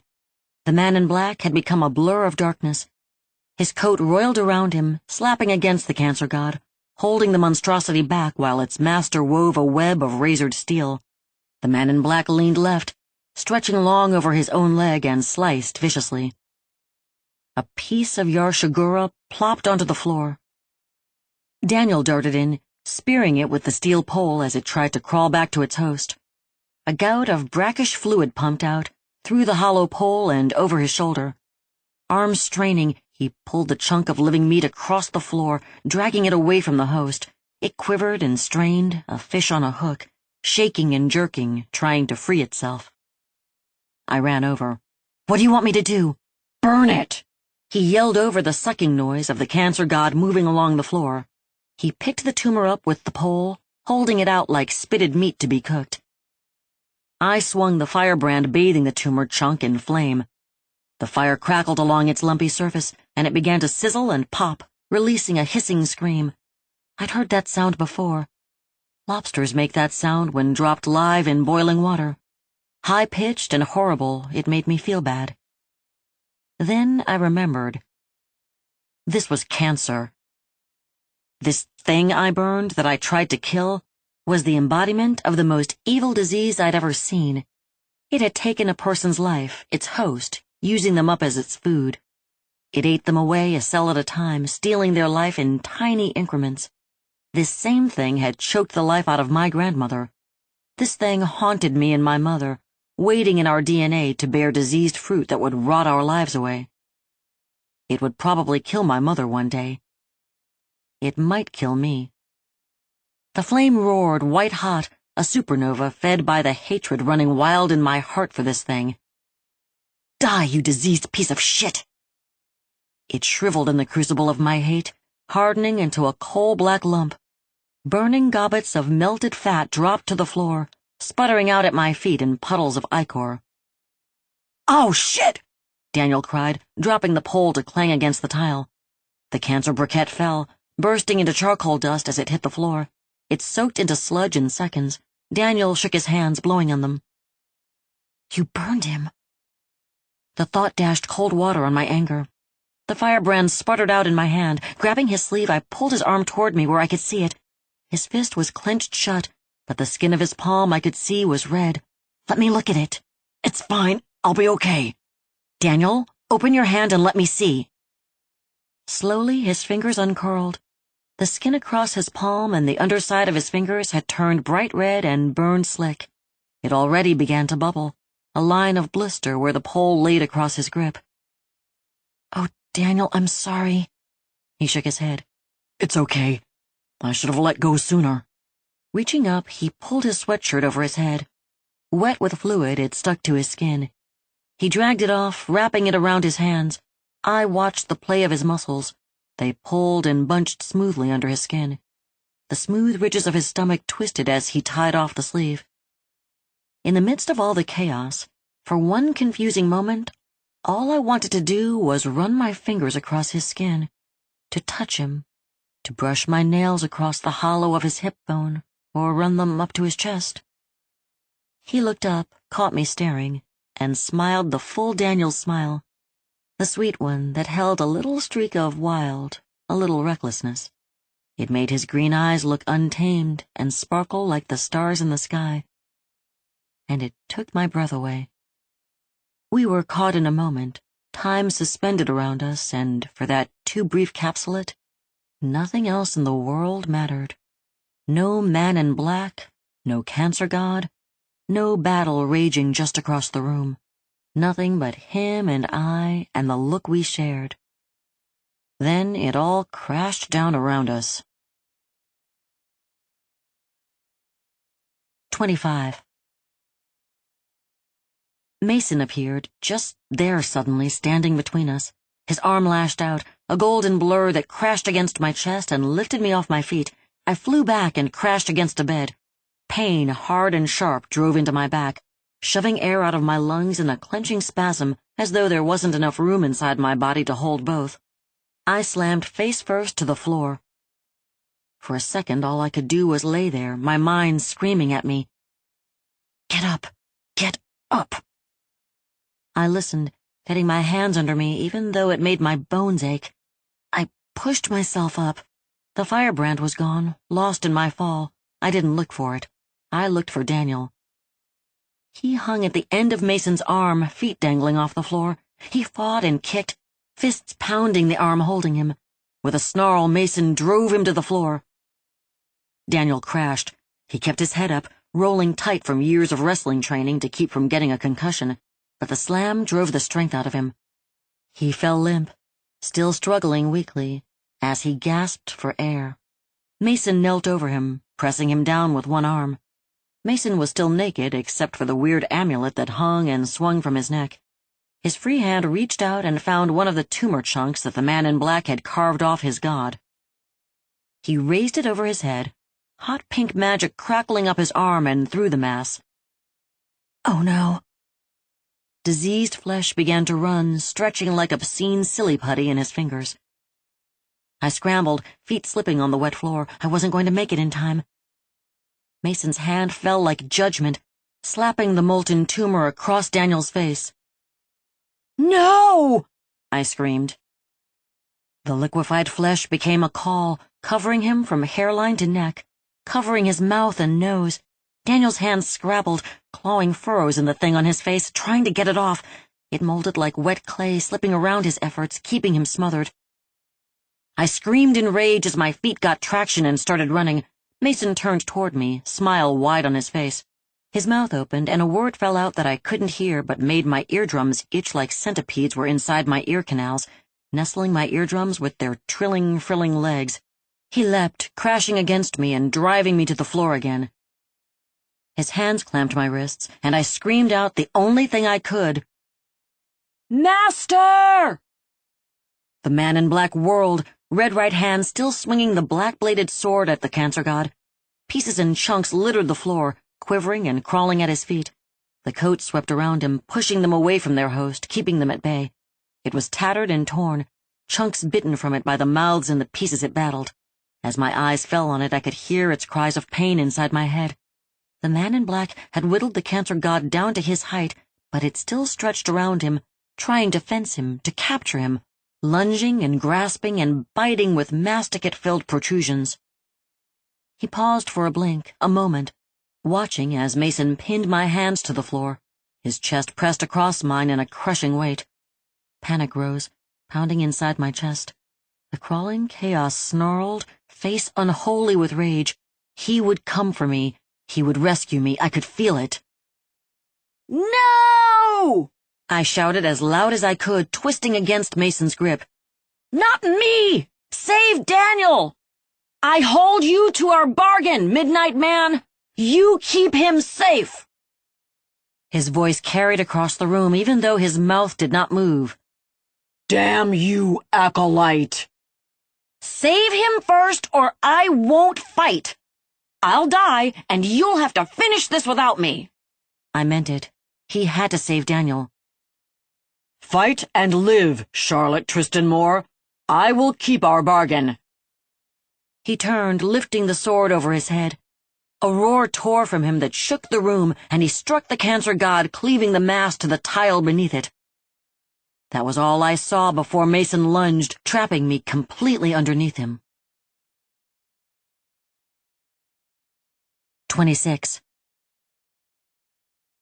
Panic ran wildfire inside my head. My body froze as Mason loomed over me, pressed against the length of me. He was between my legs. He was against my chest. His face was near mine. My hands were crushed in his grip against the floor. Oh God, oh God, oh God. His teeth were too white as he smiled over me, his voice hushed and intimate. "Why, hello, Charlie. I am so very happy to find you here beneath me." His hips ground, and I felt him against me, hard and dangerous.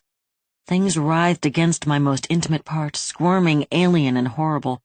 My eyesight stuttered as my heart lurched and seized, short-circuiting on fear. It's happening again. Oh God, why is it happening again? I can't. The amulet jabbed, trapped between us, thorns piercing my skin in snake-bite-sharp pricks. It swung as he ground himself against me. The small dissociated corner of my brain saw the ivory thing in the center of the bramble and recognized it. A child's jawbone. His face dropped next to mine, features shifting, rearranging themselves until it became a skin drum over bone. His eyes turned to black pits that sank around something tiny and white, wriggling like a maggot in a grave. His breath exhaled cold, washing my face with the stale, dead smell of my grandmother's hospital room. He thrust against me. "Do you like the gift my God has granted me? I saw you looking earlier." He ground into me, battering against my clothing. "It's much grander than what I had before.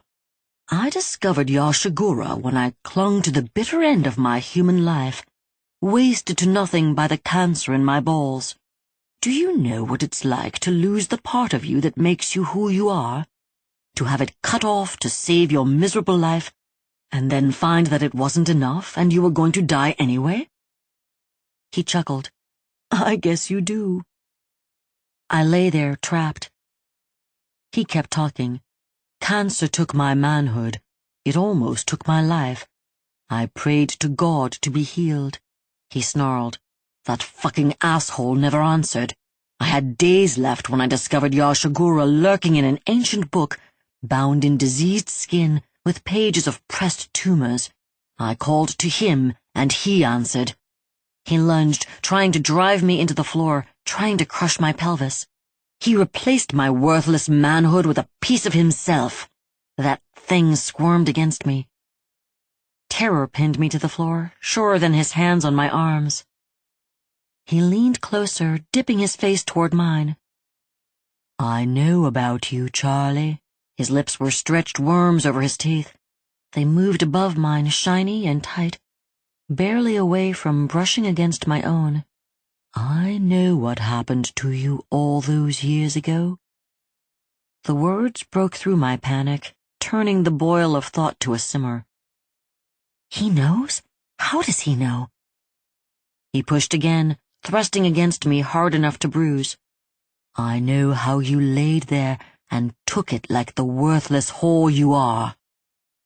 No, I had no choice. His lips touched mine. "Did you ever think it would happen again? I know you want it to." No. "Did you ever think you would be fucked by a god?" His mouth dropped against mine, tongue worming its way into my mouth, driving, forcing, pushing past my teeth and my tongue. It tasted of black mold and rot, squirming inside, brushing the back of my throat. My gag reflex kicked and I choked. I couldn't breathe. Pain throbbed in my jaw as my throat spasmed. He pulled out with a harsh jerk. Air rushed in. I gasped around the pain and burning humiliation. Mason purred and it vibrated my chest. "You're a good kisser, Charlie. I think I'll have some more of that." My mind shut down. The panic inside me went silent and white and empty. My body fell limp as my mind closed up, turning into itself for safety. If I wasn't there, it couldn't happen again. I couldn't survive it happening again. I would be destroyed. I pulled away. My brain snatched at a word I'd heard in therapy. Dissociation. I was inside my body, but it had become a cave I hid in. I wasn't my body anymore. It was now something else, but not me. Something outside me. Something that could take what was about to happen while I could hide from it, locked away inside. Mason gave a sinister smile. "That's more like it. Just lie back and take it. That's what you're here for." The body didn't move as he leaned up. It didn't fight as he started to push up the sweatshirt it wore. Hands moving across skin, moving up the ribcage. It wasn't me. I wasn't there. I'd gone deep into mind space where I would be safe, no matter what happened to the body. Part of me knew I wouldn't make it back this time. I would be trapped in my mind for the rest of my life.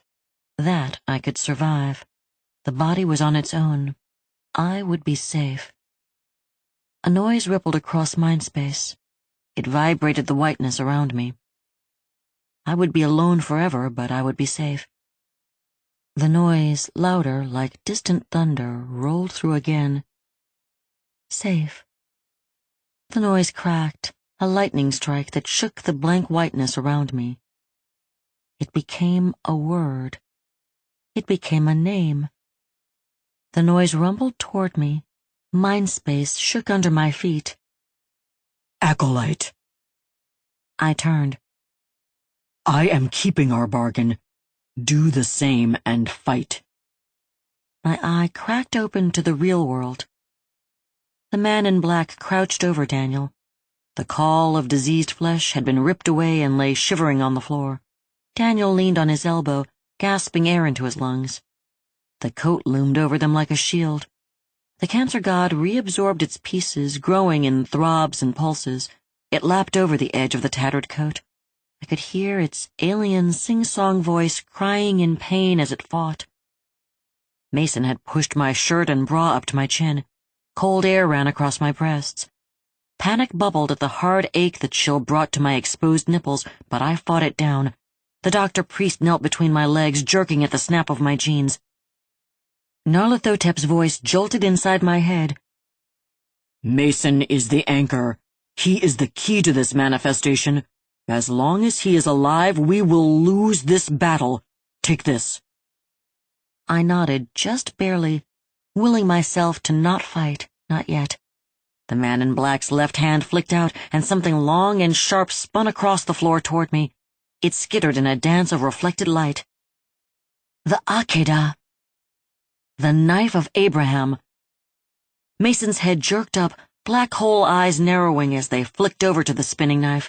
It stopped, too far to reach. He chuckled and went back to pulling at my waistband. He was a priest to an elder god. He had magic power and inhuman strength. But in his arrogance, he didn't notice that I'd come back. And I brought every ounce of anger and rage I carried in my soul with me. Jerking to the left, my leg came up and over his head.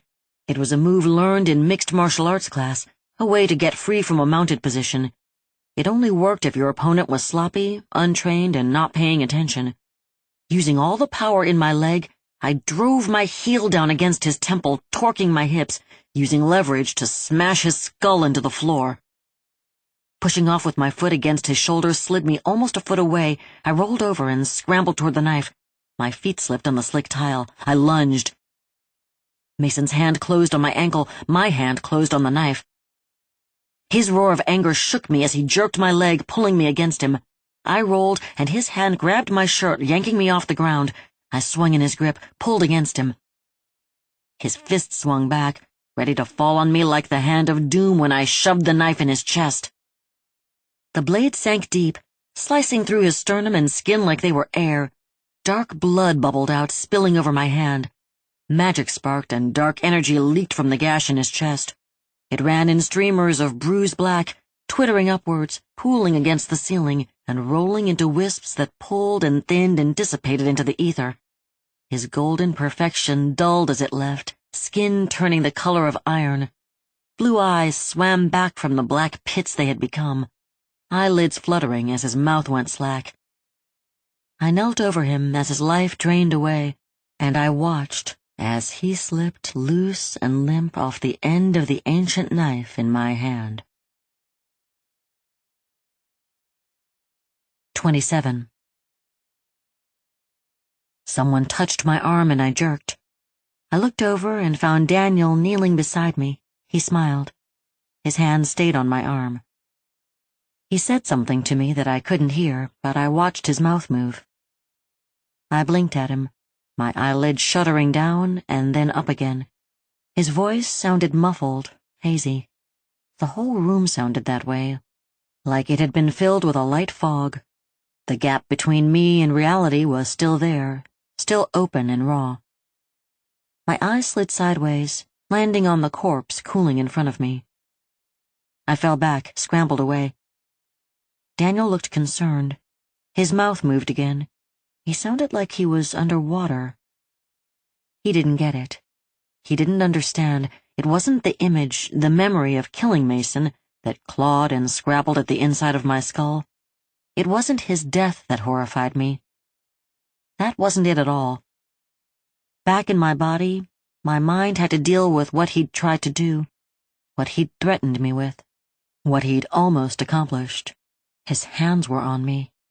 He'd touched me. Like they had touched me. The world was too bright.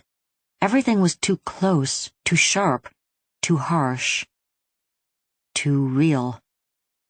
Daniel reached toward me again.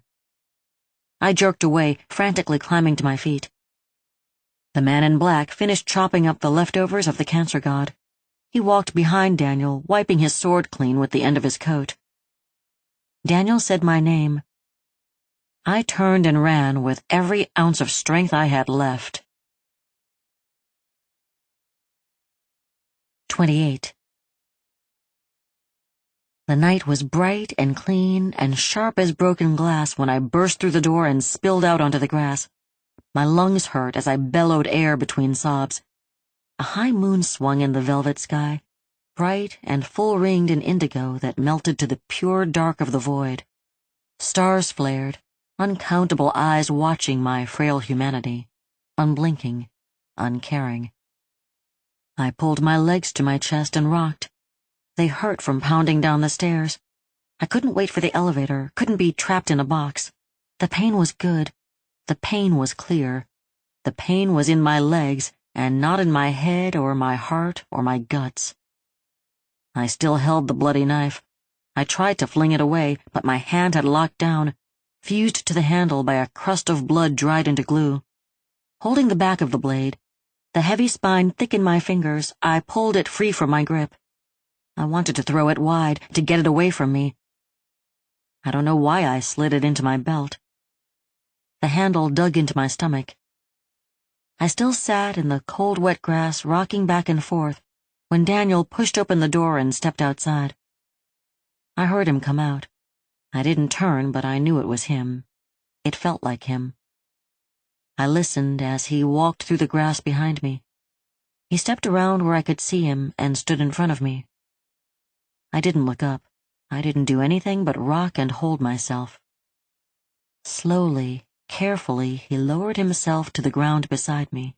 He'd put his shirt on, that was good. He needed his shirt. Sitting cross-legged, he stuck his hands in the pocket of his hoodie. Seconds passed like hours, him looking at me looking at the toes of my shoes. He made a small noise in his throat, testing the silence to see if it could be penetrated. When he spoke, his voice was soft, easy, like he was talking to a skittish animal. Maybe that's exactly what he was doing. "Hey, Charlie, how you doing?" I didn't answer. He bit his lip, trying to think of what to say next. It took him a minute to find it. "It's okay, what happened. You only did what you had to do. You don't have to feel guilty about it." "I don't." My voice sounded like I felt, hollow, tinny, and disconnected. He didn't say anything for a long moment. "I'd understand if you were upset about it." I looked away. "You just don't get it." My eyes felt hot. "I'm not upset about that." I wasn't. Killing Mason sat at the other end of a long, narrow tube. I could see it. It would come up on me one day, and that would be a whole new round of therapy. But that wasn't what made me feel like my skin had separated from my muscles, like a thick layer of batting hung between me and the world. That wasn't what made me crumble on the inside, breaking into tiny pieces that tumbled and fell into a cold, bottomless void. "Are you upset because of me? Because of what happened earlier?" I rolled my eyes. Great, here we go. "Just leave it alone, Daniel." His brow creased. "No, you're upset and I want to help. You're not helping." "Oh, God, just stop." "If this is about earlier, I'm sorry, really sorry." "Please stop." He didn't. "I didn't mean to move so fast. I just think I'm falling for you." He shook his head, bangs swinging back and forth. "No, I love you, Charlie." His words were firmer, definitive, declarative. A statement. "I'm in love with you." Tears spilled down my cheeks. "Not this. Not now. Not after. Can't he see?" I whispered, "You're not in love with me." He rolled up on his knees, moving closer, still not touching me. "I am. I love you, Charlie. You don't have to feel the same way. It's okay if you don't." In that moment, somewhere deep inside me, I realized that I did.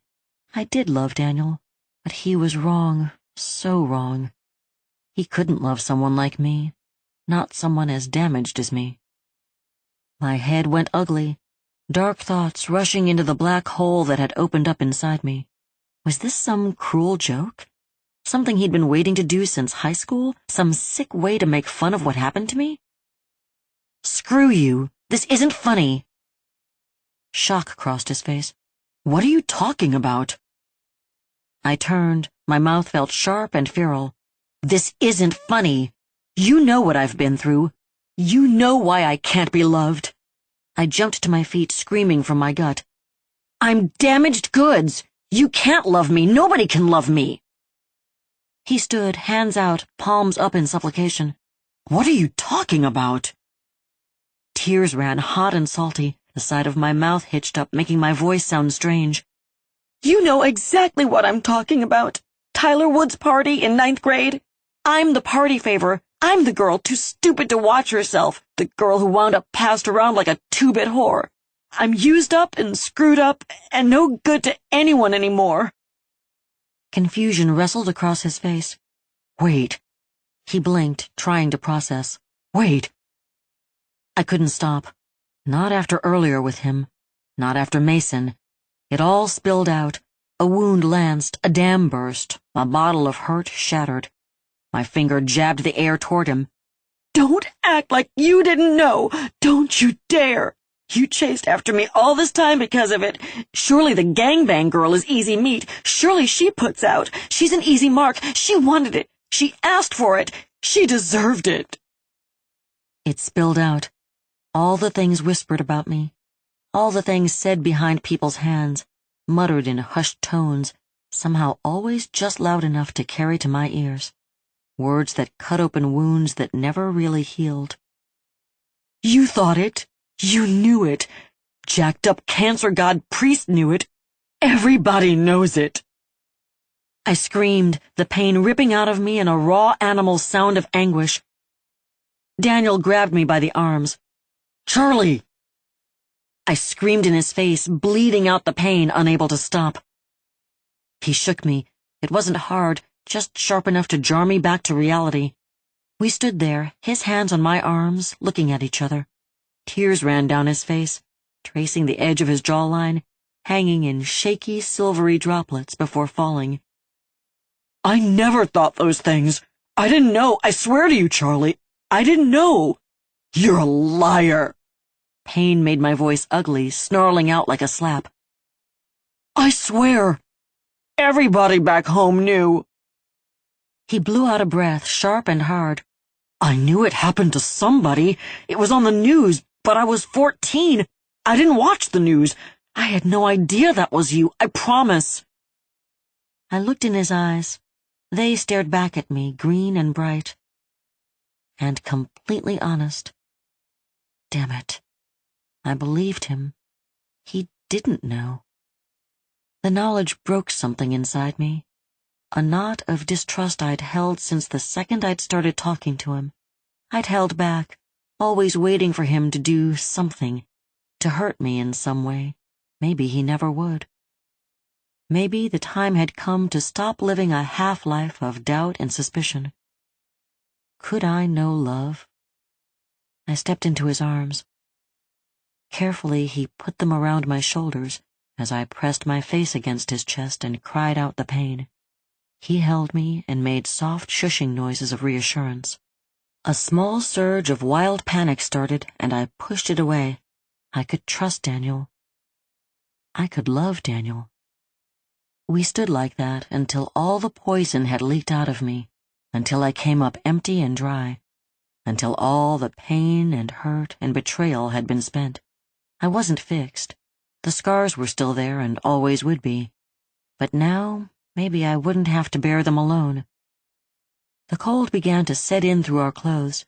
Pulling away, I wiped tears from my face. Daniel had a look on his face. "What is it?" I asked. He shook his head. "Tell me. No need for secrets now." He sighed. I was just thinking about what happened between us. I feel like a complete asshole. He looked away. I understand why you reacted like you did now.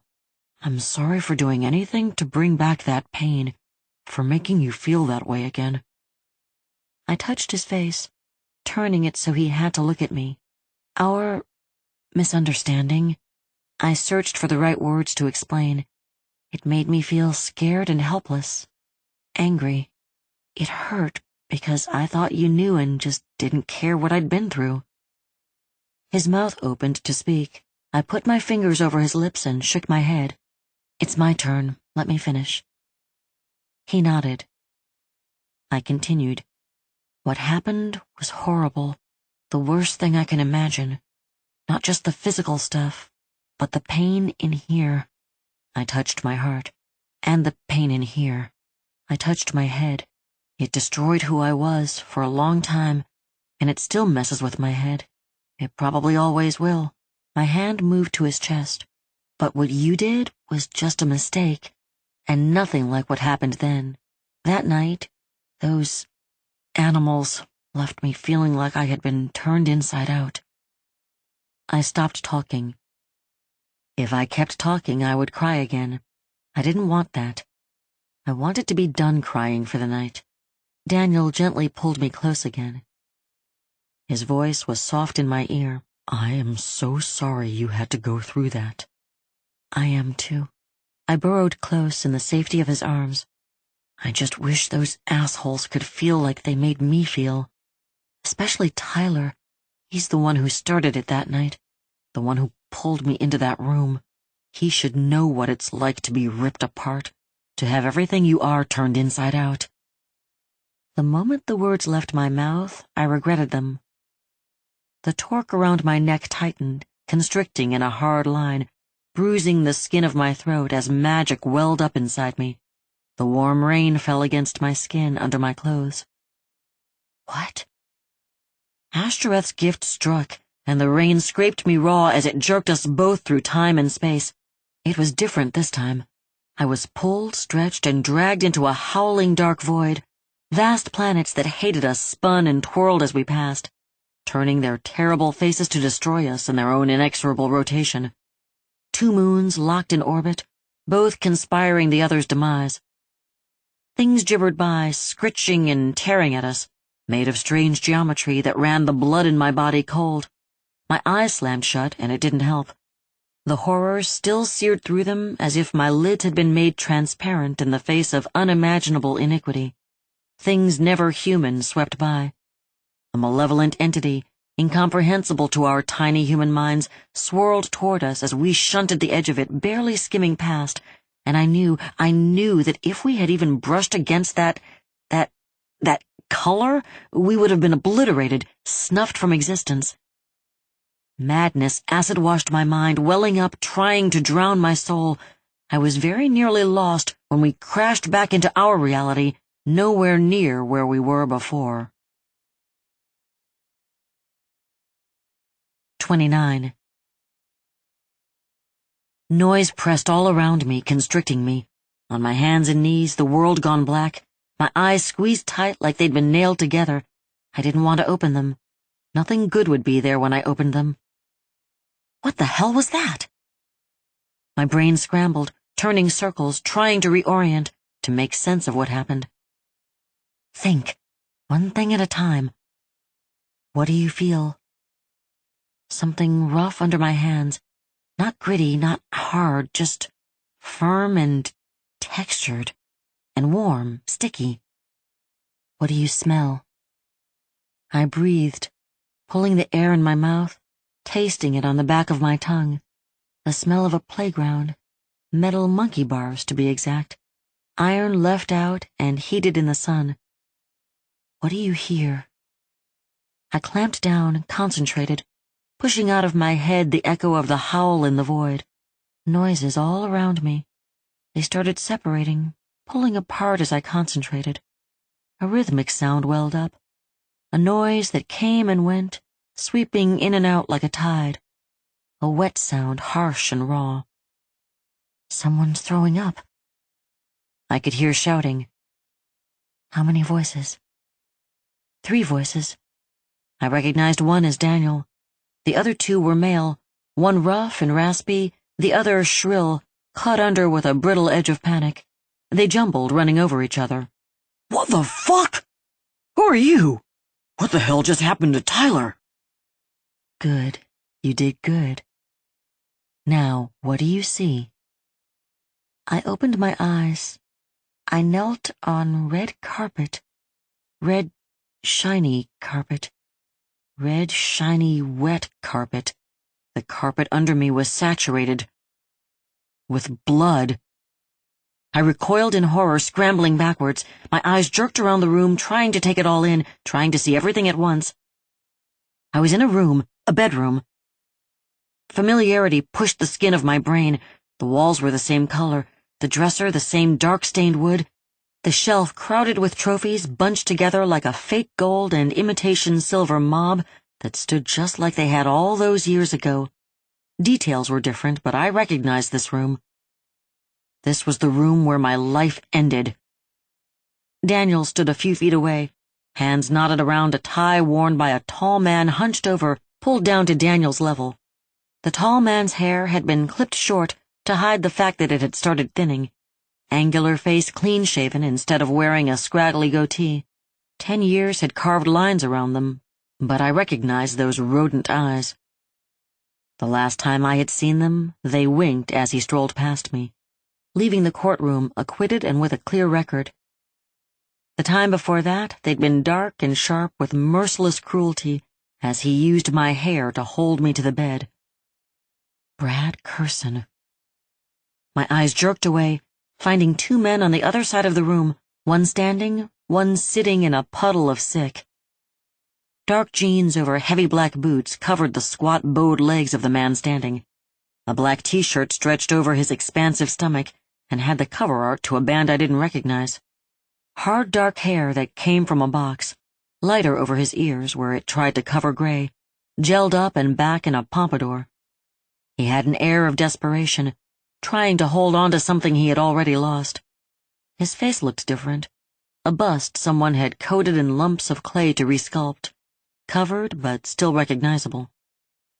The last time I had seen him, he held my face in his hands, squeezing my skull hard enough to feel the bones shift, edges grinding against each other, pushing my jaw out of socket, forcing me to look at him while he tore his way inside me.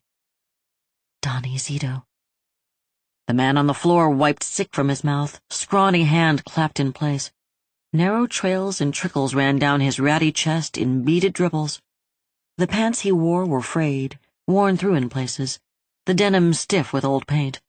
His baby face and boyish body had been whittled down and worn away, sharp nose a raw red, cheeks pitted with scars, from sores that had been picked with addict fingers. The eyes I had last seen clenched tight over mine almost a decade ago were now pulled wide, strung back with wires and staring at something on the floor between us. Jimmy Dietz. Slowly I dropped my gaze, pulling it away from one of the people responsible for over 10 years of brittle, broken existence, to look at the thing on the floor between us. My eyes locked. I stared at something I didn't recognize.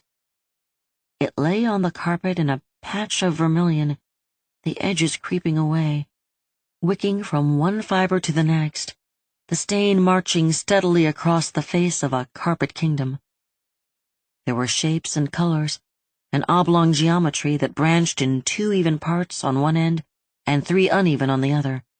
It was nearly, but not exactly, the same color as the stain it lay in, lighter, carmine over burgundy. A topographical map done in 3D, the main part dotted and layered with abstract shapes. 2 pale pink harbors in the center, an ivory mountain range that twisted and curled below them, all connected and similar. The whole thing covered in a tracery of blue streams and rivers that originated and culminated in the fist-sized peak laying between the 2 rose-blushed harbors. My eyes traveled the length of it, taking in the artistry, the colors that stood stark, and the colors that blended like brushed and powdered chalk. They landed on the upper right branch, the end of the shape as it stretched out in front of me. There at the end, my eyes discovered a pair of colors not found anywhere else, an object that was different from the rest. A knot of burnished gold that wrapped a hard, faceted emerald. My head buzzed as I stared at that thing, chewing on the image. I'd seen that thing last on the hand that broke my fingers. A ring. A ring handed from father to son. The Woods family ring. The room swam as my mind stopped trying to keep me from seeing what was right in front of me. I was looking at Tyler Woods. The one who started it all that night. The one who pulled me into this room so long ago. The one who hurt me first. The one who hurt me worst. He'd been turned inside out. 30. Charlie? I turned, my head buzzing with numb horror. Daniel talked to me. He held Brad Curson in a half-Nelson, twisting his arm up behind him. Curson's face turned purple, a knot of pain as he arched backwards, keeping the pressure off so that his arm didn't break. Something dark and ugly curled inside me. Charlie? I looked past him to Daniel. Curson was taller, but Daniel had complete control, using skills and strength still held from high school. Curson jerked and pulled. Let go of me, asshole! Daniel leaned back, putting pressure on the taller man's arm. Break it, the ugly thing inside me growled. Shut up! Daniel snarled at the man in his grip. Curson quit talking and just stood, sucking breath against the pain in his arm. Daniel looked at me. Charlie, what's going on? The metal circle around my neck sat cold and heavy. I made a wish. You made a... Realization crept into his eyes. Does that mean these are the guys who... I nodded. His face flushed dark. A vein throbbed along his temple. And with a small, almost casual move of his shoulders, he snapped Brad Curson's arm with a wet crack. That dark, ugly thing inside me chuckled. Curson screamed, high-pitched and thin, leaking the pain out in a howl that threaded through the room. Daniel let go and Curson crumpled at his feet, arm turned the wrong way. The scream continued, muffled and slightly smothered as Curson rolled fetal around his ruined arm. Daniel looked down at him, hands shaking. He took a swaying step back. I reached toward him. Are you okay? He nodded, still looking down. I'm okay. I'm all right. His voice buzzed tight. He looked up at me. His eyes widened, and he jerked toward me. Charlie, look out! The words were barely out of his mouth when jagged, sharp pain cut from the back of my skull to my eyeballs in a black-red bolt. 31. Donnie Zito stood over me, an ugly look on his ugly face. He clutched a small, mean revolver in his hand like a captured rattlesnake. A thick droplet of blood, my blood, hung under the snub-nosed barrel from where he pistol-whipped me. It swayed like a pendulum, threatening to break and fall as the pistol swung between me and Daniel. Somebody better tell me what the fuck is going on, and they better start telling me right fucking now. The only answer he got was Brad Curson's moan of pain. He shook the gun, slinging the droplet free. My eyes lost it as it tumbled through space. He scowled. Do I look like someone who is fucking around right now? You, chickie. He pointed the gun at me. Answer the fucking question. I looked at him. The dark, ugly curl inside me turned again, and I realized something with the cold, hard realization of universal truth. Something so fundamental that it shifts reality around you and alters your every interaction, great and small, for the rest of your life. I realized that Donnie Zito could kill me, but he would never be able to hurt me again. The thought made magic hum from the center of my chest and run tingling down to the mark incised in my palm. I stood to my feet. I made a wish, Donnie. I made a wish and turned your friend Tyler inside out. He stepped back. My friend Tyler? Beefy eyebrows pulled together. His eyes darted inside their pockets of flesh, moving around the room. They came back to me, narrowed and lit with suspicion. Wait a fucking minute. Is this Tyler Wood's room? I nodded. A sinister grin pulled the corners of my lips. I felt a little buzzy, a little disconnected. I felt invulnerable. I ain't seen Tyler since... He looked me up and down. Sweat rolled from his hairline, zigzagging down his jowls. Wait a minute. His eyes narrowed. Does that mean you're... I nodded. He thrust the gun at me again. You need to explain how the hell I got here. I was at a club in L.A. How the fuck did I get in Tyler's bedroom? Fear stink wafted off him. I could smell it, metallic and sour across the salt of his sweat. It made my head swim. I breathed it deep, and magic flared inside me, brushing against the inside of my ribcage, sweeping upwards and clearing my head. I told you, Donnie, I made a wish. I raised my hand, my right hand, and held it out to him. It pulsed, the symbol cut there glowing with malevolent red energy. I took a step toward him and smiled. I'm magic. You're a crazy bitch is what you are. I am what you made me, Donnie. The dark, ugly thing spoke in my mind. My hand fell to the knife of Abraham still in my belt on my side. Pulling it out slowly, I took a step toward him. The iron blade was dark, but the point still gleamed wicked sharp. I smiled. I am the angel of vengeance, come to collect what's owed. I felt Daniel move behind me. I didn't turn, my eyes pinned on Donnie Zito. Daniel's voice spoke. Charlie, are you sure this is a good idea? I ignored him and took another step. Donnie Zito moved back. Careful, Donnie. I pointed the knife at him. The magic inside me spilled out of my mark, trickling and sparking off the iron blade. You're going to step in Tyler if you don't watch out. I giggled, and it cut through the room, sending chills up my own spine. Donnie flinched. He jerked and looked down, booted foot squelching in the soaked carpet. He shouted and danced to get out of it. I turned, keeping him in my sight. The gun in his hand swung to me, his face dark with anger and fear. Bitch, I am gonna gut-shot you if you don't get me out of here. You can't hurt me, Donnie. His lip curled into a snarl, pulling up like he'd been fishhooked. I hurt you before, bitch. I hurt you real good. His voice dropped into a mean, intimate tone. I still think about it when I whack off. Rage crept up my spine, slow, inching along, crawling its way into my brain. His smile was an ugly, twisted thing. Oh, yeah. I still think about our time together. I always wanted us to have another date. It wasn't a date, you bastard. The words hurt leaving. Call it what you want, Cupcake. I don't care. It was good times. I said nothing. The fuse burned. Daniel moved. I saw it out of the corner of my eye. Donnie Zito swung the gun around toward him. Settle down, boy. Daniel stopped moving, stood glaring. Donnie kept the gun pointed at Daniel, but looked at me. Yes, indeed. You were a good piece of ass.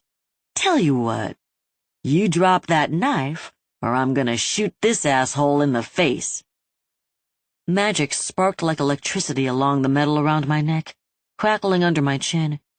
It felt like someone shoved me forward as Astaroth's gift kicked in. My mind jolted, and I was inside Donnie Zito's mind, seeing what he desired most of all. My brain swirled around a dark image of me pinned to the bed, a gun held to my head by a naked, grunting Donnie Zito, while Daniel lay bleeding on the floor. Everything swirled again, and I blinked, back in my own body. I looked up. Donnie Zito smiled at me. He raised the pistol in his hand and pointed it at Daniel. I felt his desire spike as his fingers squeezed the trigger.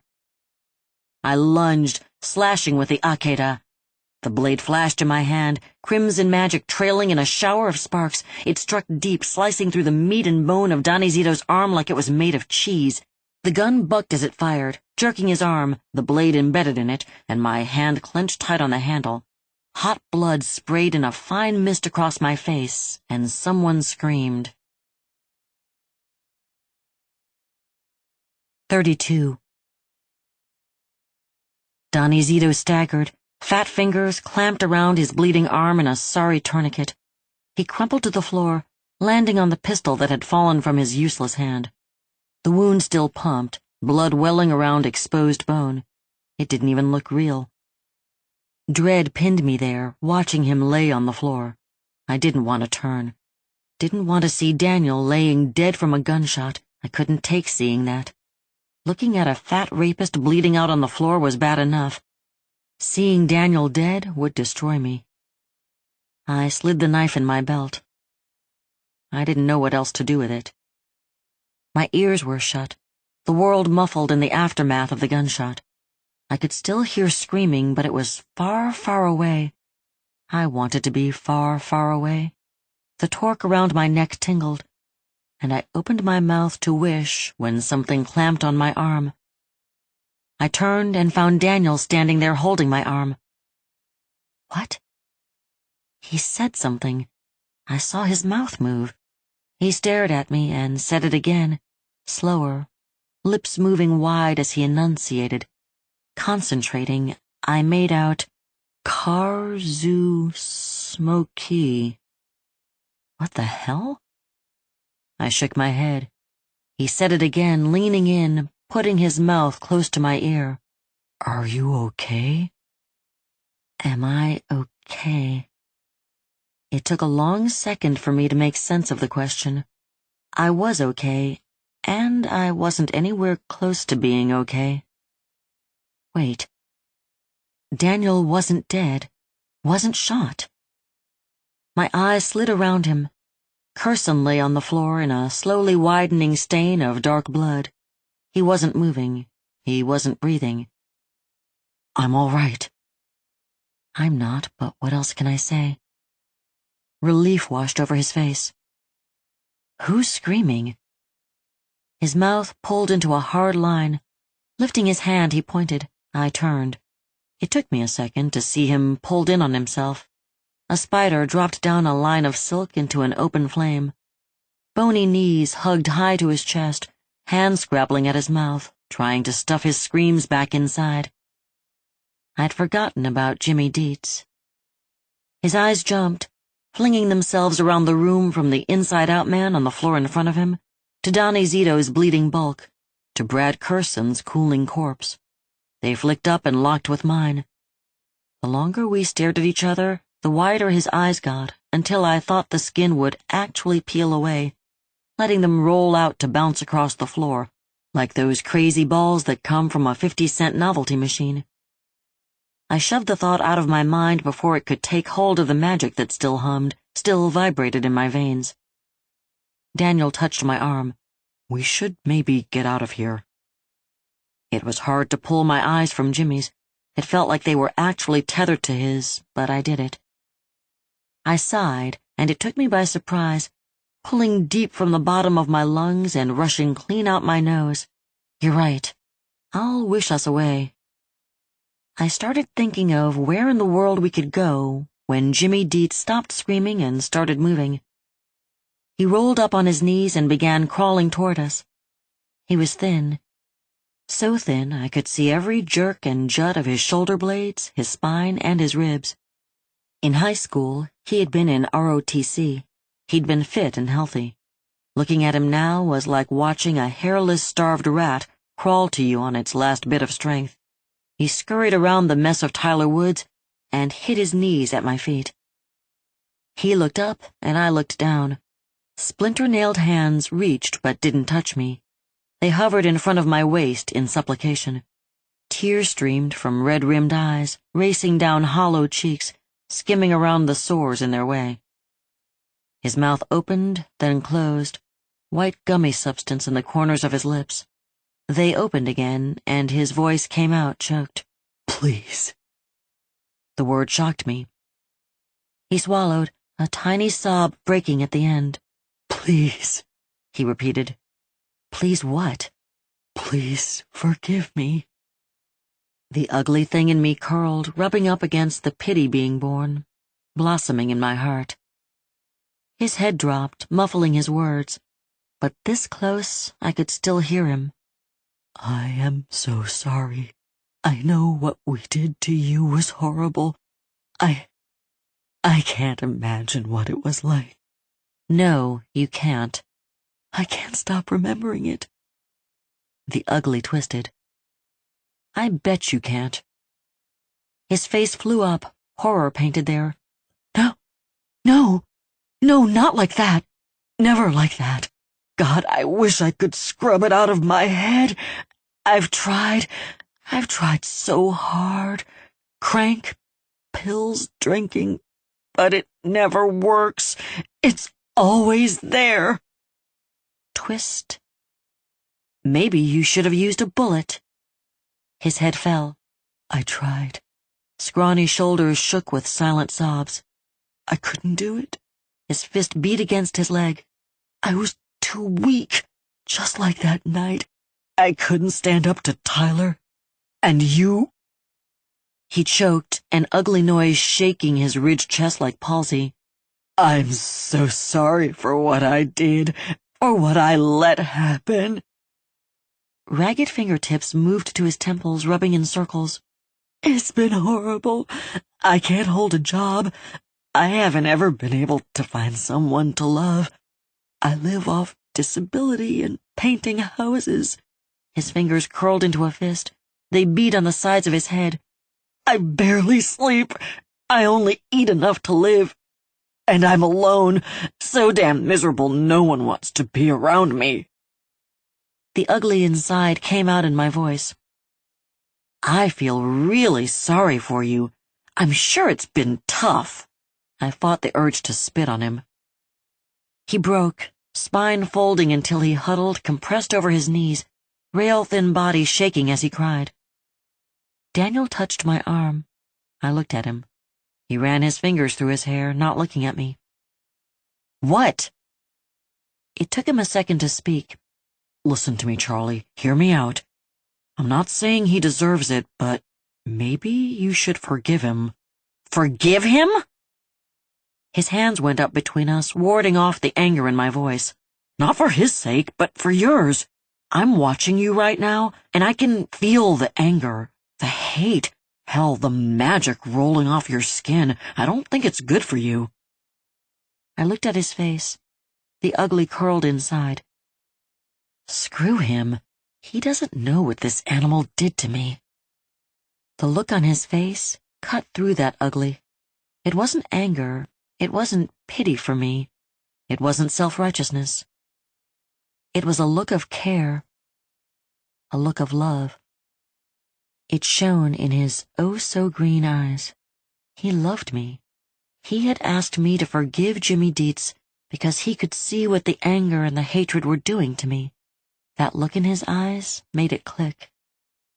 I could feel it inside, the hatred stoking the fire of the magic, eating away my resistance to its siren call. I could let it go. I could drop that burden. I wouldn't absolve Jimmy Dietz of his sin. I wouldn't make it okay in any way. I would just let go of the anger I had, the rage, the pain. I could be free. Not healed, but closer. Stand up. Jimmy Dietz looked up at me. He scrambled to his feet and stood in front of me. I took a deep breath. My heart pounded in my chest. It throbbed the edges of my vision, making the room darker in my sight. Jimmy looked at me expectantly, fear on his face. I couldn't do this. Not after what he did. My head hurt. The room grew darker. Daniel's fingers found my shoulder. I could feel strength and support through that soft, reassuring touch. The word stuck in my throat. I swallowed and tried again. I forgive you. A smile broke his face, fresh tears streaming. Thank you. Thank you. I don't deserve it. The room dimmed like a lamp had been turned off. A shadow moved behind Jimmy. It swirled and coalesced and came striding over, a naked sword in its red right hand. The sword fell like lightning, splitting Jimmy Dietz from the crown of his head to the bottom of his crotch.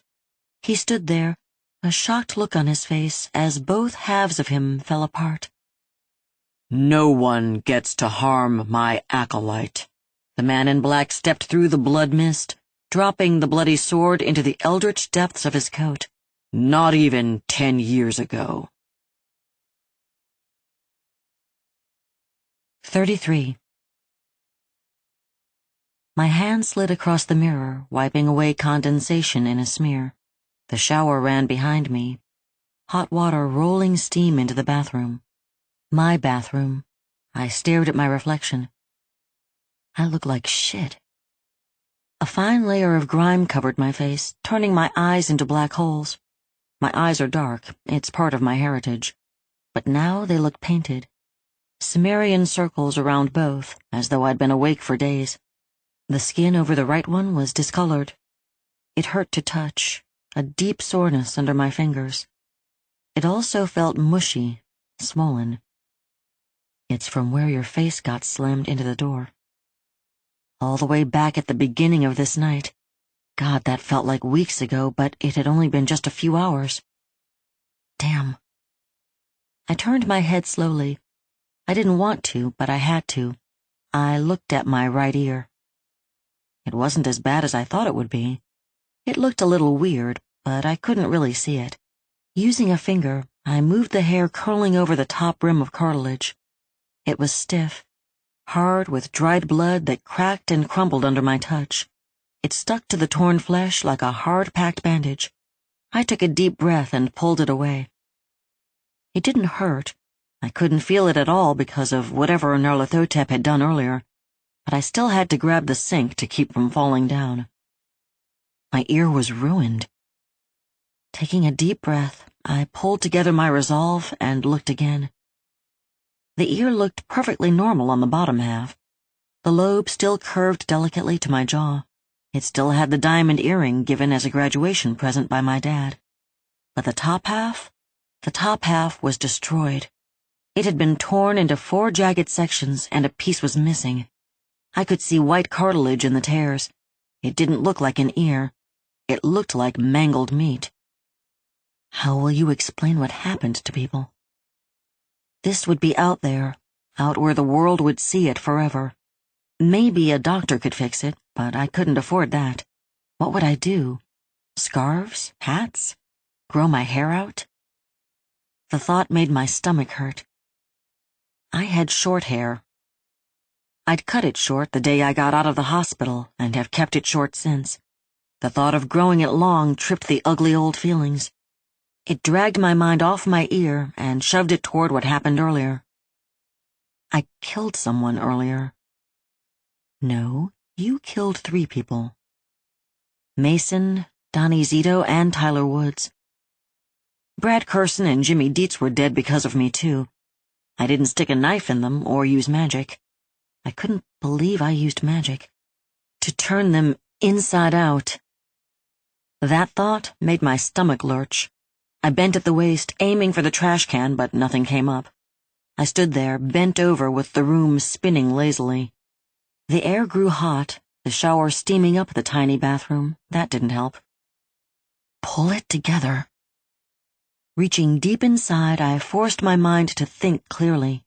I stepped outside myself so I could look at the feelings inside me without being caught up in them.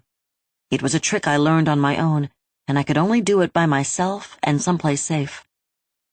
My therapist hated it, always worried that the dissociation might cause a hard split in my personality, so I didn't tell her about it. I could see her concern, but it worked, so I did it when things pushed my issues too far. Tonight had definitely pushed my issues all the way over the edge. In seconds, my mind cleared and my heart slowed down. You killed Mason. I did, in self-defense, and he'd been a monster. Did I feel bad about it? No, I didn't. I should. I thought I should. The whole thing felt surreal, a nightmare that almost didn't feel like it happened at all. The image of him, of his face as the knife sank into his chest, swam up in my mind. My body had the memory of the knife sliding in, stopping when the hilt hit his sternum, his weight pulling down on my arm as he slid off, and the jerk upward as the weight fell off. I could feel all these things like they were happening at that very moment. But I didn't feel bad about them. What about Tyler Woods? The image of Tyler reduced to a mound of meat smeared across my mind. It blared, filling my mind space in lurid colors and grisly shapes, a geometry of gruesome. It was a disgusting picture that I could feel would come back on me. I would see it for a long time, maybe even the rest of my life. My nose filled with the wet hot scent of raw flesh dredged from memory. It repulsed me, but I didn't feel guilty about it. I didn't do that to Tyler Woods. I didn't actually want that to happen to him. It was an accident of my magic. Magic that I didn't want. What was I doing being able to cast spells? How did I have the power to do something like that with just a casual wish? I looked down at my hand. The symbol cut there, now raised red lines of angry flesh. They'd sealed over and lay stark across the plane of my palm. Looking at the symbol made it tingle. I rubbed it across the front of my hoodie. My mind went back to the fact that I hadn't done anything to Tyler on purpose. It had been the magic's fault, not mine. But did you try to wish him back to life? Guilt panged across the dissociation, echoing hollow against the space between me and my feelings. No, I didn't try. I should have. I should have wished him to be not turned inside out. It might have worked. Even as I thought it, something inside me knew it wouldn't have. Donnie Zito shot Brad Curson because you stabbed him. The gap I'd made in myself narrowed, squeezed in by the truth. I hadn't meant it, but it happened that way. And the man in black killed Jimmy Dietz because of you. He did. The gap slammed shut, dissociation crumbling in my mind as my feelings swarmed into my mind. I hadn't wanted any of it to happen. I had wanted all of it to happen. They all deserved it after what they did. I didn't try to kill any of them. But they're still dead. I stumbled, my knees suddenly unhinged and slid down to the floor. The weight of all that had happened pushed me down. It crushed my chest under its weight. God, please forgive me. The tile was cold under my face as I wept. 34. Daniel turned as I stepped into the kitchen, clean and solid once more. He swallowed the spoonful of soup he'd just taken. Wow, you look... I stopped. What? What did I look like? Crap? He finished. Tough. I don't know how long I laid on that floor. Long enough to cry out all the guilt over what I'd done and what had been done for me. Long enough to reconcile the part of me that was glad at what happened to those 4 animals. Long enough for the water to be ice cold when I dragged myself into the shower. It still cleared my head and washed away the dirt and dried blood. I'd dressed in clean clothes. Another pair of jeans and a long-sleeved shirt, but this time I had on sturdy hiking boots and a watch cap that covered my ruined ear. The torque from Ashtaroth still lay around my neck, and the knife of Abraham jutted from my belt. It somehow felt right there, laid over my hip and close at hand. I looked tough? I could own that. I felt tough. I was compartmentalized and reconciled enough to have a talk with the man in black. Alone. He sat at the table across from Daniel, sipping coffee from the same George Takei mug as earlier. He looked exactly the same as at the beginning of the night. Everything we had been through in the last few hours hadn't affected him at all. The benefit of being a chaos god, I suppose. Daniel, on the other hand, looked terrible. He slouched over in his chair, hair hanging lank across his forehead. I'd sat and talked with him a lot over the last few months, and I'd watched him carefully. Daniel didn't slouch. He had almost impeccable posture, sitting spine straight and shoulders wide every time. Even once our talks moved to his apartment, he would slide down, head on the back of the couch and legs stretched out before him as we discussed everything under the sun. Even then he didn't slouch. I'm a sloucher. I always have been. But being around him made me sit straighter, made me pay attention to my posture. To see him bent nearly double over a bowl of soup drove home how hard a night he'd had. I walked over to him. He smiled, reaching for me. His hand stopped before touching, and his eyes went to the knife on my hip. Its edge gleamed wickedly in the kitchen light. He wasn't sure where to put his hand now. I took it to save him the problem. His skin felt clammy against mine, so cold his fingers felt wet. Face pale, purple-black smudges crouched under his eyes, and his lips were colorless. His oh-so-green eyes were bright and glassy, sheened over with something like a fever. He looked like someone who should be in a hospital receiving fluids. "Are you okay?" I don't know why I whispered it. He nodded, turned in his chair. "I'm fine. The soup helped." Where'd the soup come from?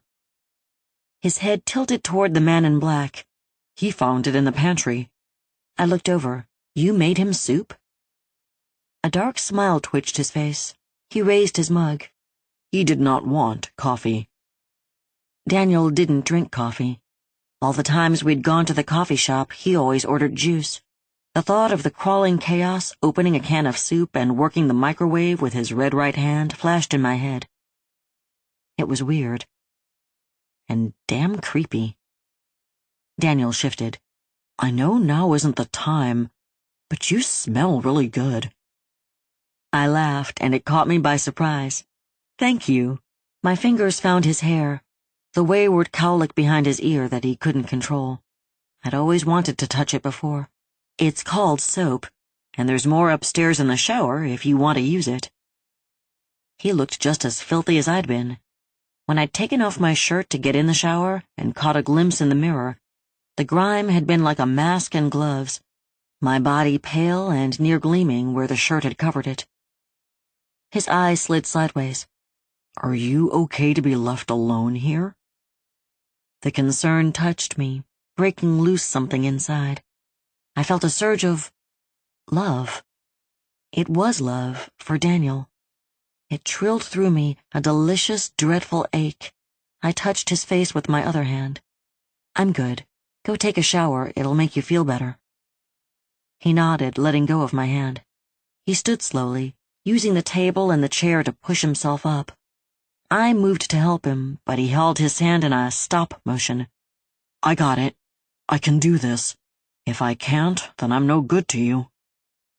I stepped back and watched him stand. He took a second, swaying on his feet, before straightening and walking out of the room. The man in black and I watched him leave. I kept looking at the doorway until I heard him go up the stairs. When I turned, the man in black just sat his coffee cup on the table. Amusement twinkled deep in obsidian eyes.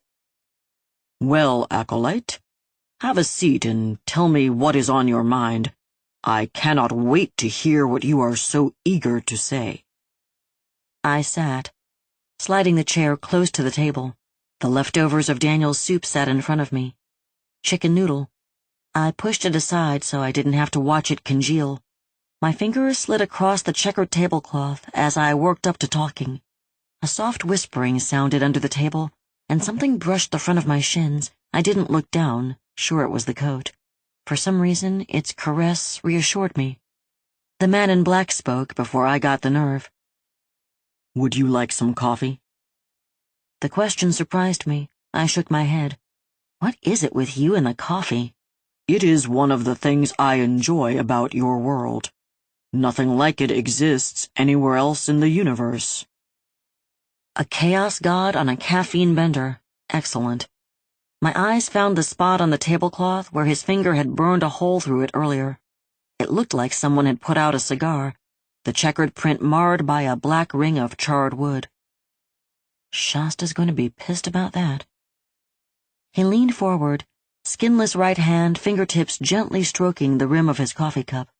Something twinkled in the shadow of his chest, drawing my eye. A gemstone the size of my fist hung around his neck. Its surface gleamed, faceted like a piece of quartz. Long straight planes and sharp creased angles that formed a strange geometric shape, color-pulsed, shifting inside the gem, going from harsh magenta to an indigo that almost disappeared against the darkness of the chaos god, then bursting with putrescent yellow and chartreuse chasing into crimson. Where'd you get the necklace? "It is the essence of Yar Shagura imprisoned." The raw muscled fingers of his red right hand stroked across the surface of the gem. The colors ran from his touch, roiling back and pushing against the other side of the gem prison. The movement of it caused a weird ripple inside me, like some tiny creature with too many legs had run across my small intestine. "I collected it while you were reconnecting with past acquaintances." What are you going to do with that? His fingers slipped away from the gem.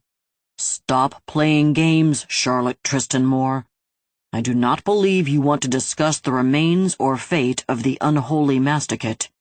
You're right. I wasn't quite ready, though. Answer one more thing. He nodded. What is it with you and all the titles and full names? Why can't you just call me Charlie? His fingers tapped the table. Names have power. They define a thing. If you know a thing's name, then you can own that aspect of them. There are— He held up his finger, dark eyes sliding up and to the left. 866,578 humans named Charlotte on this continent, but only one Charlotte Tristan Moore. Only one who can be my acolyte. Was that flattery? You may take it as such. I rolled it around in my mind. Since meeting him, he'd mostly been the man in black to me. It defined him in my head. But at different times, I'd thought of him as the crawling chaos, the midnight man, and even Nyarlathotep, all of them at times when those names applied. I filed the information away. Time to get to it. I took a deep breath. I want you to let Daniel go. His lips twitched. He said nothing. I pushed on. You've got me with the magic wishing collar and the mark, so you don't need him anymore. Oh, but we do need him. He is a key part of what is occurring. How? That does not matter. All you need to know is that it is necessary for him to remain near us. I looked at him through narrow eyes. That's not a reason. He took a sip of coffee. I leaned forward. We did enough tonight. We helped you kill the cancer god. There is another. You saw it with your gift. He placed the coffee mug on the table. I must imprison it also. Yar Shogun, what's his name, isn't dead? He shook his head. We merely destroyed his avatar here in this reality. It will be a long time, possibly centuries, before the whoremonger of flesh gathers the strength to try again. And we have to do this to the next one? He nodded. Then let Daniel go, or you can find it on your own. I sat back and crossed my arms. And good luck with that. It is your world that will be destroyed, Acolyte. You know what? I thought about it while I was in the shower, and I don't believe you. A sculpted eyebrow arched sharply over an obsidian eye. What do you mean? I think you've underestimated the human race. I put my elbows on the table. I saw that thing we killed, imprisoned, whatever. It was scary. An image of the cancer god rising over me in all his tumor-ridden horribleness sent a shiver across my spine. But I think the military or even the local police could have handled it. They've got heavy firepower, and you? I shifted, pointing my finger to indicate him. You're scary, but I don't think you could destroy the world. He gave a long, slow blink. Do you not? I shook my head. The man in black leaned forward. Black pit eyes stared into mine, light-sucking, starless voids set deep in their sockets. A minuscule comet cut its fiery trail across their depths, racing and rushing and flying to decimate some microscopic planet that lay in those pitch-black vacuums. His hand, his terrible red right hand, lifted delicately, the fingers hanging lackadaisically from loose joints of raw meat. Slowly, deliberately, he slipped the middle one, the longest one, over the rim of the cup before him. It looked obscene, and something deep inside me squirmed in reaction. The digit caressed up and down, stirring the coffee, troubling the caffeinated water like an elixir being mixed, measured, and tested. The finger lifted, glistening with fresh alchemy, droplets slipping from the tip, transmogrified by the insertion of that skinless finger. The seed of Onan or the blood of Eliezer indebted to the sodomite. Either. Neither. Both. Laden with magic and more, so much more than coffee now. I couldn't look away. The midnight man coughed up a word not meant to be formed by a human throat. It crackled in my eardrums, brittle glass rubbing edge to edge. The finger turned, then curled, then flicked, becoming an unholy aspergillum. The transformed liquid arced across the table in a liquid echo of the comet in his eyes. I watched it, unable to move, unable to dodge, unable to avoid. It struck me across the chin and the lips and the cheek as though baptizing me. The not coffee brushed my mouth. The magic inside me convulsed to life. Then it tried to rip me apart. 35.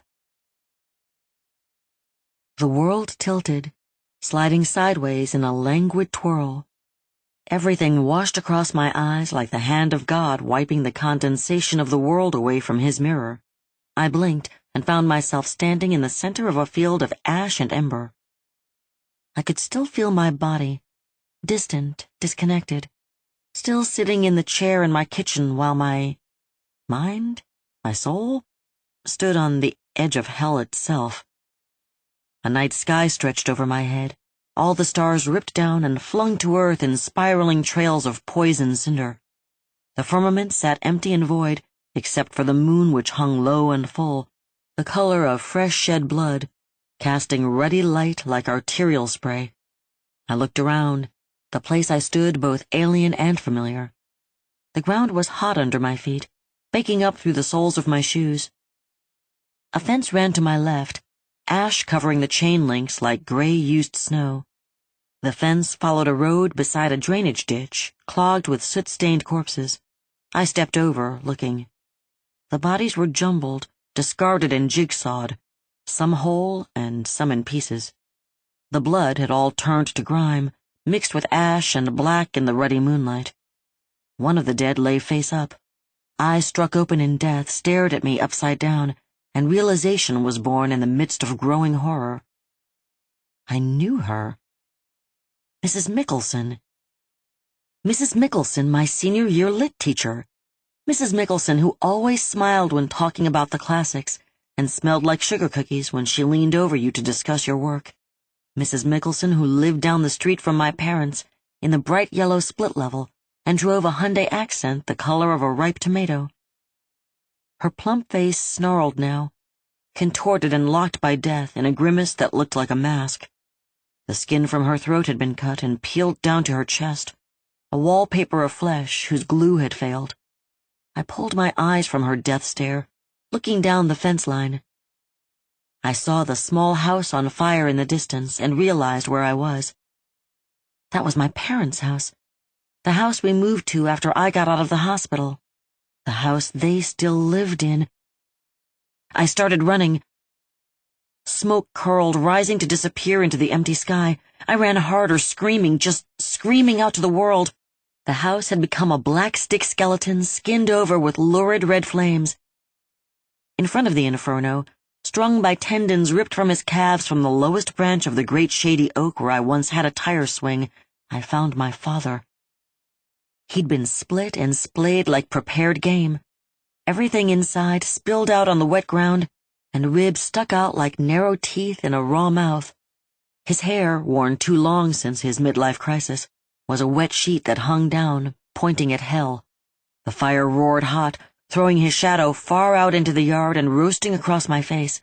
The noise of it cracked open my swollen hearing, letting in the chaotic choir of screaming that filled the air around me. A sob choked, lodging in my throat. I turned. Other houses were on fire, crackling against the black. Shapes moved in front of them, shapes inhuman, multi-jointed legs swinging from bulbous bodies and contorted carapaces. Monstrous. Demons and things undreamed that had not walked the earth in a millennium danced and wheeled, scooping up smaller shapes that were human. The things they were doing to them. I turned away. My mother, my brother, they were here somewhere. I had to find them. I stumbled away, foot slipping in the red mud that stretched under my father's hanging form. I moved toward the house, skirting around the wall of heat radiating off the inferno. It beat on my skin, blasting away moisture, pulling it tight against my face like jerky. I ran with my head turned away lest my eyes shrivel like raisins. 10 steps, and I found half my mother in the curled and charred hydrangea bushes she'd planted the summer I turned 11. I knew it was her by the sparrow tattoo on her ankle, gotten long before settling down with my father, long before I'd been born. The lines were dark, thick with age, and the colors faded to a pale watercolor version of their former glory. I knew it was hers by the 2 bright stars under it, one pink and one blue, added when me and then my brother were born. Her leg stuck up from a hole, twisted and bent, the tattoo almost eye level with me. I carefully touched her leg and found it cold and hard under my fingertips like unsculpted clay. Nausea made me turn and I kept moving. "Jackson, I have to find Jax. He needs me." I found him around the corner. He lay limp and loose across the stomach of a monster, limbs spilled out like he'd been disjointed. His face was blank and serene, blonde hair swept across his forehead the way it always did. It bothered him, but he never wanted it cut. Wearing superhero pajamas in blue and webbed red, he looked like he merely slept sweetly, dreaming of spring days and warm cookies. The monster holding him sprawled on spindly legs, enormous balloon stomach hanging like a loincloth between them. Its jagged teeth were broken glass in a window pane and being used to peel skin from bone on Jackson's leg. Webbed hands held my brother's frail body, while wings of tattered sailcloth beat the air slowly. I screamed at the bloated horror squatting in the firelight of my childhood home. It goggled at me, with blank orbs like peeled eggs gone rotten, and continued to munch and chew, mulchy, grinding noises leaking from its gaping maw. It shifted and let loose a blast of intestinal wind before settling back to its chewing. I took a step toward it when something clamped on my shoulder and jerked me around in a swirl of absolute darkness. 36. The real world smashed into me like the fist of God. I found myself sprawling on the linoleum of my kitchen, feeling like someone had beaten me. My throat was raw, and so was my mind. The images of what I had seen flash-burned like the after-images in a strobe effect across the theater of my brain. My stomach twisted, trying to tie itself into a knot, acid burning at a rapid boil. I looked up. The man in black was on his feet, standing over and staring down at me, the coat unfurled at the bottom, slinking across the floor to lightly brush my arm. I shook it off before it could start singing in my brain. "What the hell was that?" "That is what your world will be if we do not stop my kith and kin from crossing over." He knelt, coat flaring out around him. "Once an elder god fully manifests in this realm, they will bring their offspring and their allies.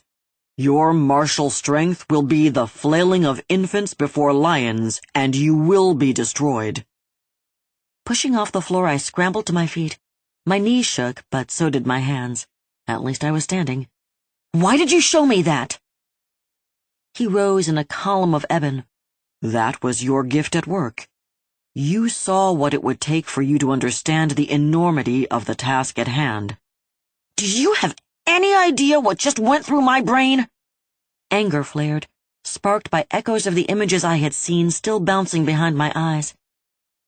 "It was only a pale sliver of the horror that will be visited on this world if we do not finish our task." He flickered, a film strip hitting a snag, and then he sat back in the chair, coffee cup in his red right hand. I didn't see him move. 1 second he stood in front of me, the next he sat across the room. He indicated the empty chair with a flourish of his normal hand. "Sit, Acolyte. I have one more thing we should discuss." Anger hummed inside me.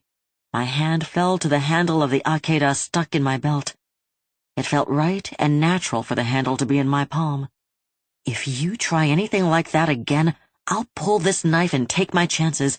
I'm sick of you just demanding and casting spells to make me do what you want. It ends now." I expected him to get angry, to rise in a flare of black code and sorceress wrath, and we would have it out there in the kitchen. I was ready for it, hand on the magic knife, body tense, my own magic pumping through my veins, riding a flash flood of adrenaline. My teeth hurt as I snarled. I was ready to fight and ready to die. The man in black chuckled. This is why I have fallen in love with your race. Given an inkling of power, you go instantly to war. You are perfect instruments of chaos, ready to take life, the thing you hold most precious in yourself, from another. You ruin the world that gives you sustenance and believe yourselves immortal, while fearing every moment your own death. I could not have created you more perfectly myself. It warms my heart. He smiled, sharp-pointed and wide. All of them. I wasn't expecting humor. It took me by surprise and I faltered, taking a step back. He motioned to the chair again. Sit. I have no threat and no incantation. Simply an offer that you need to hear, Charlotte Tristan Moore. My fury fell away, slipping off me like scales, but I wasn't ready to simply take the chair and parley. I kept my feet, and I kept my hand on the knife. Tell me why you won't let Daniel go first. I need a reason. I loved him. I had to try. You are familiar with the concept that gods gain power from their worshippers. He didn't phrase it as a question, but I answered anyway. Yeah, Neil Gaiman covered that idea. A lot. The concept holds true in this case. Your magic is inside you, but it needs a catalyst, an outside power source for you to use it. His feelings for you make him that catalyst. An image of Daniel outside the hospital earlier filled my head. Him sick and weak. My mind flashed forward to him after teleporting to that room, the room with those animals. The image of him in my memory was pale, skin washed out and hands shaking. Flashed forward again to him here at the table, unable to sit up straight, looking like death warmed over. It all fell into place, crashing inside me like Tetris played with 12-ton stones. You bastard! My voice was low and harsh. Every time I use magic, it steals some of his life. You knew, and you waited until now to tell me? My hand tightened on the knife. It is the way magic works, Acolyte. Not anymore. Not him. The knife slid out of my belt. Let him go!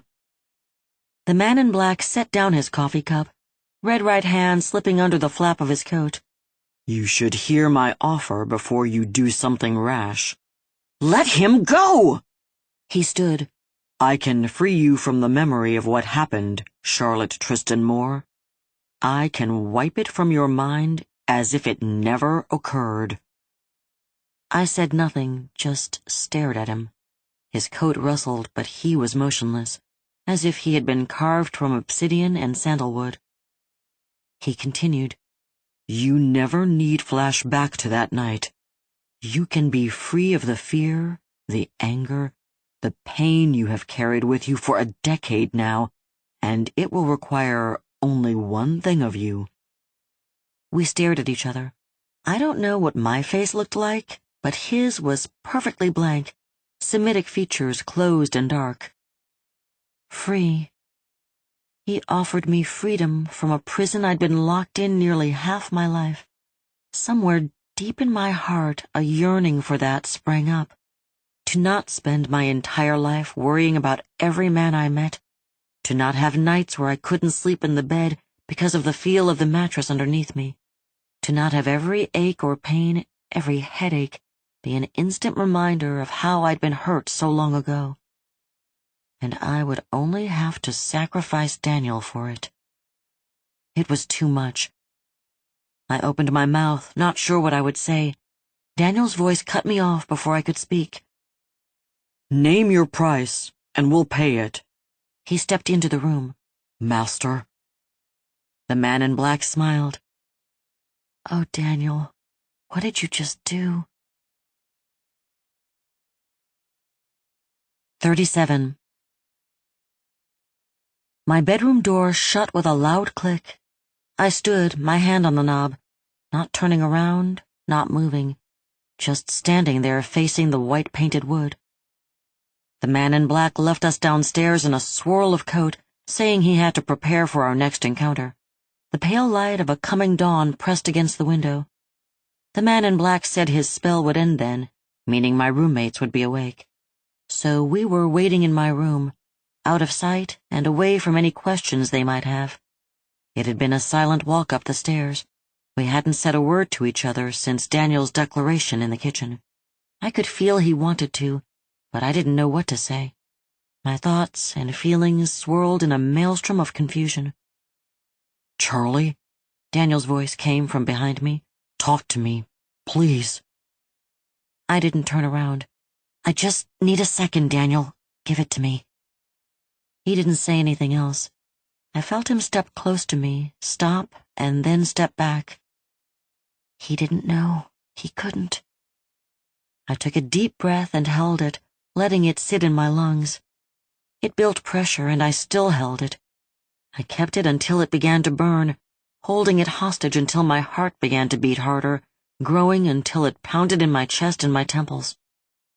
Black spots speckled the edge of my vision. I let the breath out slowly, allowing it to carry away my anger and leave behind a hard shell of calm. I turned around. Daniel stood looking at my bookcase, leaning in and reading titles off the spines. It was a cheap bookcase, made of presswood and laminate. I'd bought it at a box store and kept it for years. It made 2 moves it hadn't been designed to endure, once to college and once here. Because of this and the amount of books I'd shoved on it, it leaned to the left and had to be propped up with folded cardboard to retain its upright position.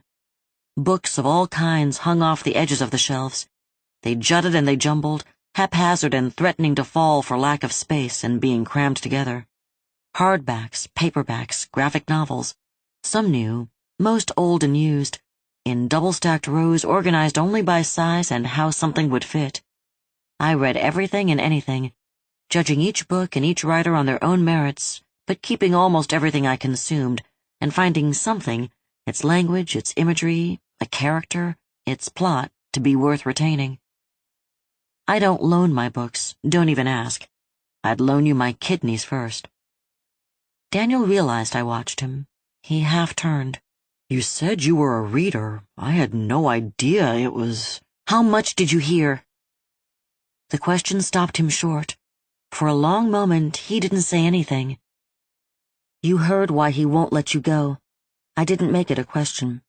"You understood the part where every time I use magic, it kills you a little bit." He nodded. "Then why in the world would you agree to keep helping him?" He stepped forward.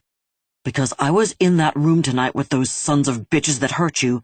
I saw your pain because of what they did, and if the fucking god of nightmares can take that away, then I'll pay the price, gladly." His brow pulled together, mouth set in a straight line of determination, but he was still pale, eyes still buried in dark hollows. "I'm touched." I put my hand on his arm so he would know I wasn't just saying it. "I really am, but you can't." "I'm the only one who can." "I can't let you do that." "Why not?" I looked away, pulling my hand back. He grabbed it, holding it fiercely. "Why not, Charlie?" "Because I love you, damn it!" There, I said it. We both froze. The words hung between us, locking us in that moment. A small part of me held more fear right then than I'd had all night with all the terrors I'd been through. Fear that he would push me away. Fear that he would laugh at my love. Fear that he would use it to hurt me. His hand slipped from my fingers, moving up my arm, warm against my neck. He cupped my face and gently turned it toward his. His eyes were bright, intense. The look in them burned into my soul, lighting me from the inside. "I love you too, Charlie Tristan Moore." He kissed me, and the world went away. 38. Jerked from a dreamless sleep, I came to in a tangle of covers and clothes. Sunlight slanted in from the blinds on the window. Late afternoon. The sun came up on the opposite side of the building in the mornings. Daniel lay beside me, out cold, a thin sheen of sweat across his forehead. It was stuffy in the small room, the air thick and still. We'd fallen asleep. I hadn't meant to fall asleep. I'd never slept with a man before. Sitting there in the overbright room, I realized I wasn't panicked. I wasn't scared.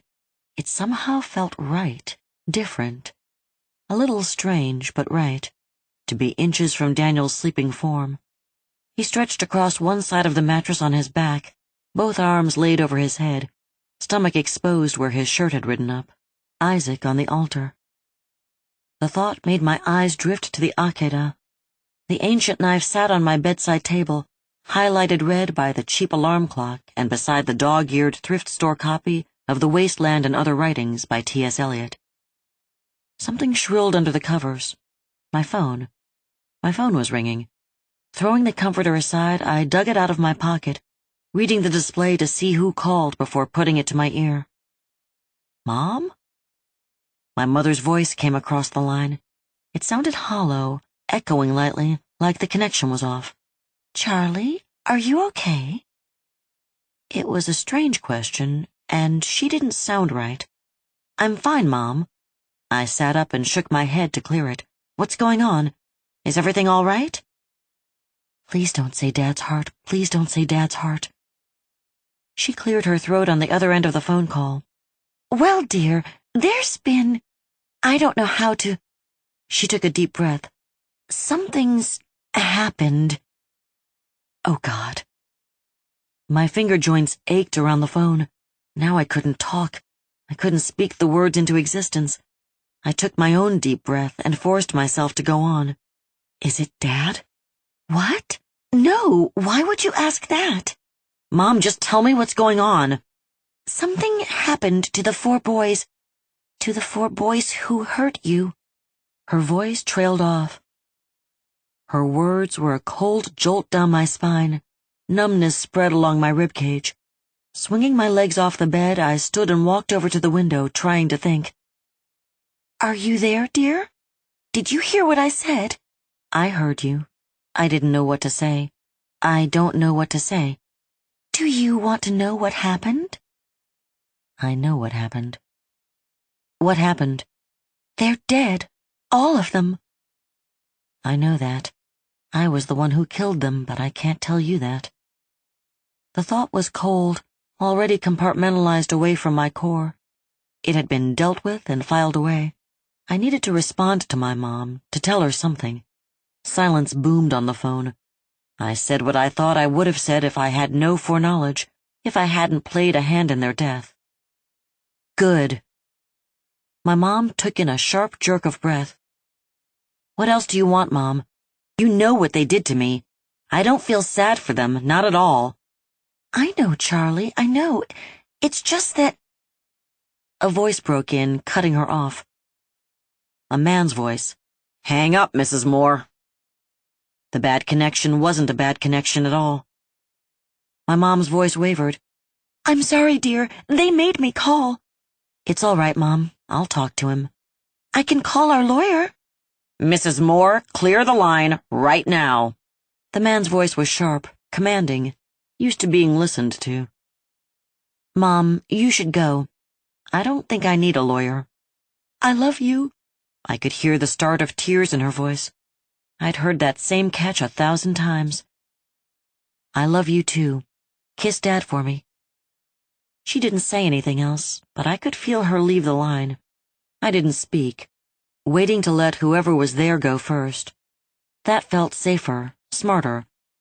I didn't know how to do this. I'd have to lie. I didn't have to wait long. Miss Moore, I'm Special Agent Bronson. May I ask you a few questions? The voice was quiet, not speaking quietly, quiet of its own nature. It didn't sound like a voice that ever yelled at the game on TV or screamed at the dog. It was a voice that spoke little and only once. If you weren't listening, it wasn't repeating. I pushed the phone harder against my ear. Okay.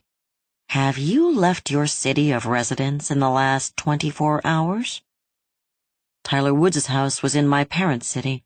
in the same district where I went to high school, 5.5 hours away from where I lived now. No, I lied. You have not flown or driven from your home in the last 24 hours? I went to work and then to a friend's apartment, but that's all. Lie. Thank you, Miss Moore. That will be all for now. Wait, what? That's all you want to know? Silence echoed. I wasn't sure he was still there. Mr. Bronson? Special Agent Bronson, he corrected. There is one more thing. Yes? Miss Moore, do you own a sword? 39. I stared at the phone in my hand like it had turned into a poisonous snake. I'd answered no, and Bronson said, "Goodbye, Miss Moore," and hung up. He knew. I didn't know how he knew, but he knew I'd been there. I looked at the phone. The time read 5:15. The slaughter at Tyler's house had been before dawn. Not much before, maybe about 4 a.m. Nearly 13 hours ago. Long enough to fly there, kill them, and fly back. Panic swept over me, hot and moist, making my skin tingle everywhere it folded. My armpits, my elbows, the backs of my knees, all of them set alight with a buzzing electric jolt sensation. There's no record of a flight because you didn't fly. Relief fell on me, driving me down into the chair I kept by the desk in the corner. A bubble rolled inside my chest. Laughter. Ridiculous, hysterical laughter. It twittered behind my breastbone like a caged hummingbird, trying to take invisible wing and fly free from my voice box. I swallowed it, making a snigger instead. It was okay. I was going to be okay. Daniel moved, legs sweeping the covers off him to fall and tumble and bundle on the floor. His head twisted and he began to murmur. Daniel's going to be okay. The moment the thought was complete, he convulsed, jerking off the mattress like a string had been hooked to his spine and yanked sharply upwards. Arms and legs stiff, he vibrated on the bed like 100,000 volts of electricity were coursing through him. I grabbed his arm. His skin burned my fingers with fever. "Daniel!" I screamed, trying to wake him, to drag him back to this reality.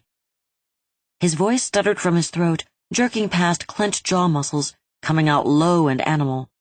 Foam boiled through lips pulled thin and tight over teeth, a symptom of rabid dreams rampaging through him. His skin purpled, air unable to squeeze into the lungs trapped inside his constricted chest.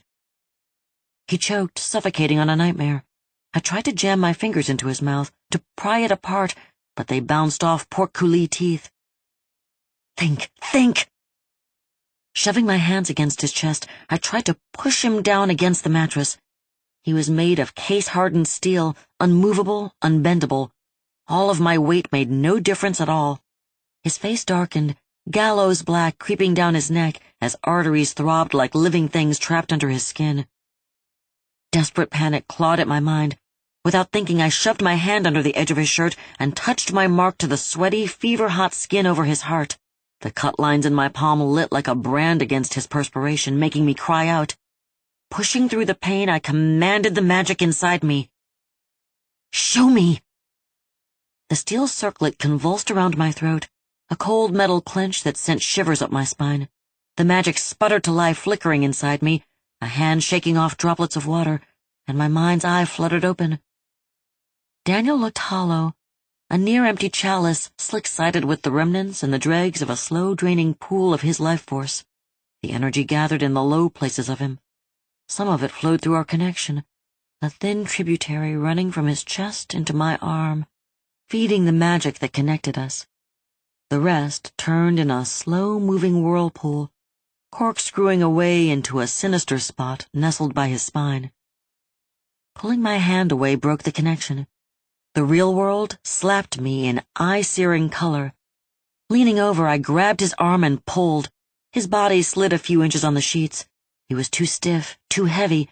I couldn't flip him over. Changing tactic, I shoved, pushing him off the edge of the bed to tumble onto the floor. Scrambling, I found him on the floor face down, spine still arched, making his feet hang over his head, But that's not what I saw.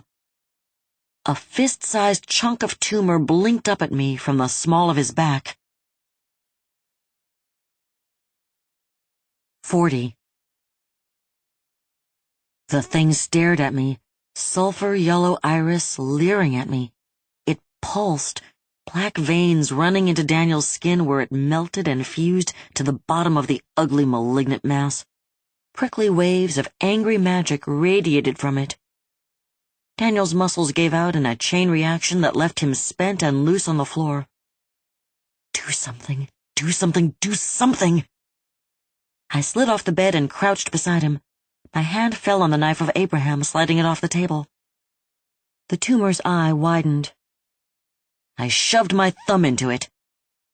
The surface was slimy and firm, resisting, fighting the intrusion of my digit, then suddenly bursting around my nail and opening to my knuckle in a squelch of egg yolk, runny and aqueous. My hand became a claw. I dug in and pulled up, stretching the diseased parcel against its mooring. The thing felt rubbery, slick with its own fluid. Daniel made a noise, a grinding, choking moan from the back of a clenched throat. Stomach churning, I laid the gleaming edge of the knife on the seam of corrupted flesh. The edges of the lids around my thumb turned sharp, lashes becoming needles. They jabbed my skin, stabbing through to pierce tendon and bone. The eye gnawed at my thumb as I screamed and pulled the knife hard. Flesh parted like water against the razored edge, a brackish jelly leaking from the wound and filling the air with the stench of meat gone spoiled. I yanked on the tumor and hacked with the knife and peeled the rotten nodule from Daniel's body. As the last tendril split under the knife edge, his jaw unlocked, releasing the howl of suffering held captive in his mouth. Though it only lasted a second, it was the worst sound that I ever heard. The tumor acted like a landed fish in my hand, flopping and flapping, trying to slip the hook. Needle lashes raked my thumb in diabolical acupuncture as the lids chewed and sucked. Dripping jelly hung in strips from the cut end, solidifying, skin forming over their length, turning them into grasping tentacles that wrapped my wrist in clammy, wet circles. Stretching and contracting, it tried to pull itself over my hand, the evil essence of the thing trying to bond with me, skin to diseased skin and jelly to bone. I don't think so, you little bastard. Magic rushed from below my stomach, from the pit of my pelvis, sweeping in a twisted whirl through my body, a tornado of energy up and out to my hand. Burn! The remnant of Yar Shagura began to sizzle in my palm. I felt no heat, no flame, but my hand began to glow, sunset orange like the electric eye of a stove, and smoke curled off the scrap of elder god as it shook. The purple-gray membrane that covered it like a decomposing sausage began to fissure, miniature flames flickering, licking along its surface in a wildfire chain reaction. In seconds, it reduced to a handful of ash. I shook it off, wiping my palm on my pants and turning to Daniel. He was pale as a ghost. Skin so cold, tiny wisps of white curled from it to dissipate into the warmth of the room. The patch where I excised the tumor was raw and bloody, the meat of him exposed to my eyes. I touched him just to make sure he still breathed. He was. Barely. My heart locked, frozen between one beat and the next. No, I can't lose him. I'll do anything, anything. And I meant it. Carefully, as gently as I could, I pressed the symbol on my palm against the bloody patch on his back. 41. Magic crackled through every fiber of me, arcing along nerve endings, spitting from cell membrane to cell membrane. It filled me, all of me, swelling shut my insides and turning my bones to heavy, polished alabaster. I pushed through it, fighting to clear my head. My eyes were closed, and I forced them open. My magic-soaked vision painted Daniel in alien color. I could see through him like he'd been transformed into glass. His heart beat in slow, heavy thumps, a wounded animal trying to drag itself away. I could see the blood in his veins lurch with each throb. He was dying in tiny ebbs and flows. I can save him. The sure knowledge became a stone in my mind, immovable, irresistible. Energy began to draw to me. The room dimmed as I pulled, sinking low in the fabric of the world, making a depression where all the magic around me would pool and soak into me. I was a magnet, a sinkhole, a dwarf star. The room dimmed. Outside, a bird fell dead from the withering branch 'neath tiny clawed feet. Multi-legged creatures lodged in the structure of the house stopped moving, a slaughter of microscopic lives. It all fed into me, into the magic inside. Inside me, the magic roiled. I felt like a pot overfull and on high heat. The mystic energy in my stomach simmered through my limbs. I had life. I had more life than I knew what to do with, and my head swam with the power. I pushed the magic through my mark. It spooled out in a ribbon of pleasure that reached me deeper than just my arm. This was creation. I gave life, and it was glorious. I watched the energy pour from me to Daniel, filling him, making him whole in my eyes, making him real, making him mine. Ecstasy rolled through the deepest part of me as our connection grew. Our skin song sang across time and space. My mind was a lotus flower that opened to his, and I knew him. I could see his life laid like a tapestry before me. The texture of memory woven into who he was, a man of honor, still growing into his own skin, but close, so close to the man he would be forever. He had no stain of guile, no taint of deception in him. My eyes followed a golden vein that ran from his heart, a crack of ore in a mountainside. As I watched, it widened, spilling energy into the magic I poured into him. The two mixed. The golden energy began to suffuse my magic, running along the channel. It hunted, seeking the source. It found my mark and slammed into me, and we became one flesh. I was overwhelmed. My essence and his slowly revolved around each other, a key in tumblers until the lock set. I fell back, my hand sliding off the now healed slick spot on his back. He turned in one swift motion, fingers curling around my wrist, catching me before I crashed. His eyes were bright, glittery, and a brilliant shade of seafoam green. He gave me his boyish grin, the one that made his dimples so deep you could lose yourself in it. "Thank you, mistress." Oh, damn. Darkness swirled in the corner of the room, reality bending along curved lines. The man in black stepped through the gloom. He looked down at us for a long moment. "What have you done?" 42. The asphalt was dirty under our feet, littered with trash and oil and grime. I know because I looked down at it when we popped through the skein of reality.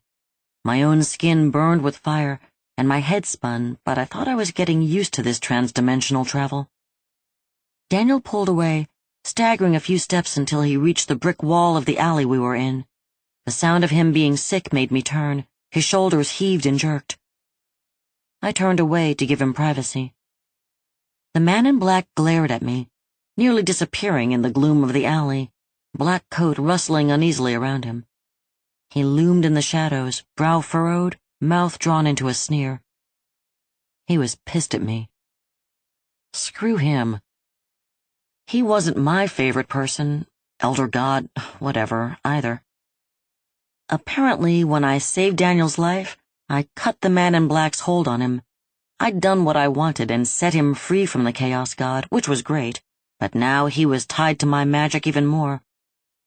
I could feel him in the corner of my mind, like a thing you can't quite remember, a specter of consciousness that haunts the hallways of your mind, a memory you can't put down, the wallpaper of your brain that you can't peel off, can't paint over. It wasn't unpleasant. In fact, I found it comforting. Comforting, but weird. Daniel came over, wiping his mouth. "You okay?" He nodded. Better now. I studied him. He still looked healthy. A little flushed from throwing up, but okay. Not weak and near collapse like before. My eyes shifted, the muscles behind them twitching as my vision changed and I saw Daniel through my magic. He still appeared to be full of the gold-infused energy from before. I blinked and the world came into focus. The more I used the magic inside me, the easier it came. I'd have to be very careful. Noise wrapped around us, coming in from the alley opening, a hum and buzz of people and vehicles, the hustle and the bustle of a metropolitan city. People stood in a line stretched across the alley between the buildings that rose on either side of us. Only a handful of them looked over at us. Most looked ahead or down, or were engaged by their phone or other electronic device. Jacked in, constantly connected to people they never saw in real life through social media and instant updates of every little thing that happened to them, all the while not bothering to speak a word to the people less than 1 foot away. The blank looks on their faces, even on the few who turned to see what we were doing, reminded me of the people in line at Ashtaroth's hotel. Daniel leaned in toward me, speaking from the side of his mouth. Creepy. Creepy indeed. I nodded. Do you know what city we're in? He asked. I shrugged and looked over at the man in black. He said nothing. I looked back at Daniel. I don't suppose it really matters.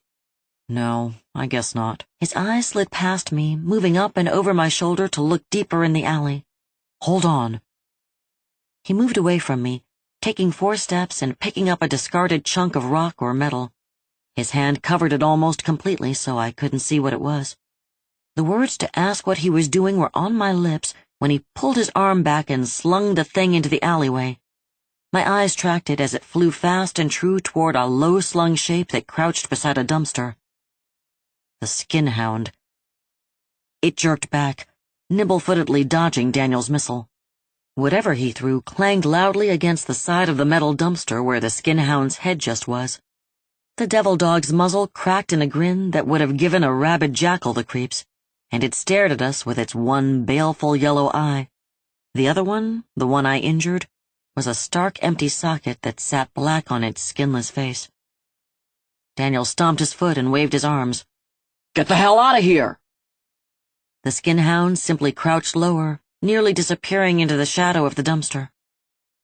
The man in black raised his red right hand. It sat on the end of his arm, an unlit torch, a treacherous signal fire yet to be struck. His fingers twitched, middle one touching and then snapping across the thumb in a snap that sounded like a lightning strike. The skinhound's face jerked up, eyes wide as it studied us. After a long moment, the man in black swept his hand in a dismissive motion. The skinhound turned tail, disappearing into the shadows. Daniel grunted. That was the next thing I was going to try. I leaned in. I didn't even see it down there. Why is it here? He shrugged. I don't know, but I saw it back at the hospital, too, when we were outside. I was going to shoo it away, but then we did the disappearing trick and I got sidetracked. I didn't think we'd seen the last of that thing, but I didn't say it out loud. The man in black began walking toward the front of the alley. He didn't turn to see if we were following him. Temptation weighed on me to stay there. Let him fight this thing. Why should Daniel and I risk ourselves any more? He was the elder god, not me. Let him handle this. But I started walking. I needed to make sure, to see this through. I'd come this far, and I knew what would happen if we didn't end this. I'd been given magic, and damn it, that obligated me to do something, even if I hated the one I had to help. Daniel followed me, staying close to my side and just slightly behind. The Akeda pressed hard against my hip, the flat edge of the black iron blade between my belt and my jeans. The shirt I'd thrown on used to be my dad's, and worked as a jacket, so it mostly covered everything. But I still felt tense walking into a group of people with a foot-long magic knife at my side.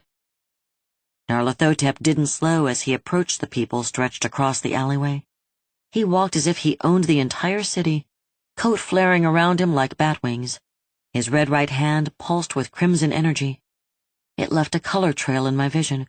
but that could have been my magic making my eyes go weird again. The people stepped aside as he reached them, parting like water. He stepped through and they shuffled back into place, blocking me and Daniel. I didn't slow, just kept walking. I drew near, and coldness crept up my legs like walking through a chill fog. I stopped an arm's length from the line. In front of me stood a man in a blazer and a pair of slacks. He looked older than my dad, but held himself like someone my age. He slouched casually in line, exuding a cool, I-don't-give-a-damn attitude, fingers moving rapidly around a small touchscreen in his hand. He didn't look over at us. "Excuse me." Fingers moved. He still stared at the screen he held. Anger burned. "Let us through!" He turned his head. His eyes were dilated, the pupils painting over the irises. His lips parted and the gums inside were stained dark, like he'd just drank squid ink, teeth gray in their notches. It wasn't a smile, it was a snarl. Behind me, Daniel said, "Holy shit!" My hand drifted to the knife at my side. The man stepped aside. His head fell as his eyes swept down to the device in his hand, fingers on the move once more. "Come on," I said to Daniel. I twisted through the narrow opening, not wanting to touch the man with the black gums. I knew deep down that if I did, this would go bad quickly. And it would be bad soon enough. 43. The line stretched down the entire block. The sidewalk we were on was wide.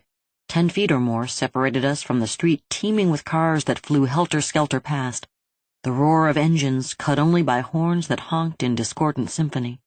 I could see the man in black ahead of us, taller than everyone else on the sidewalk. People moved out of his way, crushing into each other as he passed. One lady darted out of his way and into the street, fingers pulling hair from her scalp as she ran. Her voice was a loud waddle of meaningless babble.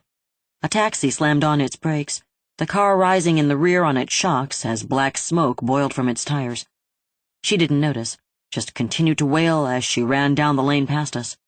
The cabbie followed behind her, head and arm out the window, screaming curses that were a mix of 3 languages. The man in black turned the corner, disappearing from my sight. I reached out, grabbed Daniel's hand, and began to hurry. We were in a city, a big one. All of the buildings stretched high in the night sky. Lights shone everywhere. Streetlights, signs, traffic lights, headlights. Even just the ambient light of thousands of windows along building fronts being lit from the inside. Everything seemed to glow in 1,000 colors that blended to a dull, blanched white. Light pollution bounced off everything. All I could see were the shadows. They clawed up the sides of buildings and lay in pools underneath everything. I could feel things inside them watching me. Maybe even the shadows themselves had taken on some malevolent sentience, some hostility to human life that made them watch and hate and lie in wait for someone to slip into their trap, to fall prey to their patience. It would have sounded stupid yesterday. Tonight, I knew it could be true. Nerves jittering, I moved faster, my steps becoming a run. Daniel ran beside me, hand in mine, unquestioning, following my lead. We pelted toward the corner, pushing through people on the sidewalk. Rounding the corner, we nearly ran headlong into the man in black. He turned. "Rushing to the maw of the lion, Acolyte? How unlike you." "I'm here to finish this." "So you are." The gemstone around his neck pulsed in the shadowed depth of his coat. People stepped around us as we stood in a pool of neon light. The man in black's coat fluttered out, tattered tendrils licking along the ankles and feet of passers-by. Daniel made a noise in his throat. His hand tugged mine, and I looked over at him. He stared over the man in black's head, eyes wide. I followed his gaze. We stood in front of a temple dragged from some ancient time and wrapped in bars of neon lighting. The stones that formed the bulk of it were green and cut in odd shapes that shouldn't have fit together, but did, held in alien geometry by some arcane masonry. The lines of the building hurt my eyes. dragging my sight in too many directions to follow without discomfort.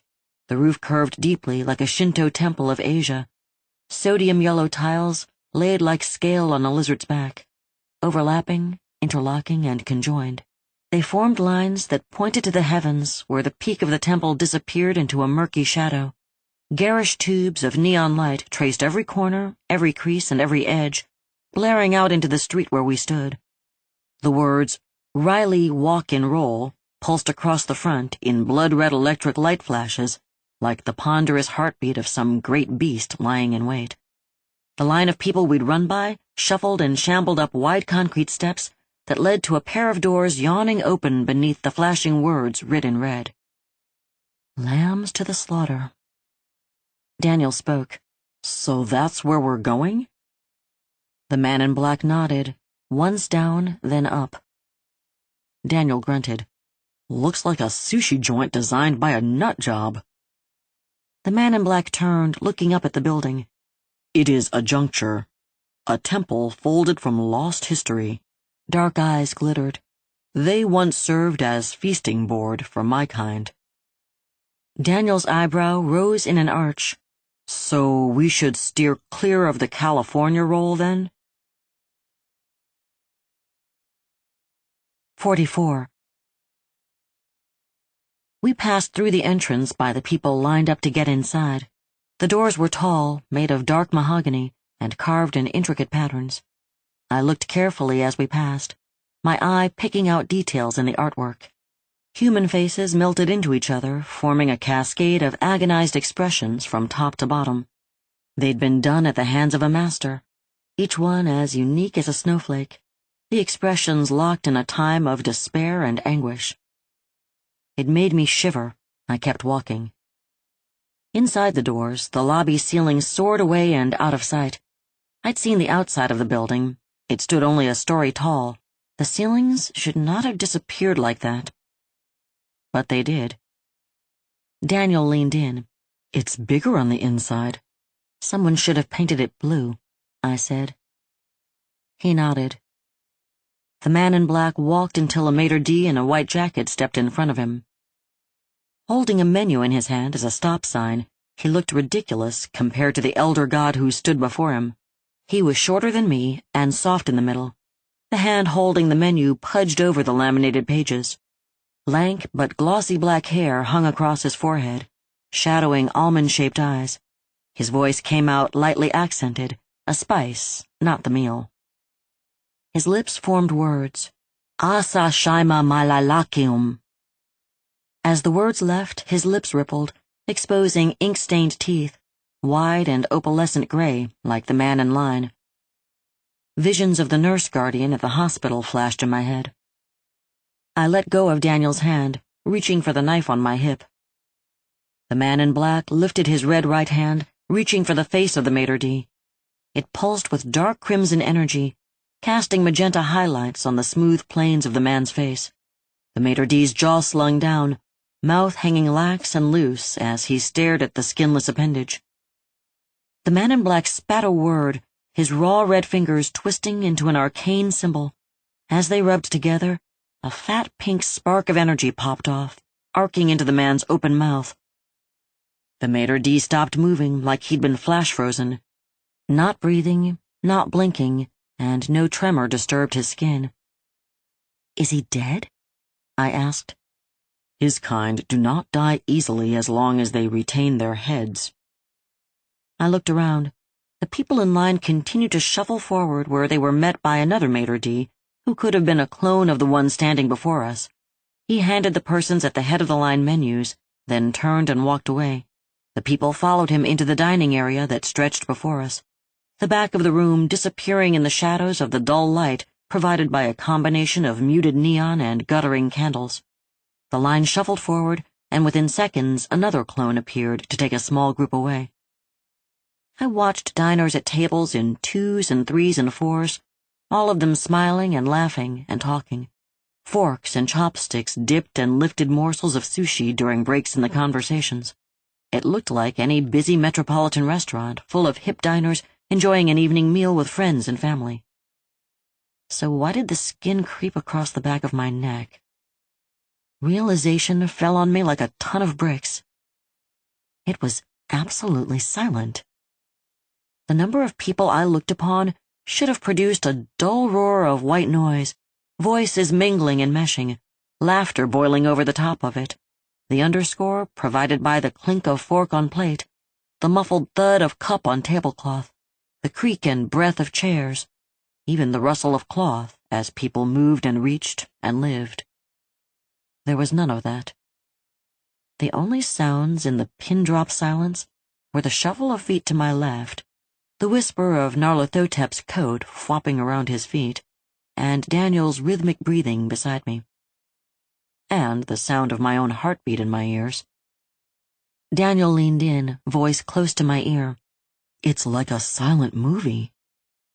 The man in black turned. "We have very little time before our entrance is noted. Use your mark and find our prey." I hesitated, not wanting to use magic. My eyes slid over to Daniel quickly. His hand found mine again. It felt warm, solid. "It's okay. I didn't feel it when you did it before. It's the teleporting that takes it out of me." The magic inside me had buzzed to life at his touch, murmuring along the skin of my hand. I closed my eyes and let it go. My mind slipped sideways, disjointing itself as my mind's eye opened.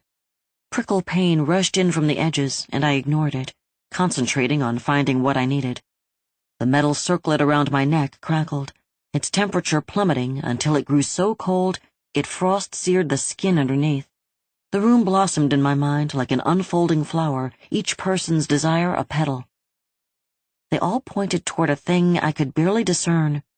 It was close, but indistinct, except for its hunger to assimilate, to mate and marry and meld with each person who fell under its influence.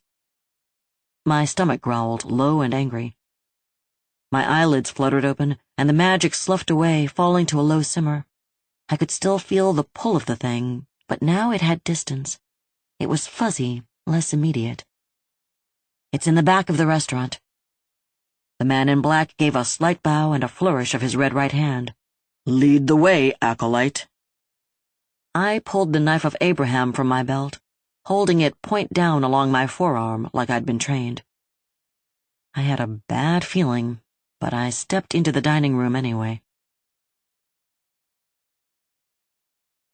45. We crossed the room, moving quickly. Daniel pressed close behind me, the man in black sweeping along behind him, both of them following me, following the tug of magic in my stomach. None of the diners looked up at us. They continued their silent meals and their wordless conversations, and we passed them by like wind through gravel. My eyes kept sliding to the left and the right, staring as I passed. One lady lifted a pair of chopsticks, holding a piece of squid nigiri at its end. She drew it to her mouth, lips painted near neon pink, parting as the morsel drew near, teeth opening to accept the bite. It squirmed. Tiny tentacles zipped out, stretching into her mouth, minuscule suckers latching on the soft flesh inside lips and cheek. The miniature kraken heaved and pulled, lurching off the chopsticks and into her open mouth. Her lips closed around one tiny suckered appendage that slithered in after the rest of the creature with a slurp. Her eyelids fluttered as she chewed. Black ink trickled from the corner of her lips, running down her chin to hang in a fat droplet off her jawline. Her date lifted a finger and caught it. I kept walking as he drew the finger to his own lips. Daniel's voice came low behind me, but it broke the unnatural silence like a gunshot. "I didn't think we would ever find a place creepier than the last one, but I underestimated us." At the sound of his voice, the room stopped moving. Every one of the diners froze like a movie on pause, utensils in midair, mouths open to speak. As one, they all turned in our direction. "Acolyte, we need to get past this room." The man in black's voice rolled through my mind. I picked up my pace, stepping quicker. In front of me were two swinging doors that looked like they would lead to the kitchen if this were a restaurant instead of a nightmare temple. The magic inside me pulled towards them, the urgency to get out of this room riding hard on my back. The diners were rising from their seats as I hit the doors, shoving them apart in front of me. Daniel and I fell in. The man in black stepped through and turned, grabbing the doors, one in each hand. I could see under the arm of his coat through the doorway. The diners were all up, stalking toward us with hands full of knives, forks, and sharpened chopsticks. Eyes rolled back in their sockets. They peered out through fish-belly white skeins, blind as glaucoma. Runny black liquid drooled from open mouths, smearing lips and chins. Nestled in some of their throats were tiny kraken, spindly suckered appendages waving over blackened tongues. At their feet squirmed a carpet of the tiny tentacled creatures, dinners that crawled from their plates and lurched toward us on roiling rubbery limbs. The Chaos God jerked the doors closed and held them shut with his red right hand. His head dropped and his voice rose in a guttural manner that burned across my eardrums. The coat began to jerk and twitch around him. A sizzle cut the sound of his voice, an electric buzz of nova flame on metal. Smoke curled around his red right hand where it pressed against the metal swinging doors, and it glowed a dull orange red like the coals of a long banked fire. He pulled it away as something thumped hard against the other side. The door held. Where his hand lifted away, it left behind a black scorched outline and a smooth patch of newly welded metal. He turned in a flare of ebony coat and smiled a sharp-toothed smile. That should be entertaining to pass through when I leave. Will they go back to normal when we stop this?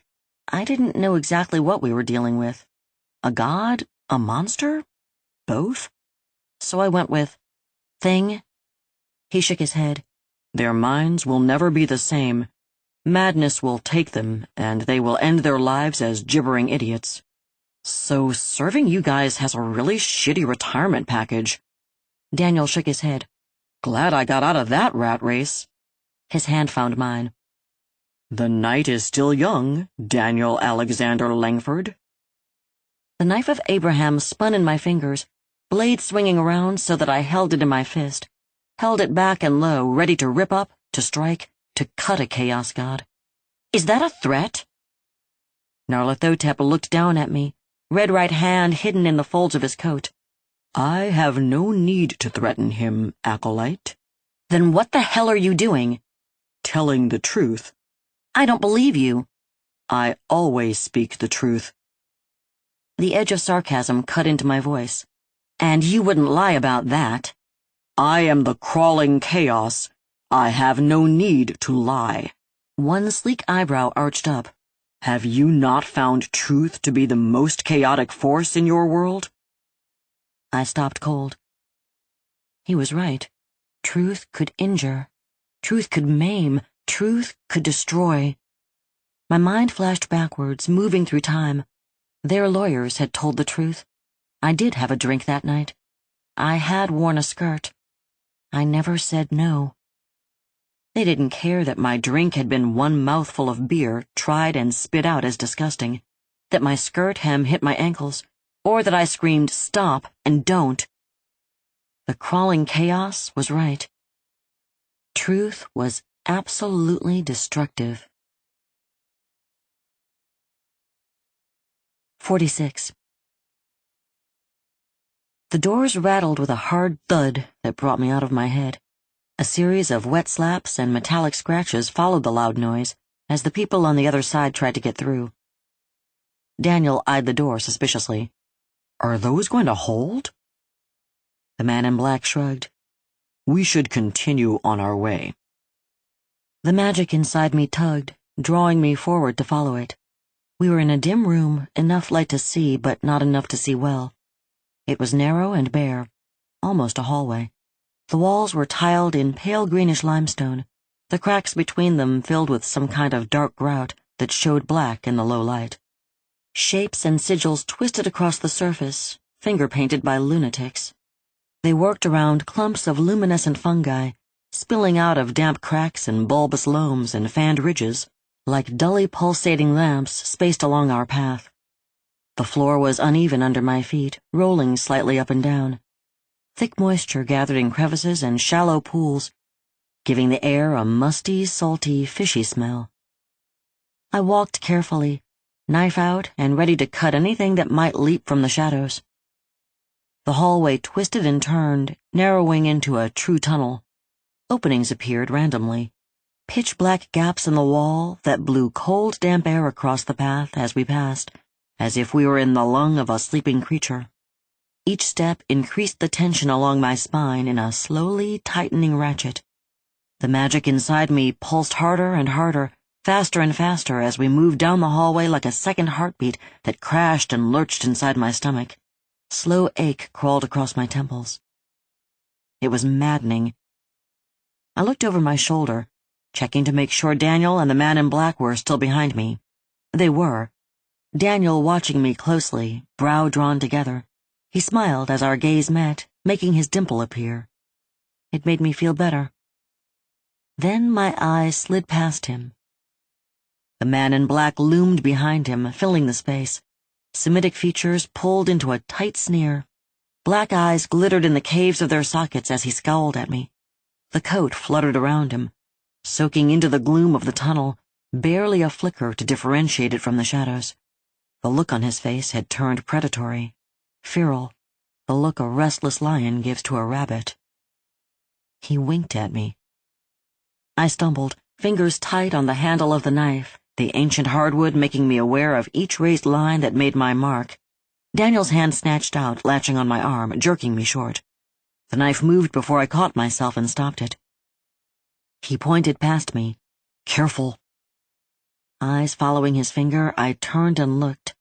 The floor dropped away into a set of stairs that led down into the gloom. Thanks, I said. I could have broken my neck. I wouldn't want that. I don't mind if you're head over heels for me, but not literally. I smiled, but didn't answer. Turning back, I looked at the stairs. The magic inside me called. Down. I took a deep breath and a first step and headed down the damned stairs. 47. The stairs were wide and too tall to walk down easily, oddly spaced and staggered as if they were carved for something other than humans to move down them. Daniel and I held the wall as we descended. The man in black had no trouble at all, walking as if he were on flat ground. The wall under my hand curved as we spiraled down. The limestone was porous, rough, and wet under my palm, like sandpaper dipped in baby oil. The porous stone under our feet ate the sound of our footsteps. The air closed around my head, silence pressing in like a shroud. The tunnel grew darker and darker as the lumpy fungi became sparser and sparser, the clumps smaller and smaller. The dim light began playing tricks on my eyes, which were glued open. The lids spread wide and stuck to my cheeks and brow, trying to see. Weird light globs and jagged shadows began to dance across my strained retinas. Sweat trickled down my spine, despite the chill air. My nose ruffled at the heavy iron and salt smell that wafted up from below us. It climbed into my sinuses and curled there in olfactory clots. We passed a section of darkness so complete I could feel it press against my skin. A hand touched my shoulder. Daniel? It's me. I just don't want to get separated. His voice was hushed, dampened by the dark. A chuckle looped around us. I wanted to move faster, to hurry, to run, and that feeling wrestled with the pressing need to turn and dash up the stairs and back to the light. It was a prey instinct, an urge nestled in the base of my brain, the lizard part that sought safety and survival and self-preservation. It hitched my stomach with each step, but I kept going. I wasn't a slave to my fear. I'd worked too hard to not be, so one step after the other, I kept going. Gradually, so softly I thought my mind was playing tricks on my eyes, the stairway brightened. The light that spilled around the curve of the wall was orange and flickery, growing brighter like the dawn of a polluted sky. Soon my shadow stretched behind me, laying up the uneven, inhuman stairs like a deflated skin. A low rhythmic sound began to pulse up the stairs, growing louder with each step. I stepped down one last step, and the stairway ended and a cavern yawned open before us. "Holy friggin' fish tank," Daniel whispered. The floor of the cavern spread before us, littered with stalagmites that jutted like rotten teeth, and broken stalactites that had fallen from the ceiling above and shattered into boulders and gravel. From the stairs, a pathway had been cleared, rubble pushed aside, smaller limestone spikes sheared off into stumps of sedimentary stone. It led to a man in a crimson robe and a white chef's hat behind an altar of limestone slabs. He held a knife, the sharp edge of the wavy blade glinting in the orange glow of a massive iron and glass tank that rose from floor to ceiling behind him. A syrupy, orange-yellow liquid filled the tank. Bubbles drifted slowly from the bottom, packets of gas the size of me roiling and tumbling 5 stories to the top of the tank like the reverse of a gigantic obscene lava lamp. A monster floated inside the liquid. It curled around itself, thickly muscled arms wrapping knotted legs in the fetal position. A swollen, bulbous head lay tucked into its barnacled knees, and one indolent eye revealed itself between lids that parted in a crimson slash. Black wings pressed between its bulk and the glass of the tank, trapped and pinned in place, crumpled and crinkled against the decomposing pine tree green of its skin. Seaweed waved around the thing like tendrils of its flesh, pulling away in strips, and tiny tentacled shapes swirled around its form like schools of fish. Slowly, as if the effort caused it great pain, the creature lifted its head. The crimson eye shut for a long moment, then jerked wide, its slitted pupil dilating to glare at me.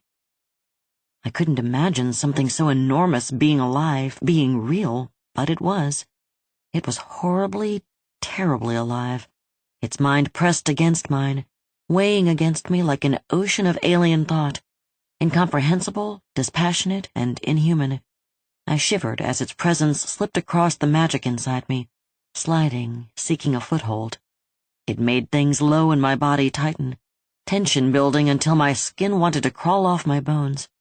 Finally, it bumped against a place, and my magic surged, connecting to the presence like a key slipping into a lock. I couldn't tell which of us was which. "Come!" A voice sing-songed across the cavern, drawing my attention, but not breaking the connection between me and the giant creature. "Come closer."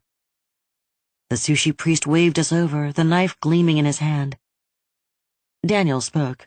"This is probably a bad idea." The man in black's coat rustled in agreement. I thirded the statement. The man in black shrugged. "We do as we must." Black pit eyes glittered with excitement. If the Chaos God looked forward to this, then it was a really, really bad idea. 48. The sushi priest made sushi. Arrayed across the top slab of the altar were ceramic plates, covered in shaped rectangles of sticky rice, lidded dishes, and piles of squirming, wriggling things in high-sided clear bowls. Intent on his task, he didn't look up as we approached. "Dishonorable Nyarlathotep-san, allow me a moment. The timing in this is crucial for plating." I looked over at the man in black. He nodded. I guess we were waiting. The sushi priest drew the knife in his hand, threw a slab of meat on a cutting board in front of him. The blade sliced smoothly through the flesh, parting the dark, slick skin on top to reveal the meat underneath. Color exploded from the cut, the light from the tank behind him causing an oil-sheen rainbow. None of the colors were the orange-yellow of the tank. Instead, they were a riot of purples, magentas, greens, and blacks swirling around each other. I've eaten a lot of sushi, and I've never seen fish look like that. It hurt my eyes the longer I stared at it. The sushi priest kept working, cutting and slicing, not looking up as we watched. The robe he wore hung on his shoulders and pulled tight across his stomach. The fabric of it, a stark red, trimmed in black embroidery. The designs running the edges were alien, squiggles and angles and swirls. The mark on my hand tingled as I looked at them. They blurred, making me blink away the strain of watching them morph and change. When I looked again, I could read them. Finglui Mgloa Nafa Cthulhu Rilye Waganagal Fatagan. I couldn't understand them. Blinking them out of my vision, I looked at the sushi priest's face. He'd finished slicing the meat and now placed a small cutlet on each tiny bed of rice. Reaching into the high-sided bowl, he snagged a wriggling thing with his fingers. My stomach lurched as he pulled it out of the squirming mass. It was one of the little kraken from the dining room. Suckered arms slapped at his hand as he swung it over the plate of sushi. Fingers tightening, he squeezed viciously, and the creature gave a thin, hissing squeal. Black ink squirted from the nest of tentacles, and the sushi priest drizzled this over the plate with a wave of his hand. He tossed the deflated kraken over his shoulder into the gloom of a shadow. It landed with a wet plop as he spooned a lump of bright green wasabi on the rim of the plate. Using chopsticks, he laid a pile of shredded ginger beside the spicy horseradish garnish. Sorrow crashed into my mind. It rained down from above me, through the connection I still had with the creature in the tank. I looked up. It had shifted its head, red eye now turned down, staring at the spot where the crushed kraken lay. The schools of black shapes around it swam, agitated, zipping back and forth. This close, the creature was too massive for words. The sadness that radiated off it crushed me, pressing like stones on my shoulders.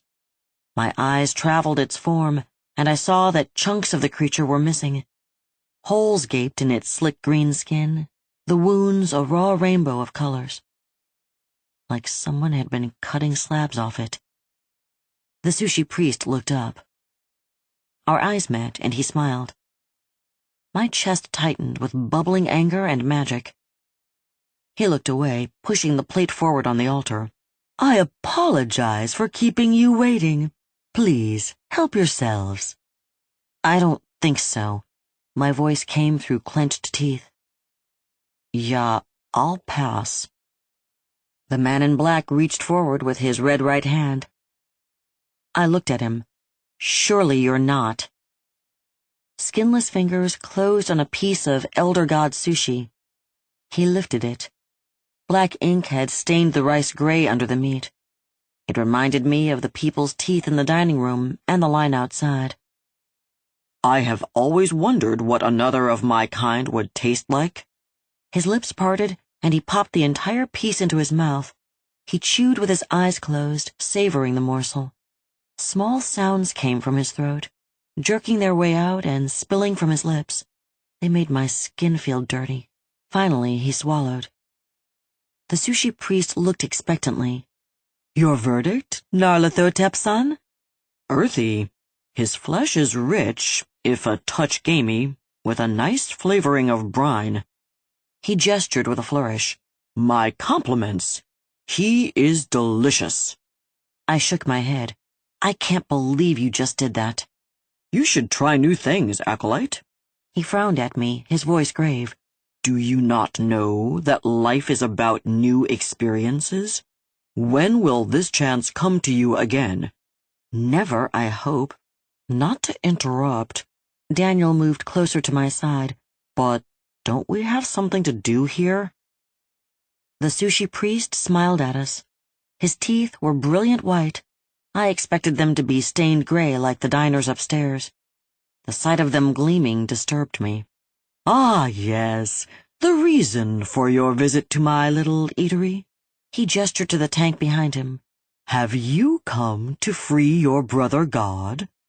I'm afraid I cannot allow it if you have." "We are not here to free him," the man in black said. The sushi priest made a face of mock surprise. "You don't intend to share this world with him? To rule the land and air, while great Cthulhu rules the sea? Then whatever could you want, Nyarlathotep-san? He must be destroyed. It is necessary." Slender fingers stroked the sushi priest's razor-thin mustache as he considered this. He shook his head. "No. I simply can't allow it." "It is not your decision, priest." Daniel elbowed me, drawing my attention. He lifted his chin as he looked over my head. I turned. Behind us stood a line of black-eyed waiters with gills. There were 4 of them, cut from the same cloth, all wearing peg-legged black slacks, white button-front shirts, tucked in with the sleeves rolled up, and skinny black ties. Shaggy bangs fell over wide foreheads on moon faces, their features soft, almost mushy. All of their eyes were large, teardrop-shaped baby seal eyes set far apart, like their faces were melting from the middle out. Their gills flapped up, then down in unison, as they breathed with a wet snuffling sound. My hand tightened on the knife. This was not good. I turned so I could keep one eye on the fishmen waiters, and one eye on the man in black, and one eye on the sushi priest. I had no more eyes to spare. The sushi priest laughed. "You are in my place of power." The man in black shrugged. "Your power is nothing to me." "And that, arrogance of that nature, is what landed the mighty Cthulhu in my net."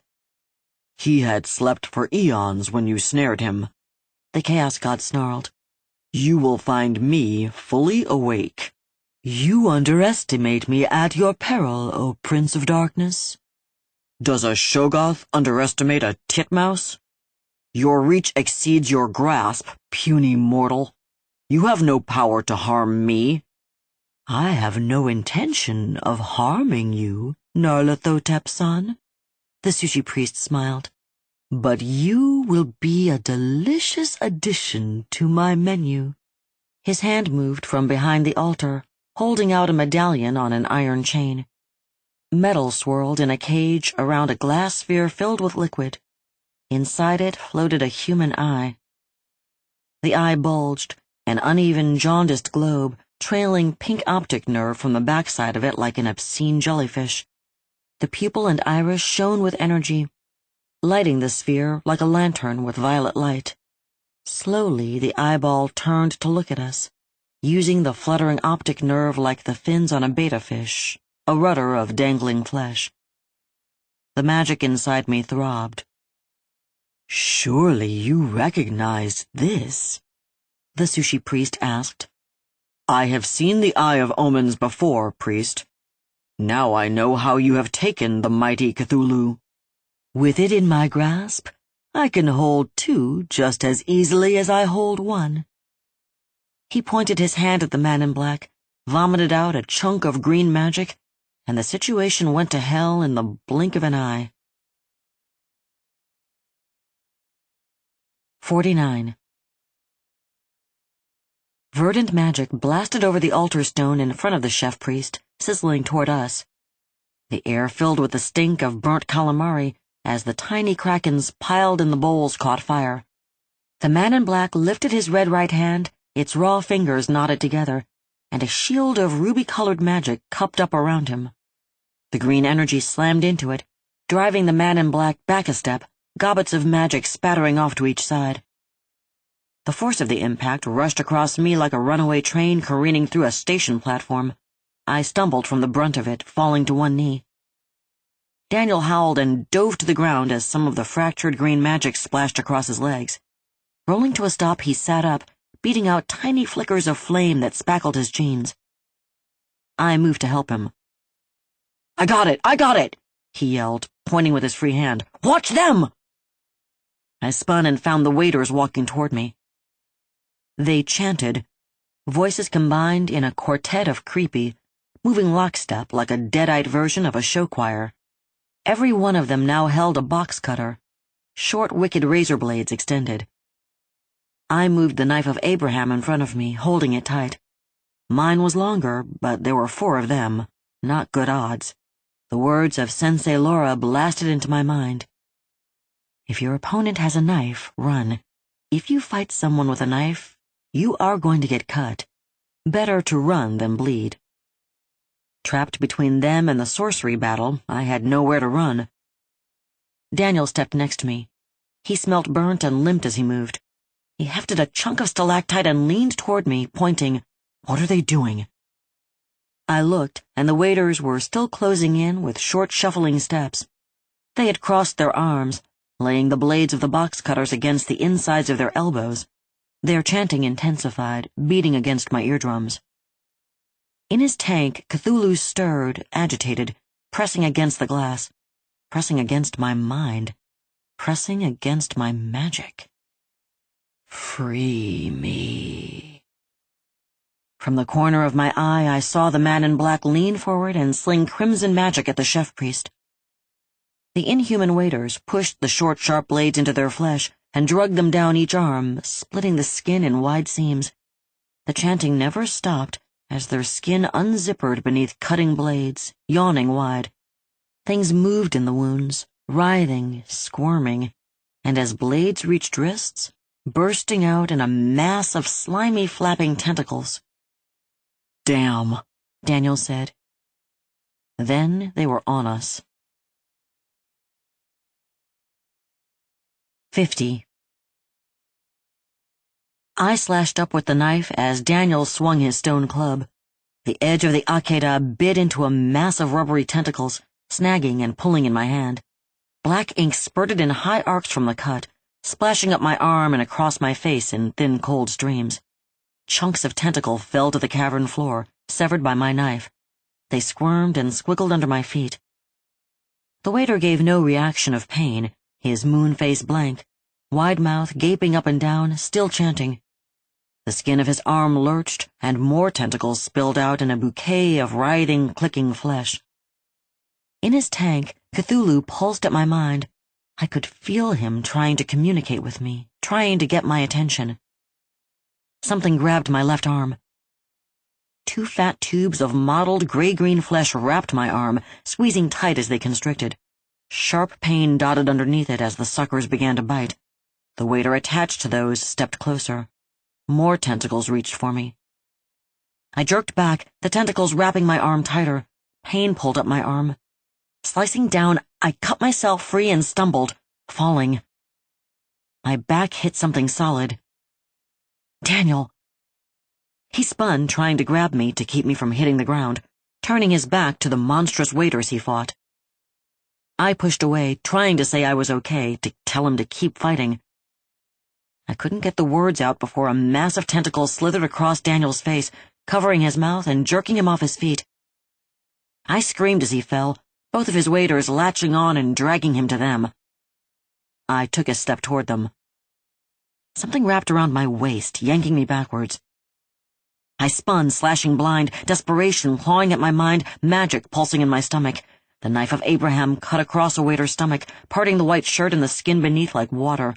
Black ink exploded, coating me in a slimy sheet of icy liquid. Tentacles burst out, more tentacles than should have fit inside the waiter. They spilled onto the floor, thigh-thick and python-long, laying limp for a moment before they rose into the air, tips swinging to and fro, a hound scenting for prey. The waiter giggled. His twin stepped close to him, giggling in perfect unity with him. The twin's mouth split at the corners, ink running from the rips. His wide throat convulsed once, then again, and a fat-tipped slug of alien flesh came up and out of his mouth. It slithered out, rolling and undulating down his chest. 2 smaller tendrils pushed his baby seal eyes from their sockets, twisting and curling down his cheeks as they waved beside his moon face, the eyeballs unblinking on the end of their stalks. I stepped back, swallowing hard against the sick that wanted to happen. Cthulhu sloshed in his tank. Free me. My mark burned as the words pulsed in my mind. Daniel fell, wrapped in the grip of the 2 waiters he fought. They knelt over him as he struggled, holding him down, masking his face with a pile of writhing tentacles. My eyes found the man in black. He crouched on the ground, pressed down by a cage of green magic. I could hear his coat screaming as it smoldered where the corruption of magic touched it. The chef priest stood on the altar, holding the Eye of Omens high, face pulled in a wide smile as he cast his spell over the chaos god. I looked for a way out, an escape, a way to go. A wave of tentacles crashed into me, slapping around my body, dragging me to the ground. They squeezed, tightening, cutting off my air. Black spots swam in my eyes and my head throbbed. The knife fell from my numb fingers. Free me! The waiters loomed over me, one smiling like a lunatic, the other's face a flaccid sack around the 3 waving tentacles sprouting from the stump of its neck. I couldn't breathe. Free me, and I will save you. My chest collapsed, crushed by the weight of the tentacles constricting around me. I gasped, trying to pull air in crushed lungs. Daniel, I'm sorry. I failed. The world began to go black. Cthulhu moved in his tank.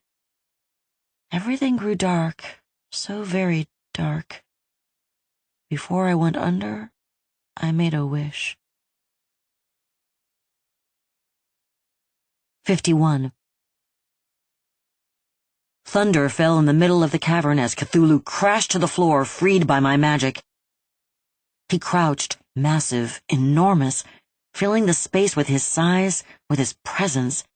Syrupy fluid sluiced off him, splashing to the cavern floor and racing to fill uneven divots and crevices in an amniotic rush. Out of his tank, he pressed against the walls of my mind with the weight of a titan. "No!" the chef priest shouted, magic crackling off his skin, rolling down the folds of his robe, fed by his anger. He still held the Eye of Omens, streaming magic from it to keep the man in black pinned to the ground. The Great One shifted, turning at the sound of his captor's voice. He spoke, words crashing through my mind space, turning me into a butterfly in a hurricane. The tides turn, little man. Now you shall pay. The chef priest screamed out a spell and flung his free arm in an arc of sorcery that cut across the space, striking the sea god in the face. The magic sizzled against inhuman flesh, smoke billowing as Cthulhu screamed against my mind. The tentacles around me loosened, slipping away. Air, sweet air rushed into my lungs, painful and cold. The waiters pulled away, moving to help their master. Gibbering, they shambled toward Cthulhu. They were joined by their brothers who'd let go of Daniel. Rolling on my side, I pushed up looking for him. I found him lying on the cavern floor. He looked dead. Oh God, no. I scrambled toward him. An explosion rocked the cavern with a boom that shook the ground, throwing me down. My face hit the limestone surface, shooting a line of pain across my cheekbone. Chunks of rock rained down from the ceiling, stalactites falling in spears of crushing stone. I looked and found the source. Cthulhu had slammed his gigantic fist down on the gill-throated waiters. He shifted, lifting massive barnacled knuckles from the ground. Pulp stained black with ink stretched from cavern floor to sea god fist in a torn net of gore. The waiters had been crushed, reduced to paste and amputated tentacles that wriggled and twitched in the stain. He turned toward the chef priest as he flung more magic at him. I hurried to Daniel, pushing aside the thought that there were inhuman gods and sorceress sushi priests fighting behind me. I couldn't do anything but get to Daniel. The rest of it was too much to deal with. Propped on one elbow, he rubbed his forehead with the fingers of his other hand. Relief flooded over me to see him alive. He was filthy, slime and blood mixed with rock dust and ink to form a layer of grime from the top of his head to the bottoms of his feet. I touched his chest and saw that my hand was coated in a layer of the same grime. Are you okay? He asked. I nodded. Are you? As I can be. His eyes looked over at me. Oh, damn, that can't be good. I glanced. He stared at Cthulhu advancing, moving step by step toward the sushi priest, batting aside spells as he did, with webbed hands the size of treetops. I turned to Daniel. I think he's on our side. None of them are on our side. He was right. On our side more than most. Go, Godzilla, then.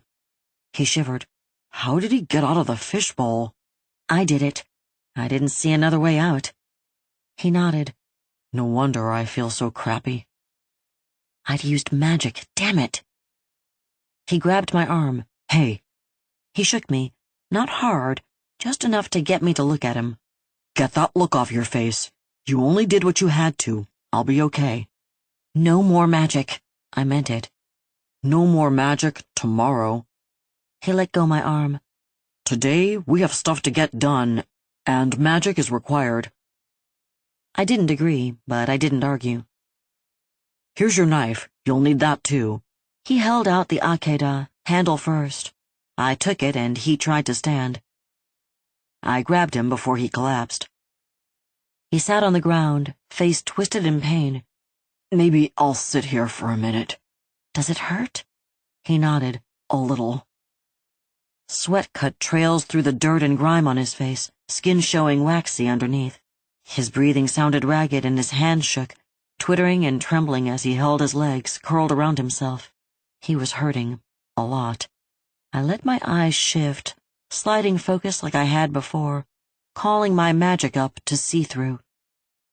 In my vision, Daniel became a clear vessel. The golden energy had been drained to almost half. It lay inside him, sloshing through his body with a lot of room to spare.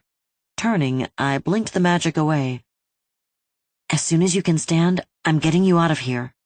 He shook his head. No, we've got to finish this. Screw this. Let the world burn. All I want is you to be safe, to stop being hurt.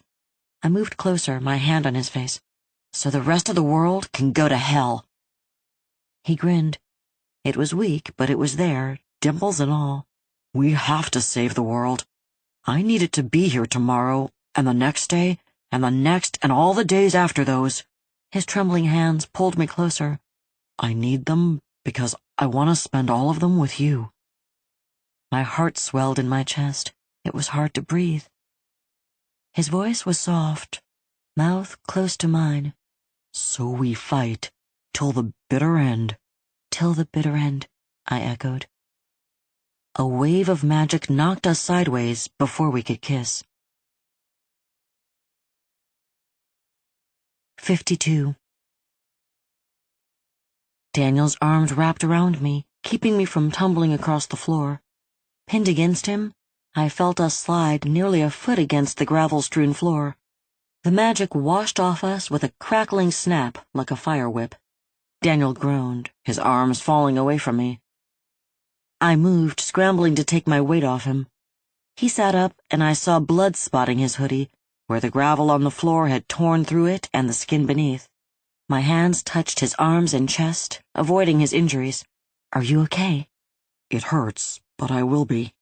He shook his head, making shaggy bangs fall over his eyes. What was that? I pointed. The sushi priest now stood on the limestone altar. A tendril of vile sorcery from the talisman in his hand still pinned the man in black to the ground, but the priest was surrounded by a crackling orb of chartreuse magic. Cthulhu's tremendous hand cupped over it, squeezing, sea god flesh sizzling as the etheric energy scorched and sparked between webbed fingers the size of the sushi priest himself. I could feel the pain in Cthulhu's hand. It echoed down the connection between us, making the mark on my own hand grow hot, the lines burning across my palm. I looked down. The swirled and whorled scars glowed a dull red-orange. Rubbing it on my pants made little wisps of gray smoke. I looked back at the fight between elder gods and sorcerer. The sushi priest's spell cast Cthulhu in lime green highlights, flashing and popping like a strobe, making the elder god look like a special effect in a movie as he loomed into the dark. His back brushed the ceiling of the cavern, crushing stalagmites into a rain of dust.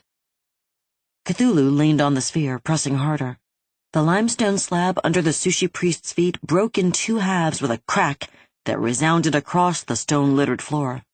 The sushi priest screamed and swung the Eye of Omens up, adding its magic to his own. The sphere around him doubled in size, intensifying, pushing Cthulhu back. The energy flared so bright I had to squint just to look, the sparks and crackles shooting little pains across my retinas. Inside my mind, Cthulhu howled his agony, but he pressed on. The man in black, free from his prison, rose off the ground in a fury, coat flaring dragon wing wide around him. The black-bladed sword gleamed in his red right hand, naked and wicked and iniquity sharp. His hand pulsed with crimson energy like the still-beating heart of some cursed creature. It dripped gobbets of magic, spilling scarlet black down the blade.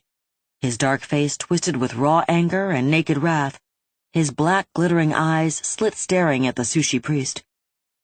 He lashed out, slamming the sword through the sphere of energy. It struck the sushi priest at the knees, shearing through flesh and bone like black-bladed lightning. The sushi priest screamed once as his protective spell crumbled. It still echoed as Cthulhu's hand snapped shut around him, plucking him upwards and leaving his legs from the knees down to stand on the broken limestone altar. 53. The two elder gods stood facing each other across the severed stumps perched on the limestone altar. Blood soaked the white-green stone, turning it dark as they glared at each other. Cthulhu loomed from floor to ceiling, hunched over gigantic knees, colossal, stone-crushing knuckles cracking the rock underneath him.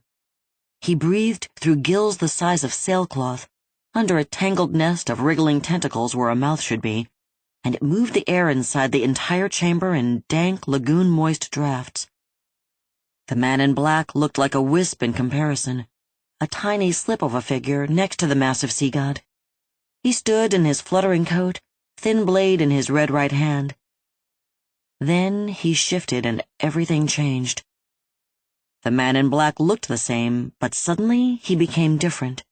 His presence expanded between one eye blink and the next, growing into something that pressed against the magic under my skin. He was the heart of darkness, the lord of nightmares, the original Suicide King. He was the crawling chaos. Daniel scurried next to me. His voice was still thready with pain. What do we do? Be very, very quiet, I whispered. 'Cause we're hunting rabbits? I shook my head. We are the rabbits. Good point. Cthulhu shifted. More of the ceiling crumbled against his winged back, dust falling across shoulders like mountains, sticking to damp sea god skin. His voice was the sounding of cloister bells inside my head, loud but hollow, warning danger. Nephew! Uncle. The man in black gave a small nod, lips pulled into a grin. Where do we go from here? You are free from your prison, Lord of Relier. Because of your acolyte. The man in black tilted his head. You are welcome. Indebted, but welcome. Cthulhu shifted. It was not at your hand. She is my hand. She bears my mark. The symbol in my palm flared hotter as he said it. I bristled inside, but stayed quiet. Cthulhu shook his head and the cavern vibrated. Her power is her own. No debt is owed to you. His massive head turned slightly, red orb of an eye looking directly at me. Under his gaze, my magic began to bubble and boil. My skin flushed fever-hot, and it took every ounce of control to not squirm, to not turn away and hide from the weight of that terrible crimson eye. The man in black lunged forward, coat flaring around him with a snap and furl. Saturnine face pulled into a snarl, exposing long, jagged shark teeth. She is my acolyte. What is hers is mine by right of possession. The implication of that struck me like a fist. My hand reached back, falling on Daniel's leg. He was mine, no one else's. Mine and mine alone. Cthulhu turned toward the man in black. She only follows you because she does not know the truth. My truth is her truth, deep dweller, he spat. Not for long, Prince of Lies. Cthulhu didn't move as his mind crashed into mine like a tsunami, sweeping me under and washing me away into a riptide of darkness. 54. I was back. Back in the blood-black future, where the moon hung low and red in a tattered and falling sky, and the world burned and bled, and the stench of torn gut and violent death threatened to choke the air from my lungs. It all closed around me like a fist. Squeezing, constricting, oppressing. I blinked rapidly, trying to clear my eyes from the tears welled in them, burning from the soot that hung in the air. Movement in front of me caught my eye, I stood behind a monster, the monster I'd seen earlier, the one that held my little brother Jax, the one eating my little brother Jax with jagged, gnashing teeth. I could just see his tiny socked foot around slowly flapping wings of stretched membrane. My stomach clenched. "Don't move, Charlie. You can't save him. That's not why I brought you here." The voice came from behind me. It carried over my shoulder, a pleasant tenor with an accent soft and vaguely Bostonian. I turned. A man stood just a few feet away. Dressed in dark jeans with folded cuffs, a brown leather jacket over a skin-tight black t-shirt, motorcycle boots, and dark hair greased into a pseudo-pompadour. He looked like a 70s version of someone from the 50s. He had kind brown eyes and a large nose. "Who are you?" I asked, really. The moment he said the word, knowledge poured on me like boiling oil. He pushed against the magic inside me, sweeping back and forth like the tides. He felt immense, bottomless, near infinite. I breathed his name. "Cthulhu." He nodded, warm eyes twinkling. What are we doing? This made no sense. "We are having a conversation in a possible apocalypse." "Wait, why aren't we in the cave?" "We are." I shook my head. I didn't understand. "We are both avatars of ourselves. You are still beneath the temple of Balthune next to your paramour. I am still in the golden city of Relier, and I still fight your master in the same place you are. All of these things are true. I splintered us, and took those portions to the moment you chose your path, the moment you chose this future." "I didn't want any of this." "You chose to help Nyarlathotep achieve his goals." "To stop this!" He shook his head sadly, then lifted his chin, indicating the scene in front of us. "Look closely." I turned to look. We'd shifted, now looking at the event from the side. I saw myself. I looked terrible. Other Charlie looked like a child compared to the squatting monstrosity she faced. I watched myself scream in rage, face purple, and nodded. The creature leaned to the left and broke wind, my brother's body sliding on its bloated stomach. "Watch," Cthulhu said. Other Charlie took a step, hands clenched in fists of rage, when the night swirled behind her and coalesced into the form of a man. The man in black. He looked different now. Coat flaring off him in spikes and blades of inky black energy, skull swollen and malformed around a shark's maw of triple-rowed teeth. His eyes glowed crimson, pulsing in syncopated rhythm with his red right claw. He reached out, razor talons clamping on Other Charlie's shoulder, pinning her around. He grabbed, snatching her off her feet and lifting her into the air. Blood burst where his talons pierced her body, tearing a scream from her throat that cut into my bones, going on and on and on in an undulating wave of agony that stole her words away. He grew, expanding and swelling, his shark maw swinging wide and vicious. She tried to fight, legs kicking, hand moving. I could feel her try to use her magic like an echo inside my chest. The crawling chaos smiled around his slung-open jaw, arm-thick tongue slithering out, whipping the air. A guttural bark blew Other Charlie's hair as he laughed at her futility. Her tears fell, splashing against rows of jagged jutting enamel. Then he shoved her face first down his throat. Cthulhu's hand clamped on my arm, stopping me cold from running to save her. I jerked hard against his grip, but he kept his fingers closed. A small part of my mind noticed they were webbed to the second knuckle. "Let me go!" It would do no good. I pulled harder, jerking with all my body weight. "What's happening?" He let go my arm and I stumbled. "You were only shown a part of this future. You were manipulated into using your power to guide reality to this future.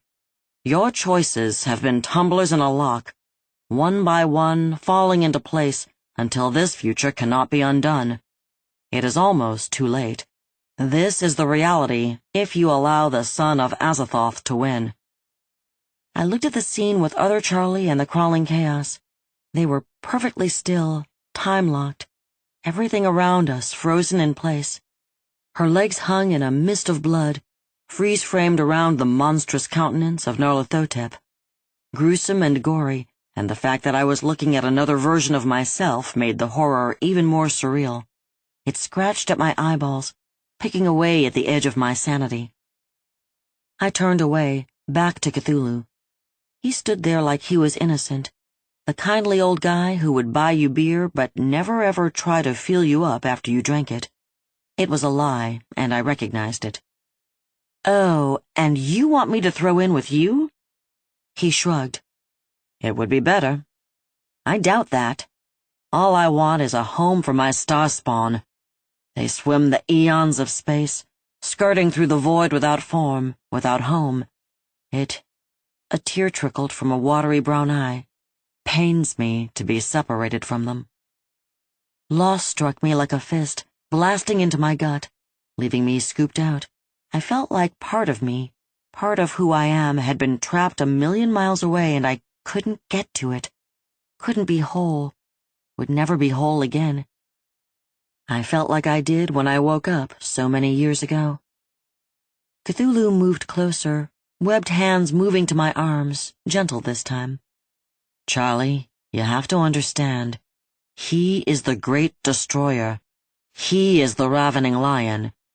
You are food to him and his kind. If he has his way, then your world will be a feasting board. All me and mine want is a home. My children will come and bring everlasting life to this planet. No more death, no more illness, no more war, just peace and plenty and an endless, pleasant dream." His hand swept over his hair, coming away shiny. Before I could flinch, he swiped it across my face. My eyes slammed shut as they were anointed with a thin sheen of oil from an elder god. When I opened them, I was flying through space, and I wasn't human anymore. 55. We huddle close, but it does no good. The cold still cuts through us, slicing its way to our core. Bits of dust and debris, detritus from planets smashed long ago into dust, whiz past, scouring my skin. I am filleted in 1,000 micro-tears. My brother next to me isn't as fortunate. He is reduced to a shred of flesh and a cloud of fluid that the ones behind fly through, blinking him away from their one open eye. He is gone. One less of us. The loss of him is a sharp pain throughout our shared mind. We huddle closer, filling in the gap. A sun goes nova as we sail by, flaring into a bright purple burst, unleashing gamma rays that cold-scorch the flank of our school. I feel their nerve endings burn and curl as if they were my own. Hundreds fall away, drifting into space, becoming detritus themselves. Flotsam, jetsam, still we swim on. The hole inside me hurts. There is something out there that can heal me. I just have to find it. We just have to find it. Father, help us. Please, just call us home. 56. I'd been torn from the outskirts of space and flung to the ground like a bird plucked from the sky by the hand of God. Tumbling across the ash-covered ground of the nightmare future, I rolled to a stop. I couldn't breathe. Fine gray soot filled my nose, coating the inside of my throat, closing it down so that air couldn't squeeze through. This is the ash of everything I love. I scrambled to my feet, coughing and choking. Swallowing over and over again, gulping air, I finally managed to catch my breath. I held my chest, trying to keep my heart from pounding out of it. Blinking through streaming tears, my eyes found Cthulhu in his human guise. He'd fallen to his knees, the crawling chaos looming around him with deadly spikes of ebon energy. His face turned toward me, eyes filled with salt water. He spoke into my mind as the first stabbing talon reached him. "You must stop him. I am too weak after my captivity." I can't. The words hurt coming out. You must. His voice pitched up an octave, smoothing out, soothing against my ears. 3 to break the seal, 3 to turn the wheel, 3 to loose Azathoth, 3 and all hope is lost. The words meant nothing to me. Azathoth. Azathoth was bad. I knew that, and the fact that he was tied to the man in black. Before I could ask what Cthulhu meant, the crawling chaos surged, swallowing him into the darkness of the coat. The dark god's back was to me. The soot and ink blackness of the coat struggled to consume the body of Cthulhu.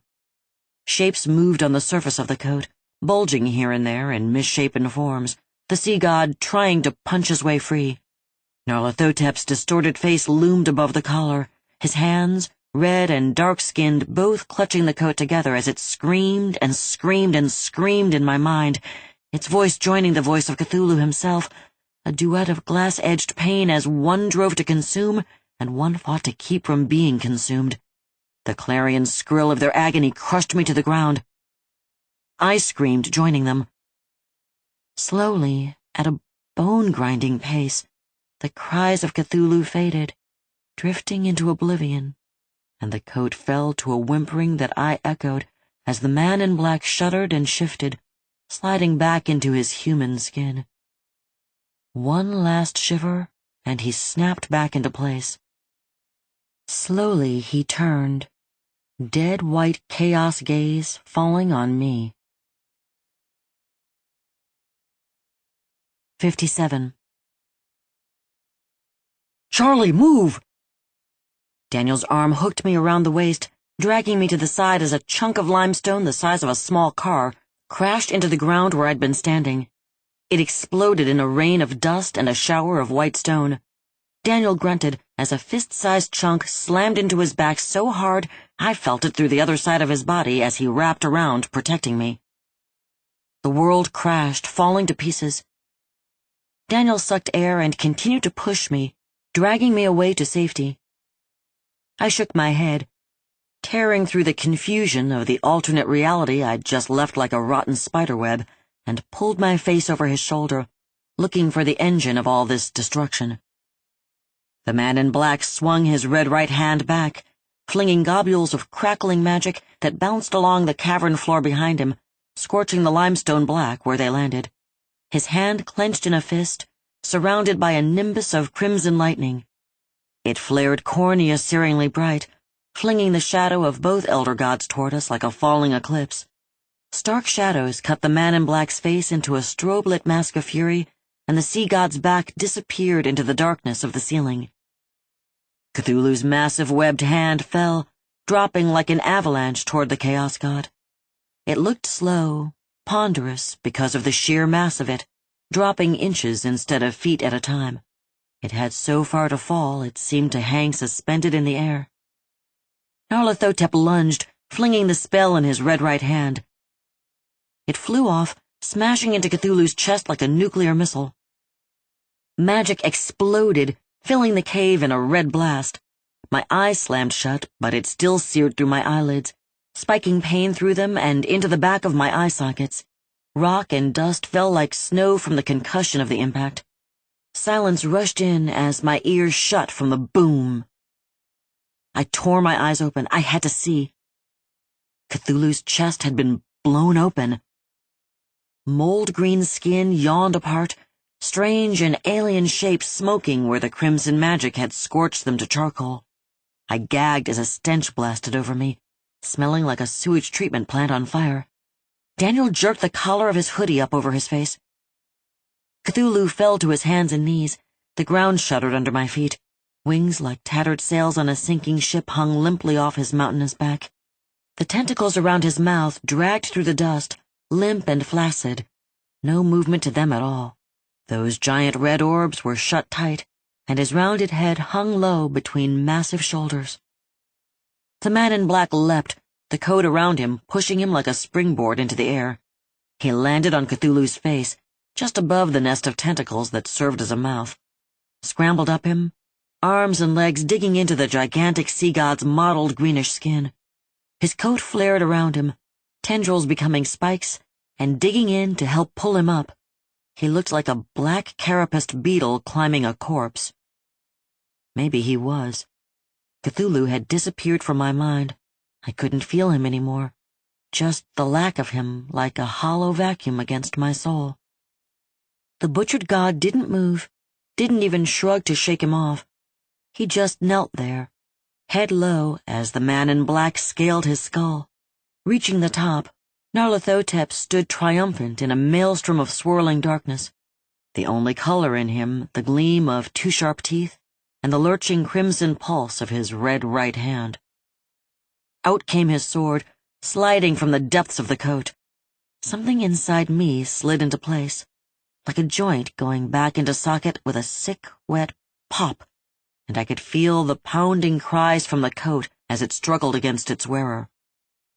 Nyarlathotep ignored it.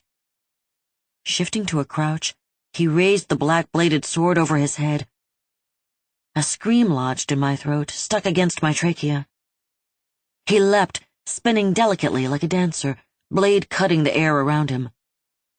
The sword fell like lightning, splitting the skull of Cthulhu in a tidal wave of gore. "No!"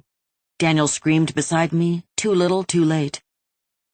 Black liquid poured across the limestone floor, rushing around stalactite stumps, knocking over the altar, lifting the bodies of the chef-priest and his squid waiters to swim lifelessly in a dead man's float. The man in black grabbed the edge of the sundered skull of his brother god, swinging himself up to perch at the crest of Cthulhu's head. He leaned into the gap, arms sinking into the fissure he'd carved, stretching into the gash, disappearing as it rooted around. The sensation came down the thin connection between me and Cthulhu, a faint echo of what the sea god experienced. It felt like my brain had been stirred with a blender that had been set on fire. I fell to my knees, soaking to my waist in the tide pool of Cthulhu brain juice. Daniel grabbed me, lifting me before I could collapse completely and fall face first into the brackish slime. Cthulhu's eye cracked open, just a slit, and our connection jolted across my nerve endings. I felt that gaze bore into my soul. "Stop him before he gets a third." The man in black gave a cry of triumph, pulled his arm out in a moist, slurping action. He lifted a shining crystal that pulsed with energy, roiling from teal to putrid yellow to hot magenta. Cthulhu fell, crashing to the ground in a riptide of his own fluid. He was gone from my brain. 58. The man in black stepped off the giant skull of his dead uncle god. He pranced toward us, puddles of gore splish-splashing around his feet. A smile cut his face in half, and he rubbed the crystal on his coat like an apple he planned to take a bite from. A mad gleam shone in his eye. I stepped closer to Daniel, and he stepped closer to me until our hands found each other. It felt like we were circling the wagons. The man in black stopped in front of us. He stretched like a cat, arms up, back arched, on his tippy toes with his head tilted at an odd angle. He moaned as a series of quiet cracks ran in a chain from inside him. He dropped down, flat-footed. Well, that was almost too easy. His eyebrow arched sharply as he looked at me. It was as if he were distracted. Daniel's hand tightened on mine. "Why would you say that?" "Oh, I do not know. The Lord of Relier may have been many things." His fingers stroked the air as if looking for these things. Dull, single-minded, sentimental. He ticked them off one by one on his left hand, the human one. But he was not a— What is your human word? Oh, yes. He was not a bitch, and he should not have gone down like one. Does it matter how you stopped him? It matters if my acolyte designs to turn against me because of something she was told. My heart stopped beating. He knows. Daniel tensed, moving just slightly forward between me and the man in black. They didn't talk. He didn't say anything to her, and she didn't say anything to him. You know nothing, minion. Nyarlathotep plucked at a tatter on the edge of his coat, capturing it between two red skinless fingers. He pulled it slowly, tearing it from the rest of the coat in one long, drawn-out rip. I felt its pain as a faint echo in my head. Laying the strip of coat against the jewel in his hand, he began to wind it round, stretching it as he went. He didn't look when he spoke, but his words were aimed at me. What did he tell you? Nothing, I said.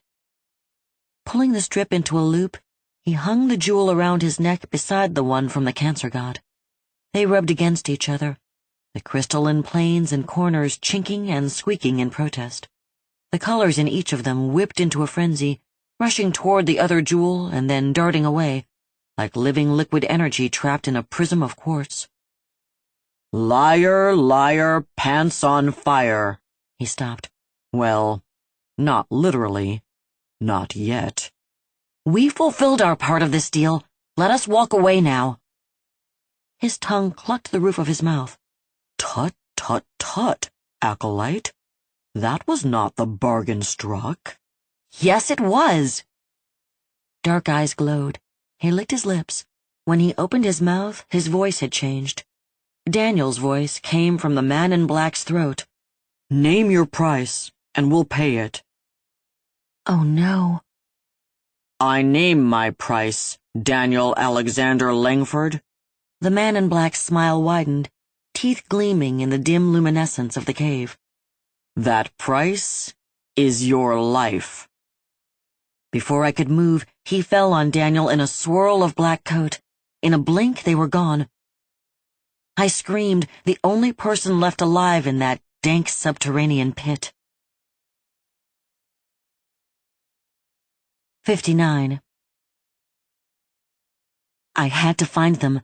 Seconds ticked by as my mind scrambled for a solution. Seconds Daniel didn't have. I'd seen the man in black kill. Daniel might not even be alive now. The thought stabbed through me, dropping me to my knees. I needed to find them, to save him, to stop this, to find him, to save him. The wish inside me screamed out, desperate to be fulfilled. Nothing happened. What? Horrible realization dawned.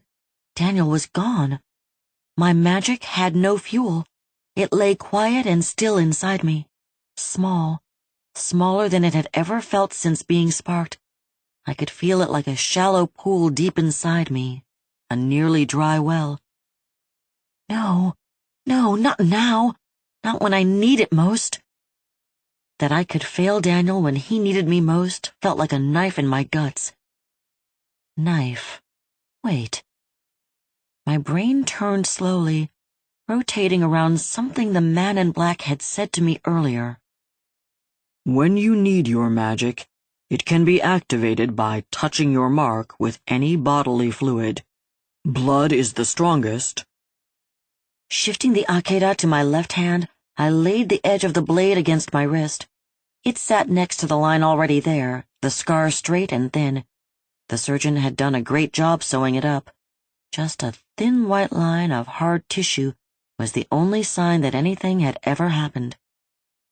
I used it as a guide. Across the street, not down the river. Not unless you're serious. The magic knife didn't drag at all, slipping through my skin like it was water. Crimson welled in its path, a furrow of my own making, filling with my lifeblood. It spilled down my palm in a thick trickle, following the crease of my lifeline, running toward my mark. It hit the red-raised scar tissue of the mark, and the magic inside me tried to push itself out of my skin like needle hairs through every pore. The blood pooled in my palm, making a little puddle. I closed my eyes, seeing Daniel's face in my mind. His green eyes, his dimple, the way his hair kept falling into his eyes. I kept him there and thought one simple thing. Take me to him. I felt no pain this time, only a sharp tug that felt like my spine was being yanked through my belly button, but no pain. I stumbled forward, stepping from where I just stood to where I wanted to be in a swoosh of passing reality. I left the close, dank darkness of the cave, with its mottled stink of limestone and sea god brain juice, and stepped into the cold, clear, open darkness of a moonless night. Pinprick stars lay their light on me, making the world shine. I stood on a hill, grass under my feet. The air felt frosty, my breath hanging in a cloud with each exhale. My hand felt warm and wet. I looked down to find it sheeted in red, a thick claret of lifeblood dripping off the ends of my fingertips. Shit, I cut too deep. My stomach lurched, and warm prickles danced from my scalp down to my shoulders, like 100 drunken centipedes crawling through my hair. I didn't have long before I needed to find medical attention. Using sticky fingers, I cut a strip off my shirt with the akeda and tied it around the cut. My mouth tasted of old iron as I knotted it closed with my teeth. It would help, but wouldn't hold for long. I tried to spit the taste from my mouth and took a jerky step, lifting my eyes to look for Daniel. I found him immediately. I saw what was happening and I began to run. A group of standing stones surrounded a flat spot in the vale of the hill. They jutted toward the sky in a semicircle, thick granite fingers in a grasping reach. Moonlight pooled inside their guard, painting the scene inside with a quicksilver glow. A cracked altar, a flat slab of stone stained with the blood of sacrifice, stood in the center. Daniel lay across it, feet hanging from the end, head lolling to the side, too big for a place designed to lay children on. The man in black hung between the standing stones on a tattered net of stringy darkness, like a fat black thing of dripping venom and murderous teeth. He hung over Daniel, looming inches above him. He'd changed, transformed and altered into the spider god, lord of illusion and nightmares, the eater of iniquity. Long, spindly legs strummed along the netted darkness as he had become a double-segmented arachnid, no longer in human guise, no longer pretending. He had become every spider from every arachnophobe's hellish nightmare, shining unrelieved black and shifting slightly side to side on herky-jerky joints. And my God, I could feel the connection between my mark and the pulsating crimson handprint emblazoned on his distended bulbous stomach as he ate the sanity from Daniel's mind. 60. Ectoplasm, semi-solid and shiny slick, leaked from Daniel's eye sockets, his nostrils, and his silent screaming mouth. It curled through the moonlight, twisting upwards and sashaying its way to Nyarlathotep's open maw. Long, spindly legs worked, rolling the ethereal substance into a ball like cotton candy, feeding it between grasping mincer pandibles. The round head of the grotesquerie still looked like the man in black. His features slipped and twisted on a sphere of a head. The mandible mouth still held his shark-tooth grin, now sunken deep inside, gnashing and chewing Daniel's substance. The black cosmos eyes had slid around and now sat on the outside of the skin, socketless and bulging, ringed about with replicas of themselves until they formed an all-seeing crown of unblinking moist orbs. Thick hairs like splinters of volcanic glass prickled off the many-jointed legs that plunked the web of darkness he squatted on. The strands pressed tight against the hard carapace that formed his abdomen, highlighted in crimson as the handprint on his abdomen beat like a heart. The rest of him formed an unrelieved spot of eternal darkness, a black hole eating the glare of the moon above as he drank down Daniel. My feet pounded the grassy hillside, heels slipping in the midnight dew that coated each blade, threatening my ankles with turning, working against me, trying to tumble me down the hill to crack my fragile human skull against one of the stones. The hill leveled as I reached the flat spot, still running with all my strength, still running to save Daniel, still running to save my love. I crossed the threshold of the stone circle and leapt. I pushed with all I had, all the power in my legs and all the magic inside me. The collar around my throat burned ice cold against my skin as it tightened. The ground fell away, my stomach flipping inside. I rose, stretching toward the hanging black tatters strung between the stones, fingers desperately clawing out to grab something, anything to pull myself up with. And knew I wasn't going to make it. My wish sprang from desperation. Take me there! Etheric energy burst inside me as the wish whipped my magic into a frenzy.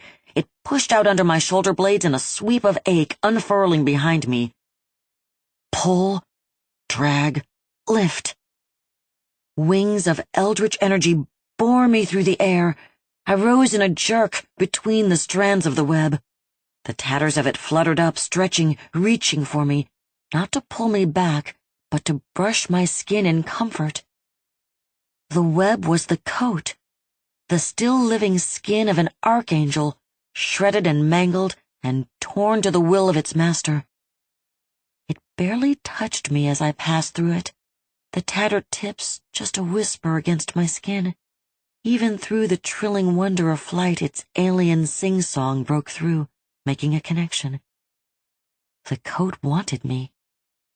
The song faded to an echo as I swept through the night, still lightly hollow in my head. I had just enough time to think one discordant thought. This is absolutely amazing. My feet touched down on the web and the coat latched on, wrapping my ankles in tendrils until I stabilized, standing as if on level ground. The spider god swung up. Skittering to face me, he spun, lowered himself, and pounced. He fell in a blur of ebony lighting, crashing into me, spider legs clutching around my body. The magic of my wings shredded, and we fell to earth in a flash and a crash, like a pair of meteors locked together. He drove me to the ground, and pain blasted me from heel to crown in one hard pan slap. My eyes were locked open. I could see, but I couldn't move. Every muscle locked around my spasming diaphragm. It cramped inside me, struggling to make my abdomen move, to expand my chest, to desperately try and draw oxygen into my empty, deflated lungs. The spider god swayed above me, arachnid legs shoved into the ground all around me, arachnid abdomen thrusting toward me, like a wasp trying to plant its stinger, arachnid mouth clicking and clacking and dripping greenish spider saliva across my chest, my throat, my lips. My lungs hitched, once, twice, trying to kick over, to catch, to start. Hard-edged, brittle oxygen ripped into them as the spider god pushed himself back, stretching upwards as he transformed, transmuted, transmogrified into the man in black. Spider legs shortened and thickened, becoming arms. Black spiky hairs pulling into the hard shell of the exoskeleton, with long, creaking squeaks of glass rubbing glass.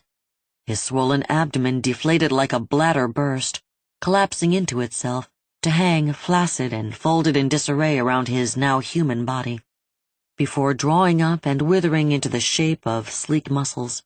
His chest, his perfectly carved sternum, split like an unstitched seam, and let slip out the 2 gemstones that contained the essences of the gods we'd defeated earlier.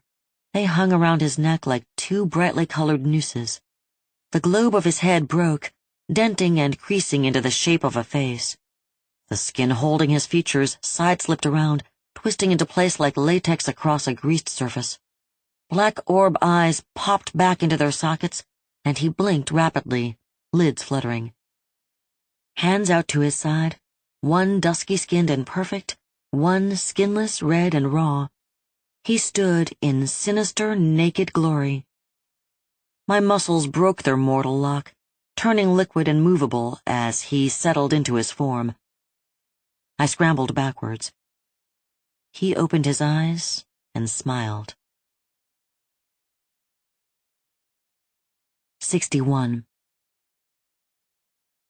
You are too late, Acolyte. The deed is done. My eyes shot to Daniel. He lay as still as the flat gray stone underneath him, not moving, not that I could see. My heart stopped. All the strength ran from my legs like water. I stumbled. Oh God, please, no. Please don't let this be true. Pushing from within, I sent my magic down the line between us, the connection I'd established earlier. It felt like swimming through sludge, the air thick with resistance to my magic. I shoved, the effort tearing something loose deep inside me, looking for him at the other end. Bub-bump. Bub-bump. There. Faint, nearly indistinguishable from the rush of blood in my ears, I found his heartbeat. It threaded into my hearing, a tiny pitter-pat of hope. I clutched at it, dragging it to me as I tried to push magic down the line of it, to send mystical strength from me to him. My soul breathed out. Live. The collar clenched, cutting into my trachea in a hard, bruising line. I ignored it, pushing. The heartbeat grew stronger, steadier, even if it sounded hollow in my ears, sounded as if it were trapped in an empty house. The man in black stepped between me and Daniel. My magic crashed against him, breaking and spilling to the side, as ineffectual as salt water. I cleared my throat and lifted my face. He's still alive. For the moment. He raised his hand, his human one, to his face. His stomach rolled, and he began to retch and heave, throat jerking in time with the hitch of his navel. A sound like flesh-ripping tore itself out of his mouth, his jaw dropping to spit something hard and glistening into his hand. Rolling it across his palm, he caught it and held it between 2 fingers. It was a ring. Gold circle holding a chartreuse gemstone that cast a faint lime-colored highlight on the yellow metal. He smiled. However, I hold what truly makes him human. He slipped the ring onto the 3rd finger of his red right hand. Without this essence, the substance of his personality, he will fade into the eternal night where I will wait to reap him. I will cast him to the land of nightmare, and he will dwell in the house of this Lord forever and ever. Amen. Give that back. Pain shot through my jaw, teeth clenched hard enough to grind in my ears. He stepped back, arms falling wide and to his side. Come, take it if you can, Acolyte. I stepped forward, pushing my magic to call the Acolyte to my hand. The knife slapped into my palm, flying from wherever it had landed when Nyarlathotep drove me into the ground. The connection clicked immediately, punching my magic like a closed fist. I realized the knife had a measure of magic embedded in its ancient iron. It hummed against my mark, and I pulled, drawing the magic out and into myself. Shock waves of power rippled through me, riding on the anger I had. It spread inside me, settling into a flat, hard place in my mind, the same flat, hard place that I found in my training. I knew how to fight, and for Daniel's life, I would. I'm not your goddamned acolyte. His lips pulled back, thinner, straighter, revealing interlocking shark teeth as he loomed over me. Then you are food. Come and choke on it, you evil bastard, I snarled. He fell on me. 62. The man in black swarmed around me, swallowing me in his fury. His fist lashed out and I twisted away, using all the skill learned at the hands of sensei, instructors, and masters. His knuckles grazed my cheekbone, barely brushing along my skin. The blow knocked me off my feet. I spun, rolling with the impact, scrambling to stay out of his circle of power. My eye began to swell, pulsing closed with each heartbeat. He stomped forward and the ground shook under my feet. The standing stones jittered up and down in their earthwork sockets, and it struck me what I was truly up against. What have I done? Daniel, I'm going to fail you. Movement above caught my eye. I dove to the side. A capstone the size of a truck crashed where I'd been standing, crushing the grass and weeds, narrowly missing me. A string of black coat tore free from its moorings, snapped by the impact. It whipped through the air, slapping around my calf and latching on. Music exploded in my head. The coat was urgent, insistent. I could feel it pushing my magic, its song inside me like a vibrato, dumping raw power into me. The song became clearer in my skull, not sung in English, not sung in human, but I understood. It wanted me to fight. It wanted free of the man in black, and it would help me if I would only fight. Driven by the song, I lunged, twisting with my hips for power, slashing at the man in black with Abraham's knife. The point caught him in the arm, gouging a chunk of flesh that flapped open like a big-lipped mouth, thwopping and thwopping in my direction. Dark yellow fluid ran freely from the cut, thin streamers of what could have been urine from the look, from the smell. He stepped back and I pressed forward. My hand became a blur as I tried to slash him to pieces. There was no art to it, no science, no training. Instinct rode my body while my mind screamed for Daniel to be okay. "Hold on. Please just hold on. I'll save you." In the center of the stone circle, the man in black stopped. Caught in my frenzy, I didn't see him draw up, didn't see his hand, his red right hand flash out until it clamped around my wrist, jerking me to a stop. Vice-like fingers bruised my skin, grinding the small bones of my wrist against each other. He yanked me forward, slamming me into his carved teakwood chest, his lip curled, pinnacled teeth showing wetly. "Enough!" Power slammed into me with bone-breaking force, battering my face like fists coated in acid. He swelled, lifting me like a child into the air. He was all-powerful, unstoppable. He was death and doom and hot, sweaty destruction all rolled into one terrifying form. "I have had enough of you, Charlotte Tristan Moore. Your time has drawn to an end." A fat, blister-pink tongue lolled from between his lips.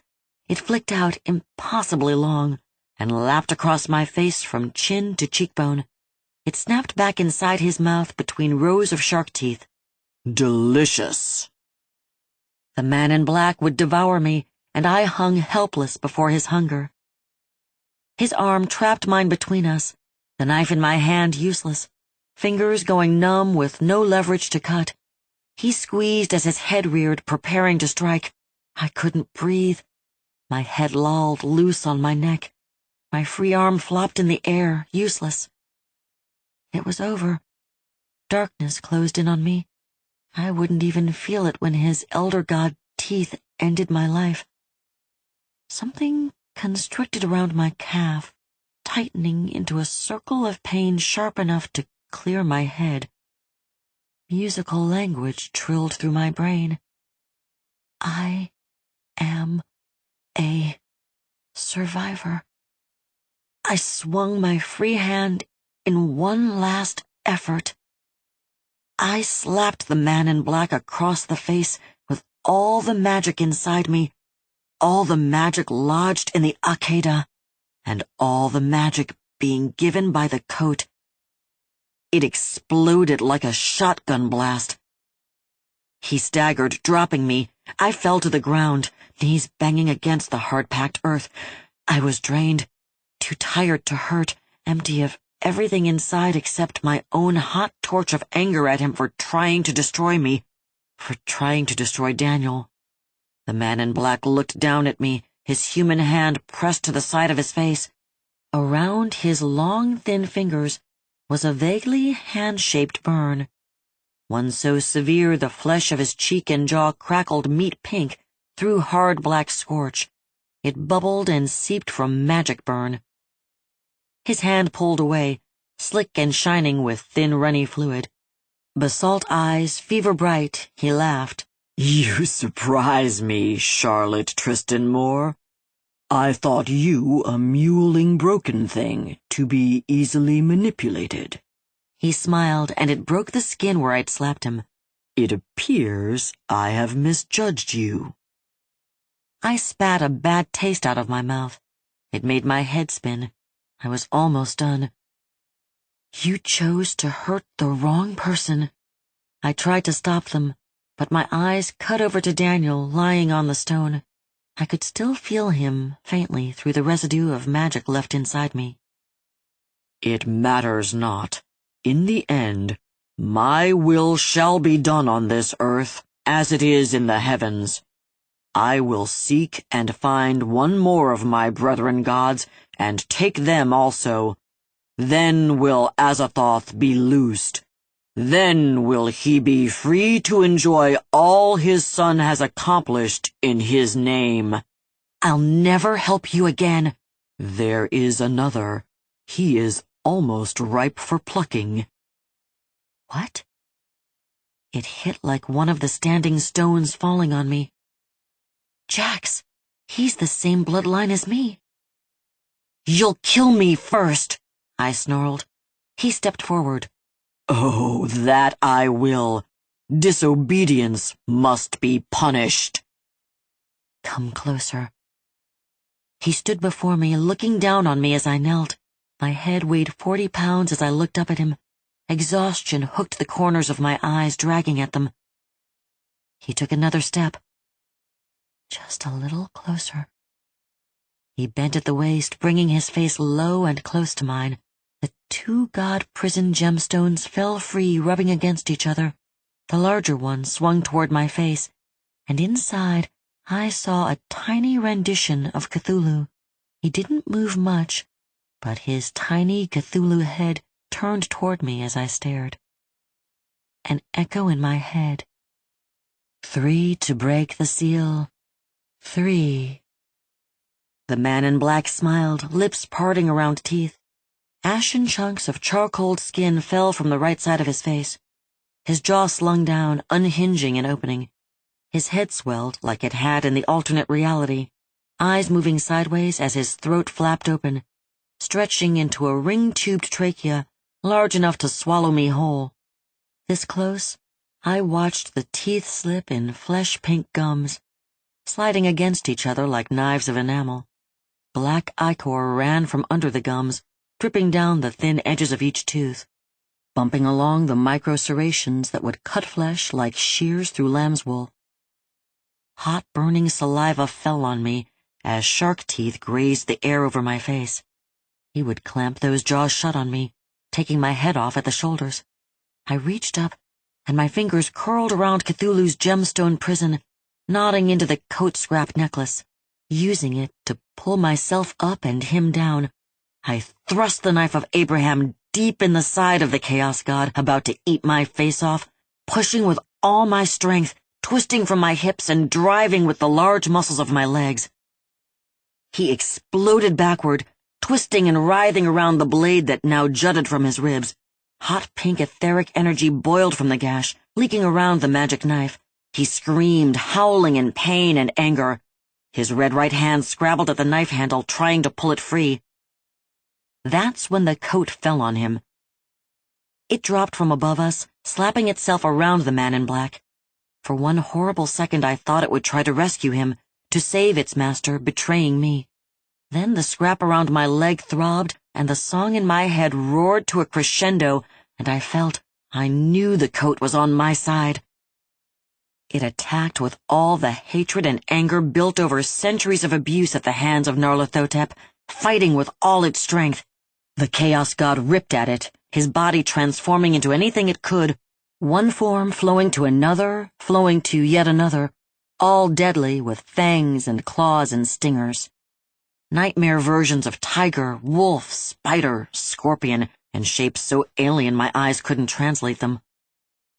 The coat shrieked in my head as it was torn to pieces. My head swam as the coat poured information through our connection, gifting me with knowledge as it sacrificed itself. The man in black had been weakened. He'd used a lot of power fighting the sushi priest and then Cthulhu. He depended on the coat to act as a battery, draining its magic to fuel his own, and now the coat, in its rebellion, had cut that off. There was a chance. A tiny, tiny chance. I shoved myself, staggering to my feet. The man in black didn't see me, too busy trying to shapeshift into something that would defeat the coat. He didn't see my hand grab the handle of the knife that still stuck from the side of his body. But he felt it when I yanked it out and rammed it in his chest, twisting the blade as I did. The point slipped in, blade sinking to the hilt, stopping as it hit something hard that jarred it to a stop. I felt the knife slice through his heart, the main part of him. Felt it as the alien evil heart continued to convulse around the blade in my hand. Magic burst out over me in a sickly sweet rush of power. His scream scoured my brain, flash-burning my nerve endings, before he burst into a million tiny, flying, stinging shapes and disappeared. One of the gemstones tumbled to the ground, its tether severed by the impossibly sharp iron blade. I stumbled until I reached Daniel and fell, landing across his cold, still body. I lay there, weeping across him, the tattered fragments of an alien song in my mind as the world fell to darkness. 63. Small noises filled the silence of the room. The whir and hiss of a breathing machine, the drip-drop of an IV bag, the low insect buzz of fluorescent lights, and the quiet turned down to one beep of the heart monitor. Little noises adding up to nothing, adding up to everything. 2 knocks. The door opened. A nurse came in. He wasn't young, but had a young face, eyes bright over rounded cheekbones. His name tag read Lionel. He shuffled in, moving next to the bed, checking the equipment. How is he today? I didn't move. The same as yesterday. He looked over at me. How are you today? Lionel cared, he really did. The same as yesterday. The coat rustled around me, whispering between my body and the chair. He pointed at Daniel. He looks the same. You, not so much. Lionel might care, but he's a bit of an asshole. Daniel lay serenely on the bed, oblivious to the tubes and wires running from him. Brow uncreased, muscles relaxed. In the coma he'd been in since I woke on top of him. Both of us covered in the shredded remains of the coat. Him with just enough life to still live. Me with just enough magic to wish all 3 of us to this hospital. Lionel moved around the bed, coming toward me. He stopped short when my eyes turned up at him. I don't know what he saw there, but he didn't want to come too close. Lionel might have been a bit of an asshole, but he was not stupid. He held hands up, palms out, class ring twinkling in the low light. Started to speak, stopped. It's hard to talk to you when I don't know your name. It hasn't stopped you yet. No names was safer. Let Daniel be a John Doe and I'd be Jane. Names had too much power in the world I now knew existed. So far, the caseworker for the hospital bought the lack of memory from me about my identity and his. It took a little push of magic to fuzz her mind. But for now, Daniel received treatment, and I pretty much got left alone to be by his bed. It wouldn't last. But while it did, Lionel could just be all right without a name to call me. That's fair. He leaned against the end of Daniel's bed. You should get out. Go outside and breathe non-recycled air. You don't have to go far, but you should go somewhere. I didn't say anything. We'd done this dance before. He moved to the bed, checking Daniel's vitals.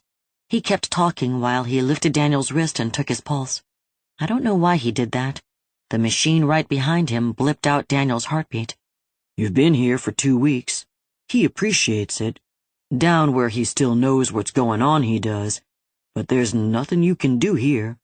It's been 2 weeks. Don't you have someone to call? A job to check in with? Wouldn't you like to sleep in your own bed? Shower in your own bath? I didn't care about any of that. I only wanted Daniel to be healed. Even if he hated me for dragging him in the mess with the man in black. Even if he didn't remember me. I wanted him to be the Daniel he was before. I stood. The coat flared around me, not healed, but healed enough. Just like me. Lionel jumped. You're right. I have to go out. My hands soothed the coat, its voice in my head cooing. I ran my finger under the collar around my neck, shifting it to a comfortable place. Magic thrummed inside me, vibrating my bones as it came to life. It had grown, recharging in the last several days. I might be gone for a while. If he wakes up, I'll tell him you'll be right back. He wouldn't wake up. Not without my help. There was one thing I could do for Daniel, one thing that could restore him. I stepped to the bedside.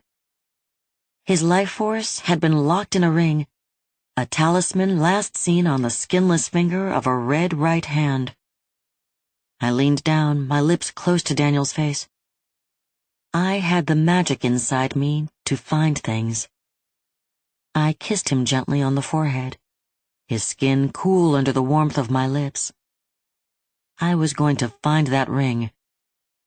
I straightened, turned, and walked out of the room without a backward glance. And I was going to kill the man in black. This has been an Audible Studios production of Red Right Hand, written by Levi Black, performed by Allison Johnson. Producer Mike Charzik. Copyright 2016 James R. Tuck.